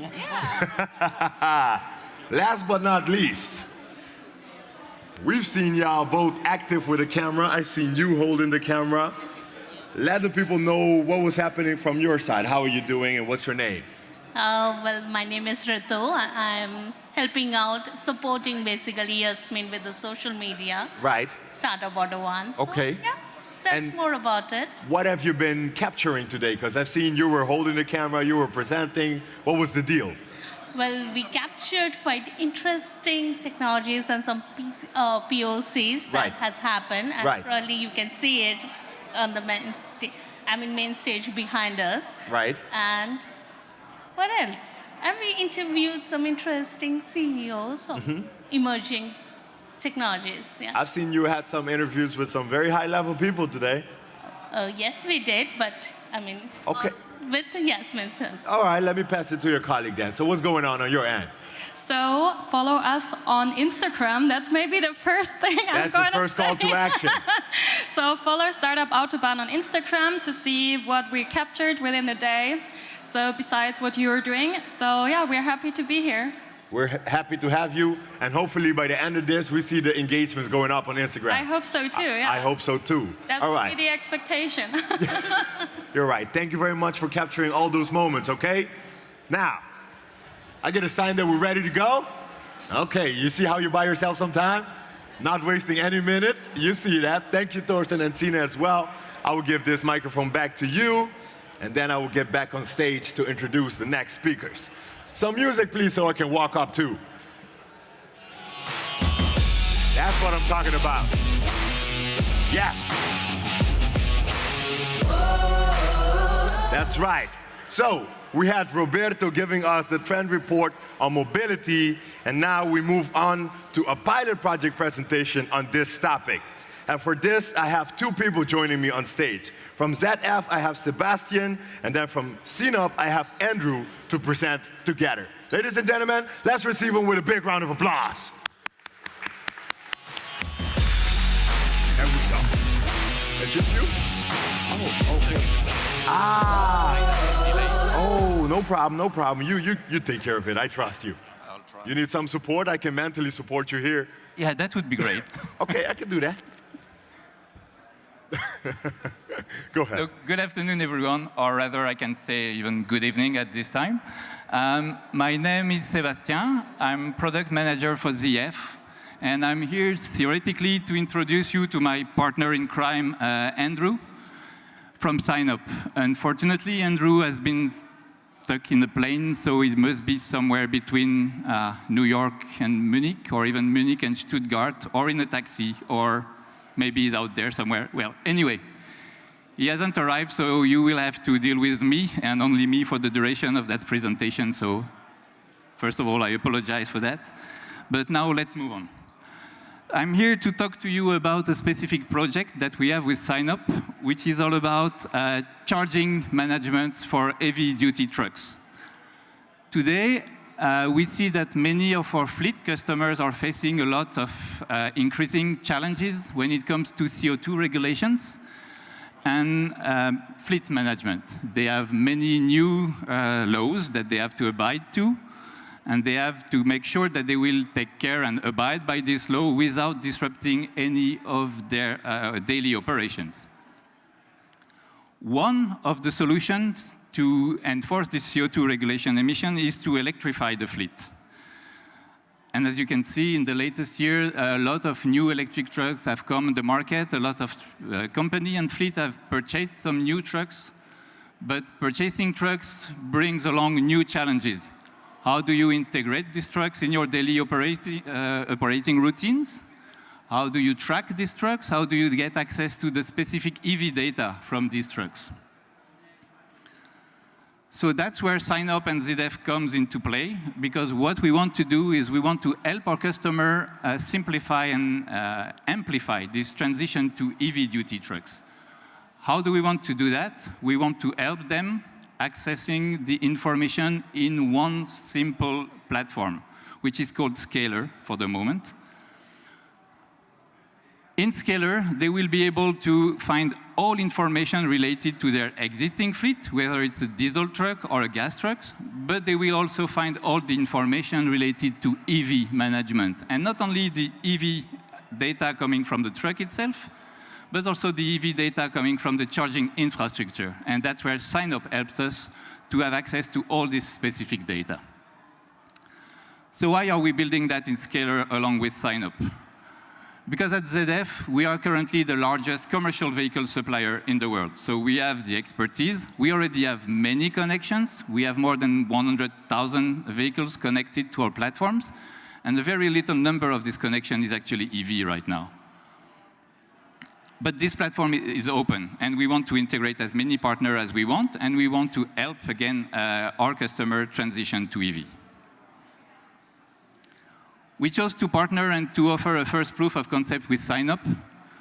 Very simply put, SignUp is the leading EV management platform that we could find. They are brand agnostic, so they can help us integrate any kind of brand that you use. So if you operate a fleet today, you know that 95% of the time you don't only use one brand, but many different brands. So through SignUp with Scaler, you can operate your complete fleet in one unified platform, and that's very important for the operators. It means that SignUp will bring us all the infrastructure data, and we will bring along all the vehicle data. And in this platform, we will bring back to the dispatchers and to the fleet operators all the different tools that will allow them to create charging plans for the trucks. They will understand when the truck is coming back to base, where should they send it to charge, how long should it charge, and when it will be ready for the next mission. So again, the whole idea is that daily operations are not disrupted by the integration of EV trucks into the fleet. And in the end, the whole idea of Scalar and sign-up is try to automatize the full process, including autonomous shuttle, and bringing the complete information back to the end user so that you know when it starts, you have all the data available in one platform, you know where the cargo is leaving from, you know when it's leaving, you know where it is on the way, and you know exactly when it's arriving. So that's what we're trying to bring with Scalar and with sign-up. I think I'm done here, and I have 30 seconds left, so I will not take these 30 seconds to say anything stupid. I will stop here. Thank you for your time, and thanks a lot. Wow. But please join me on stage, because we have a surprise for you as well. What a great joint project together with sign-up, and I'm honored to present the Open Innovation Award to you, ZF, for this great project. And I would like to focus on two reasons why this project is such a great collaboration project. And the reason one is because it tackles a lot of industry trends and challenges that we're all facing in this room. EV adoption and the solution that ZF and sign-up presents is a great way to tackle these challenges. And the second reason is sustainability. So it helps to also increase the adoption of EV that we also heard in the previous trend report, and it helps to reduce CO2 emissions. That's why it's more than well-deserved and great project. And I would like to hand over the mic also to Gandert, Head of Product Innovation at ZF, to say a few words as well. Yeah, thank you, and thank you to get this award, and of course all the credits to Sebastian and the team, and also to our scouting team. And it's a great example how targeted we work together with Plug and Play. I really want to underline that. We try to understand the real challenges, the pain points of the customers from our business lines and product lines. Then we go with those challenges to Plug and Play or Startup Autobahn. In this case, of course, we scout. They scout for us 50 startup, 40, and bring it back to a small one. We bring it to the stakeholders. We pick one with this as a result. So it's a wonderful example how we do our targeted scouting together with my team, with the innovation team in ZF. Yeah.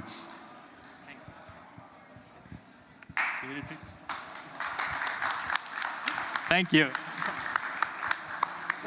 Okay. Oh yeah, now give him a bigger applause to get sent off. Okay, congratulations, congratulations. You did that wonderfully by yourself. You even had 30 seconds left. That was great. Nice, man. All right. Okay, that was a very smart thing. If you got 30 seconds left, don't say anything stupid. Not me though, I would use the time. I would use the time. All right, now for the people that are still following us via the live stream, hello, we're still live, keeping it going. It's going wonderful, great. Now next, we have one more pilot project presentation. And for this one, I have from ST Microelectronics and About Energy, I have Gavin to join me on stage. Ladies and gentlemen, let's receive him on stage. How are you doing, sir? Everything good? Everything good? All right. Thank you very much, and it's a pleasure to be on the stage. My name is Gavin White. I'm one of the co-founders and CEO of About Energy. Good evening. My name is Alessandro Troisi. I'm Senior Application Engineer. I am pleased to stay here as a representative of ST Microelectronics to present the solution we implemented together with About Energy. Well, each of us know that to build a real system, to do a proof of concept, we start with a real element. we need the software, we need the hardware, and why not? We need also an ecosystem that can help, especially the new company, to build a new solution. That's why About Energy started some months ago with our kit, our BMS kit, to verify the state of charge accuracy for different cells, and using their battery models. This is our BMS kit. It's characterized by BMS board, ISO SPI board, and a battery holder. All included in Autodev kit, an ecosystem that we developed to improve, to speed up the prototyping. I leave the stage to Gavin. Cool. Thank you very much, Alessandro. So a little introduction to About Energy. We're a spin-out company based from the UK from 2 world-leading universities, including Imperial College London, where I did my PhD. And the core IP of our company is our ability to measure the properties of batteries really accurately. And we can do that for a range, and we already do for a range of proprietary and commercial technologies, for all the formats of cells, for a range of chemistries, including sodium-ion, LFP, solid state, so the next generation technologies, as well as we have core IP in the 4 categories of battery models, so electrochemical, thermal, electrical, and degradation. And what that offers is a full solution to our customers, such as Porsche, who we presented with last summer. And there's many challenges when it comes to BMS development. Typically, BMS development is extremely expensive. It requires very specialist engineers, writing often like C code, so very low-level software language. And this ends up being really expensive. And at the moment, there's a real crunch in the battery industry. There's a real lack of skills that are required to do this. And the problem is that the industry is extremely fast-paced. So we all think of the battery industry as being huge today, but the reality is that the growth is just beginning. And there's 3 key components of a battery BMS. So you've got the hardware, which is the physical silicon chip, which STMicro make. You've got the algorithms that predict the state of charge, the state of health, etc. And inside the algorithm is embedded a model. And that's where we come in, where we provide the battery model and the data that goes on that model for the chip. So working with STMicro, we've been able to deliver a full solution here, where STMicro deliver the hardware and the algorithms using an off-the-shelf algorithm available in MATLAB, and we provide the data that can plug straight into that. And this takes what BMS development takes months with specialists down to literally just minutes through a drag-and-drop system. So here's some results of that BMS in action. So what you're seeing here in the black line is the experiment, so the real-world experiment, and the green line is the prediction for the model. And on purpose, we initially offset the SoC for the model to see if the model can self-correct and find what the real SoC is. So SoC being the state of charge. And you can see that very quickly for 2 different chemistries here, that this off-the-shelf solution is able to very quickly converge on the actual state of charge of the battery. And it does this at extremely low error, despite the very complex drive cycle. And to test this out, we swapped the chemistries and kept the old experimental data. And what you're seeing here is if you have the wrong battery data, i.e. you don't have the correct data from About Energy, the model will fail to converge on the actual SoC, and you end up with this huge error. So that's like a 20% error in state of charge, which is like unacceptable for, say, an automotive car in application. So by working together, we've been able to deliver a full solution using STMicro's hardware and their platform, using an off-the-shelf MATLAB state of charge estimator and About Energy data. We've taken this process that is extremely complex and difficult and been able to merge that into a single solution. So it's great to be able to present that with Alessandro, and I just want to say thank you very much to the whole STMicro team and the About Energy team that put this together. Thank you. Thank you.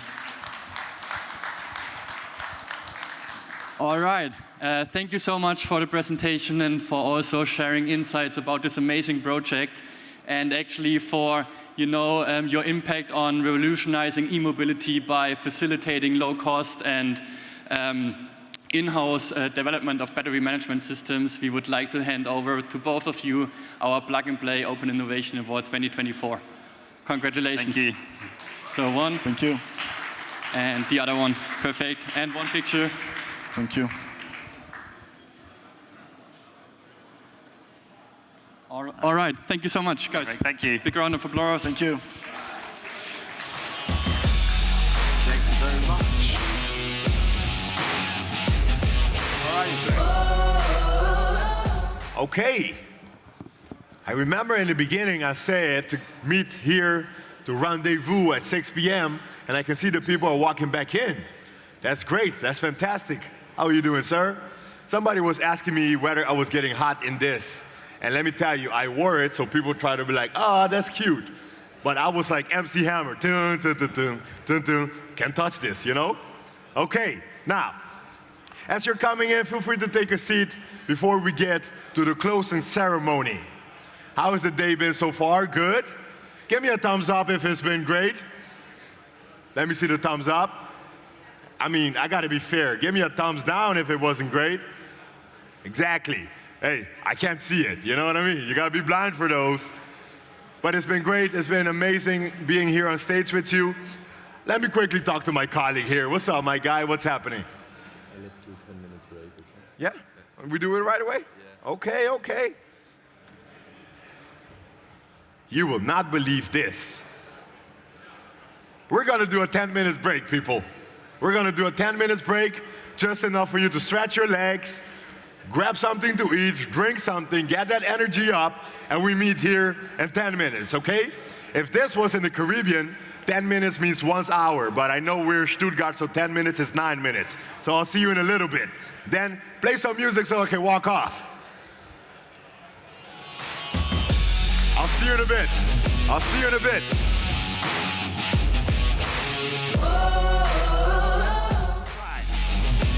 Ladies and gentlemen, we are back. I see a lot of people standing up. If you don't mind, you can join us here too. We're about to get to the closing ceremony. Hello, sir. Nice to see you. Yes, you. Nice to see you. There's a seat here. I can see it. All right. People are joining. People are sitting down. We're ready to keep this thing going, right? Okay. Now, obviously, you can imagine some people are still talking there in the back, and I don't know if you were here earlier, but we can catch them by surprise. I will say something, you just clap, gather their attention, we get this thing started, okay? So I would say, I cannot believe that just happened, and you're gonna clap. Wow, wow, amazing. Exactly for the people in the back. Yes, all right. Now, as we're getting to the official closing, we have one more keynote for you. And this keynote is about an active cooling project to preserve and restore. We have the founder and also the chief operating officer to join us on stage in a little bit for Real Eyes, because they realize people tell real lies. I'm a rapper in my part-time, that's why. Ladies and gentlemen, help me receive on stage Keen and Pascal. That's right, come on stage. That's how you do it. That's how we do it. Thank you, Gillard. How are you guys doing? Good? It's getting a bit late, huh? And we're the last one to present. It's also a bit hot here. I'm sure you think of going for a drink to cool down, but stay with us because we are going to do something to cool you down. We are the ice makers. Our goal is to preserve and restore the Arctic ice to slow tipping points and climate change. This idea was for our founder, Keen, who is here, as he finishes his study. This guy is passionate with snakes and frogs, but then he decided to save the Arctic, and he was lucky enough to find on his path a serial entrepreneur who helped him to make what this company is today. He was also very lucky to find as a partner Cambridge University and their Center for Climate Repair that's working on active solutions to slow down and to cool down the planet. So now I'll let my boss to explain to you what the Arctic is about. Thank you very much, Pascal. And just to highlight there, Pascal is our COO, obviously an expert project manager, and has overseen many large-scale engineering projects all across the globe. So we're really excited to have him as part of our team. So I'm just going to quickly go over the importance of the ecosystem in the Arctic. As we know, it supports a vast array of life, when it comes to wildlife in the Arctic, as well as supporting a way of life for the people in the Arctic. So Arctic communities and wildlife are desperately in need of Arctic sea ice, and as it's starting to deplete, everything about their way of life is changing. So as the Arctic sea ice starts to deplete, we can see that, or we know that even over the last year, the Arctic sea ice has caused the jet stream to change, and we've seen massive wildfires as a result, with that warm air being drawn up along the west coast of the Americas, and causing widespread disaster. So the Arctic itself actually acts like a giant mirror. It can reflect up to 90% of the solar radiation that's incoming from the sun. And unfortunately, it's shrinking so fast that we're losing it at a rate unheard of. You can see there from the right, on your right side, that we've lost almost half of the extent in the summer months from the 80s, which is very scary. So the key figures from here really are the summer sea ice extent. We see here from the 80s down to up to the 2024, which is today, that we've lost just over 50% of that sea ice. And what that means is if we get to a point where we're at less than 1 million square kilometers of sea ice in the summer months, it's a guarantee that we will hit certain tipping points, such as ocean acidification and ocean temperatures getting to a point that won't actually support life anymore. The current projections actually predict that this could happen as early as the 2030s, so in the next decade we could be looking at meeting these tipping points and having to deal with the consequences. So our technique, we say, is as simple as pumping water, because that is all it is. We drill a hole in the ice, we put a pump in there, and we flood the surface layer. How it works is, by flooding the snow layer on top of the sea ice, we get an initial freezing of a layer of ice, but actually the growth that happens naturally as a result of that intervention is much more. So we get a lot of growth then throughout the rest of the winter season through that intervention of flooding the snow layer on top. So we went and tested this approach in Cambridge Bay just this year. We've come back from our second phase of testing. You can see there from the map, we were way up in the Arctic. A lot of our equipment actually went from Montreal, so that's actually the boat journey, or the trip it took to get all the way to the Arctic, which took just over 2 months. The key results from this test were we covered about 4,000 square kilometers. We added roughly about 25 to 30 centimeters, and we created 1,000 tons of sea ice in that area. And this allowed us then to prove that that base approach works, and now we start to think more about scalability. As part of the test we did in Cambridge Bay, it was so important that obviously we engaged the local community and we involve them in the process as much as possible so that we can co-create a solution that will be welcomed by all. And I think that's over to you then, Pascal. Yeah, thank you, Keen. So now to do a recap, we know that the Arctic is an ecosystem that is important to regulate the temperature of the planet. We know that we can make ice with sea and that it works to cool down. Now we need to scale things up, because obviously we need to do it on a large scale, which is 1 million square kilometers. You've learned before that in the summertime we have 4 million square kilometers of ice only, and we want to work on recreating 1 million square kilometers of ice per year. We want to do this, and we want to study how the ice survives from one season to the next. And also, we need to be able to come to the 1 million square kilometer.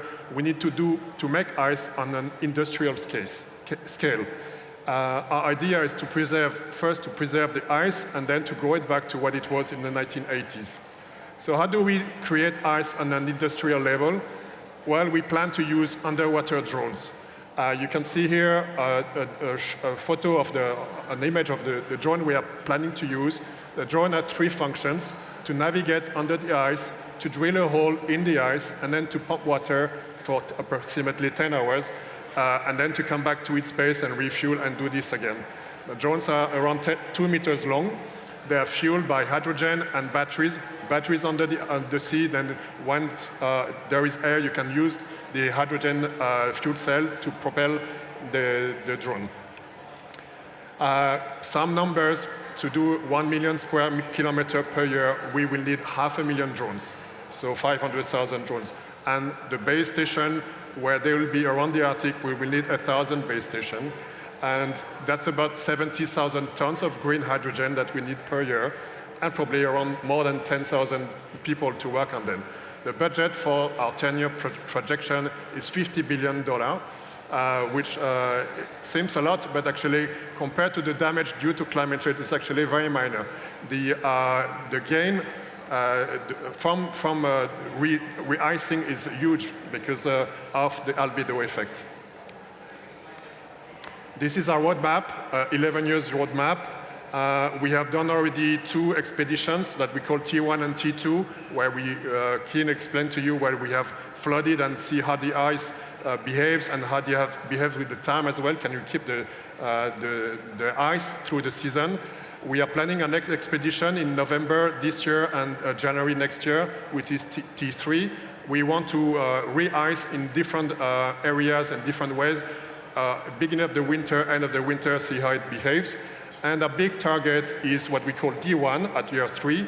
D1 will be the first time when we use drones on a large scale. We plan to use 50 drones, and we want to do re-ice on an industrial scale. So we will change scale at D1. D1 is winter 2026, 2027, in 2.5 years. Then, after that, we need to build a drone factory because we need 500,000 drones, a bit like a car factory, so we can scale this up until year 11 and be able to get to the maintenance phase, which is 1 million square kilometer per year. The payoff is huge. If we can re-ice 1 million square kilometer per year, it could give more time to decarbonize our economy, probably a few decades. So for a small investment and a little bit of energy, we actually have a huge gain on decarbonization. Our challenges at the moment are designing and building simple and robust drones. So a vehicle that's around 2 meters long, that's propelled by hydrogen and can navigate by itself and talk to each other a bit like bees in a hive or robots in a warehouse. We will need to build floating stations where they can be refueled, that can resist the really harsh winters in the Arctic. We need to go, of course, through maritime and Arctic regulation, which is not easy because there's a council of 8 different countries that have also some political interest. Probably we need to make peace with Russia at that time. And funding is the last of the list of the problems because, as you understand, there will be no more ice in 10 to 15 years, and it's going to take us 10 years to get there. So it's a race against time to get there. And funding, it's probably the easiest problem to solve. Our team, we have a strong team that has been assembled by Kin as a management, and we have an advisory board with polar science and policy climate regulations specialists, and we also have an independent scientific advisors, including people from the professors from the Cambridge University. I have to say that all of us here, including myself, we're all volunteers. We are not being paid for this. We're working for free for this company because it's a great project. Thank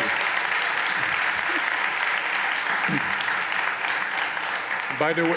By the way, Real Ice is as an open source concept. We want more people to come into the industry and re-ice. What we want is to create an industry. And also, we are not for profit structure. What we need now, we need your help because we are in a car manufacturing country, because you understand that the drone is like a drone that can be propelled by hydrogen and work autonomously is like a small car that the automotive industry can do here. I'm sure that you have the skills here, and then you have the talents, and you can help us. We need, of course, a little bit of money to do that, to get to our D1 phase in 2.5 years and get 50 drones and be able to industrialize this. It's probably $20 million. We have our contacts, and thank you so much for your attention. We're going to show you a little video now of our last expedition that was done in January. Okay. Thank you.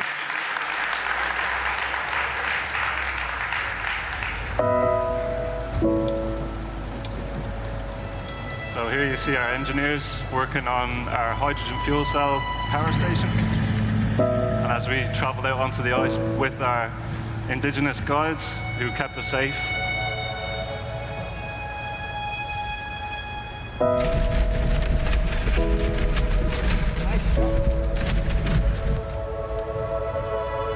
And this is our test area actually on the ice.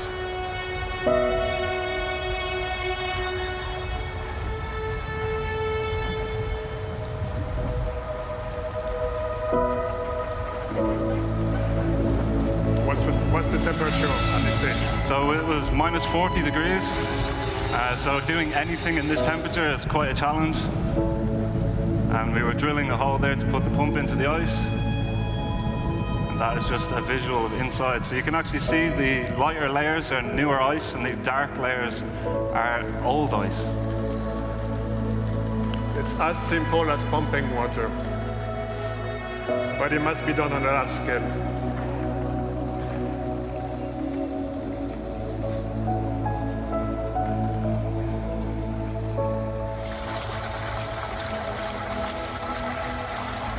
As you can see, it travels over the snow layer and moves relatively quickly, actually, when it's a thin layer.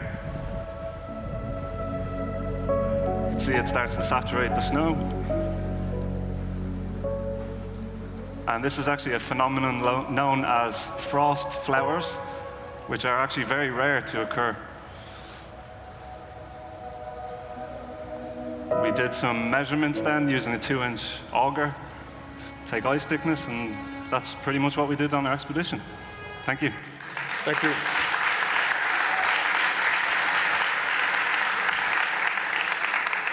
Do you still got more jokes for that? No more. Thank you very much. All right. I see everybody's back in here. I see the Don, the captain is here. How are we feeling, people? We good? I have to share something with you. Hannah, I don't know if you were there in the beginning, but today we went with the clap-ins. We were counting how many claps can we do. And just so you know, we have some numbers. Because on average, people clap 70 times per round. We've calculated it. And we thought a good benchmark for the whole day would be 750.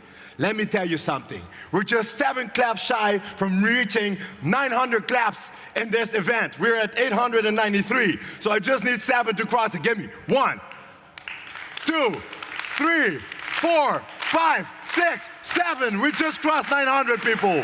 Wow. And the numbers keep going up. Can you believe that? Why stop there when you can reach 1,000? That's coming in later. Don't worry about it. All right. Good. The energy is right. So it's only right that we go on to the next section. We now have a new partner to announce. And the partner is, I'm not supposed to spoil it, right?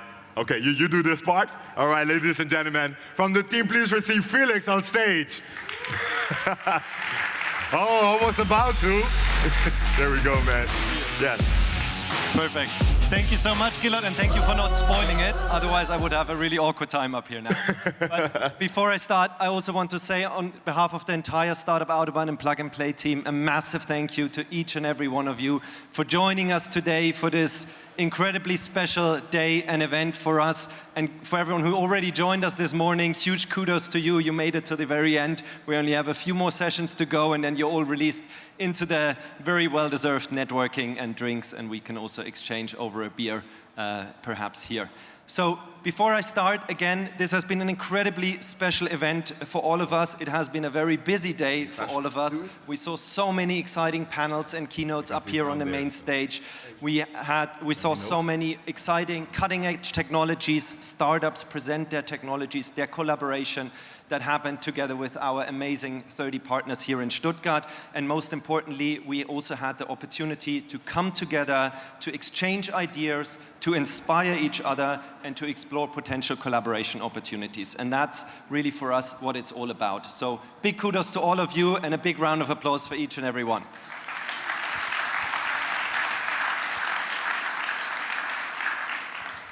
As Startup Autobahn, as Sasha and Said already mentioned this morning, we're incredibly proud of what we built here over the past 8.5 years together with our amazing partners, with again, each and every one of you playing their part, contributing to making this platform and this location and this initiative into what it is today. But as a leading innovation platform globally and also for mobility, we continuously want to reinvent ourselves, to stay on the forefront of innovation, to deliver cutting-edge technologies for our clients in Europe, but also across the world. So today we already got a glimpse into the future and learned about our new strategic areas here in Stuttgart, with a Center of Excellence for AI, which we're all very excited about, but then of course also our very new and exciting initiative for heavy-duty mobility.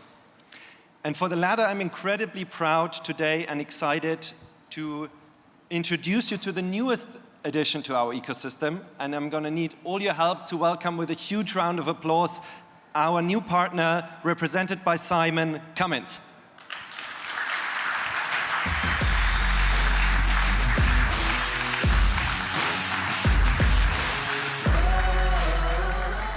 Perfect. Simon, your very first Startup Autobahn Expo day. How do you feel? How was the day for you?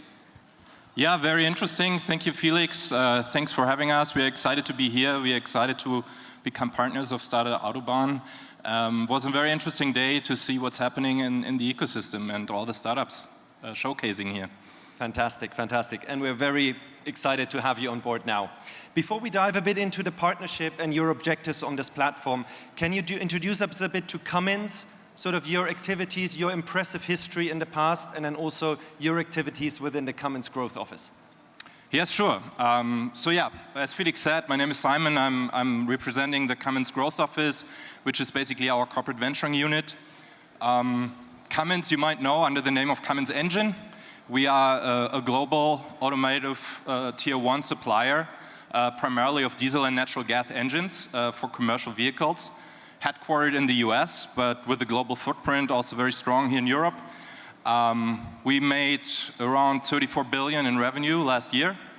As an approximation of our size, our portfolio covers engines, of course, engine components, aftermarket support, also stationary uses of our engines for backup power supply, for example, for data centers.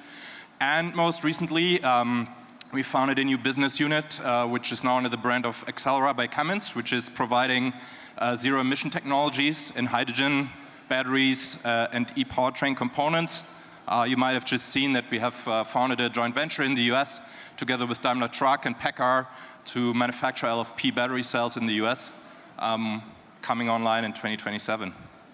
That's very impressive, and I think that again deserves a round of applause. And then my final question to you, Simon, share us a bit about the objectives you have on this platform. How would you like to engage, interact with our global partner ecosystem, and what are sort of your goals here on this innovation platform? Yeah, I think not surprisingly, as many others here in the room, we are on a journey to more sustainability. We are a diesel and natural gas engine manufacturer so far, so we are very much aware that we have to transform our entire company within the next, say, 2 decades to become a basically low carbon and zero emission solutions provider to our customers. We are on that journey. We have a Destination Zero strategy in place, very much committed to that, very heavily investing in R&D and innovation and new solutions. And that's basically what it's all about for us, finding new, better, smarter, more efficient, and last but not least, more sustainable solutions to provide power to our customers. Sounds very exciting. And once again, Simon, welcome to the ecosystem. It's great to have you. You will see a lot more of Simon and his colleagues in the upcoming months at the upcoming events. So once again, round of applause for our new joiners at Startup Autobahn.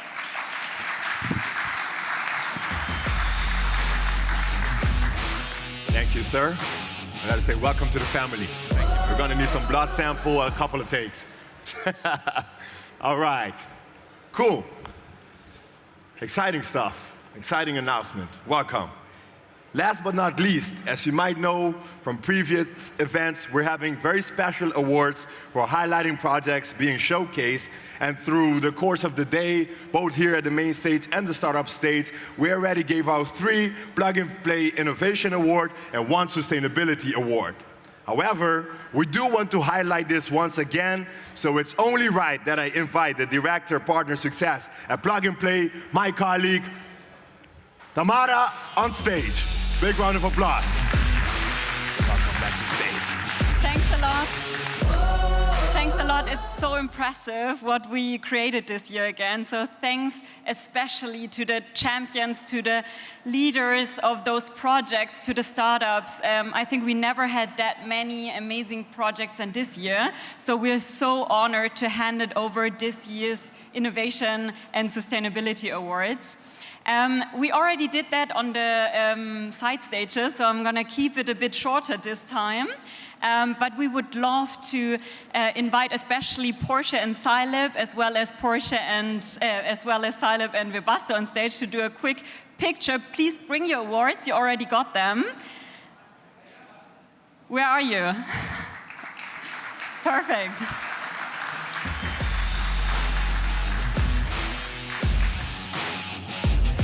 Amazing. You need to really show it now.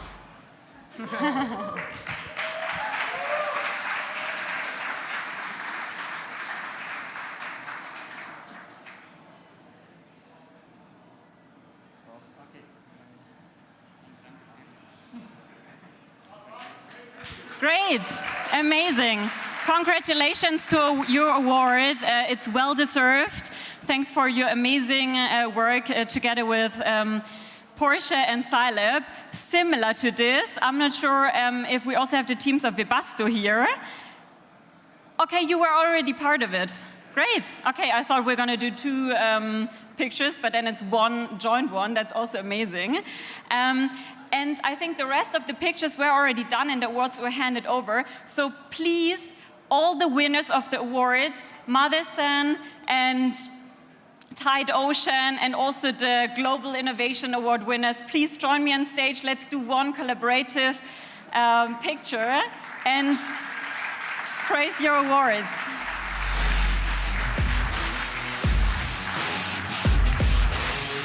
Great. Everyone come on stage. Also Porsche, Scilab again, Webasto team, also ZF and Synop, and of course ST Microelectronics together with About Energy. Great.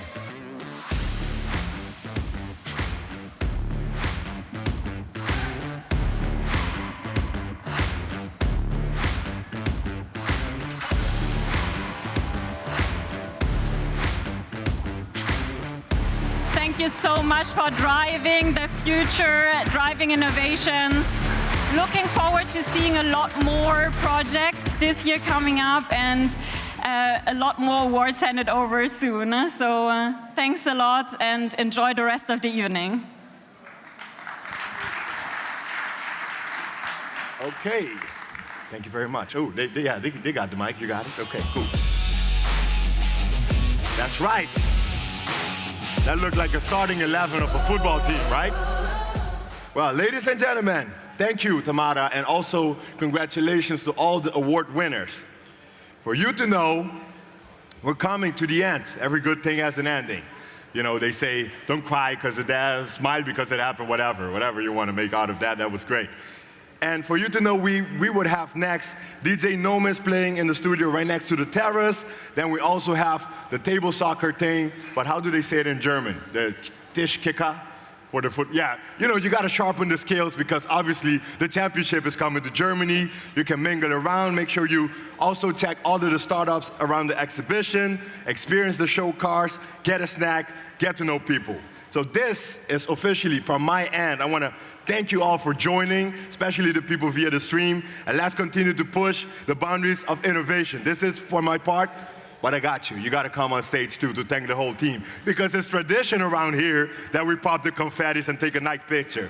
Okay? So ladies and gentlemen, from my end, this was everything. I've been your host, Gaylord.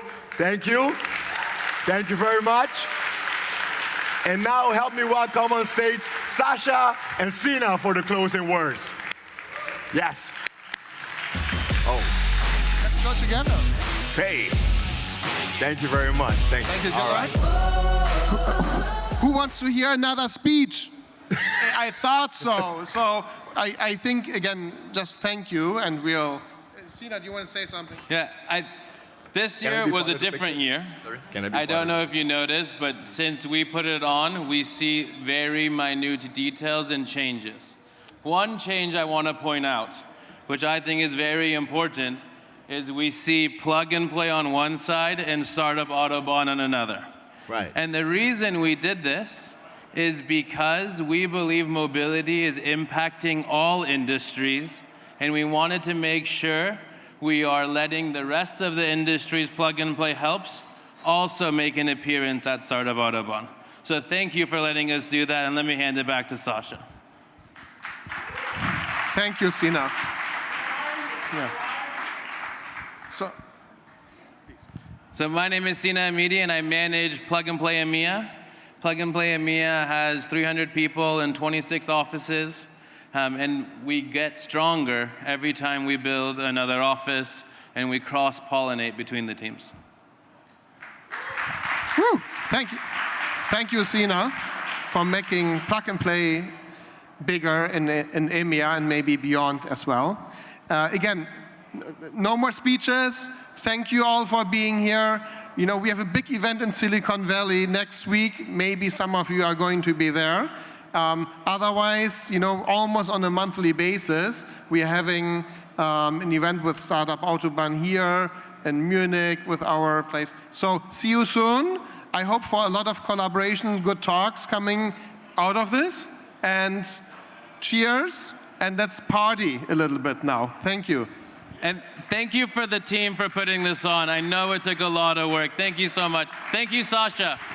And the champions, our champions in the Plug and Play team, please come on stage for a photo. We always do this photo at the end. And I wish we can all be on the photo together, but this, I think, a little impossible almost. Our champions from our partners and the Plug and Play team, please. Thank you, Gillard.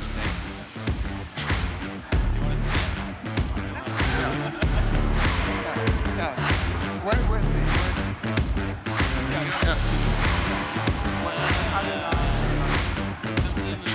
And like somebody special who made it all happen today, it's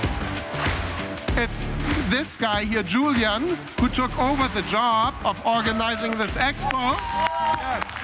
Thank you, Julian, for making it happen. We'll celebrate you now.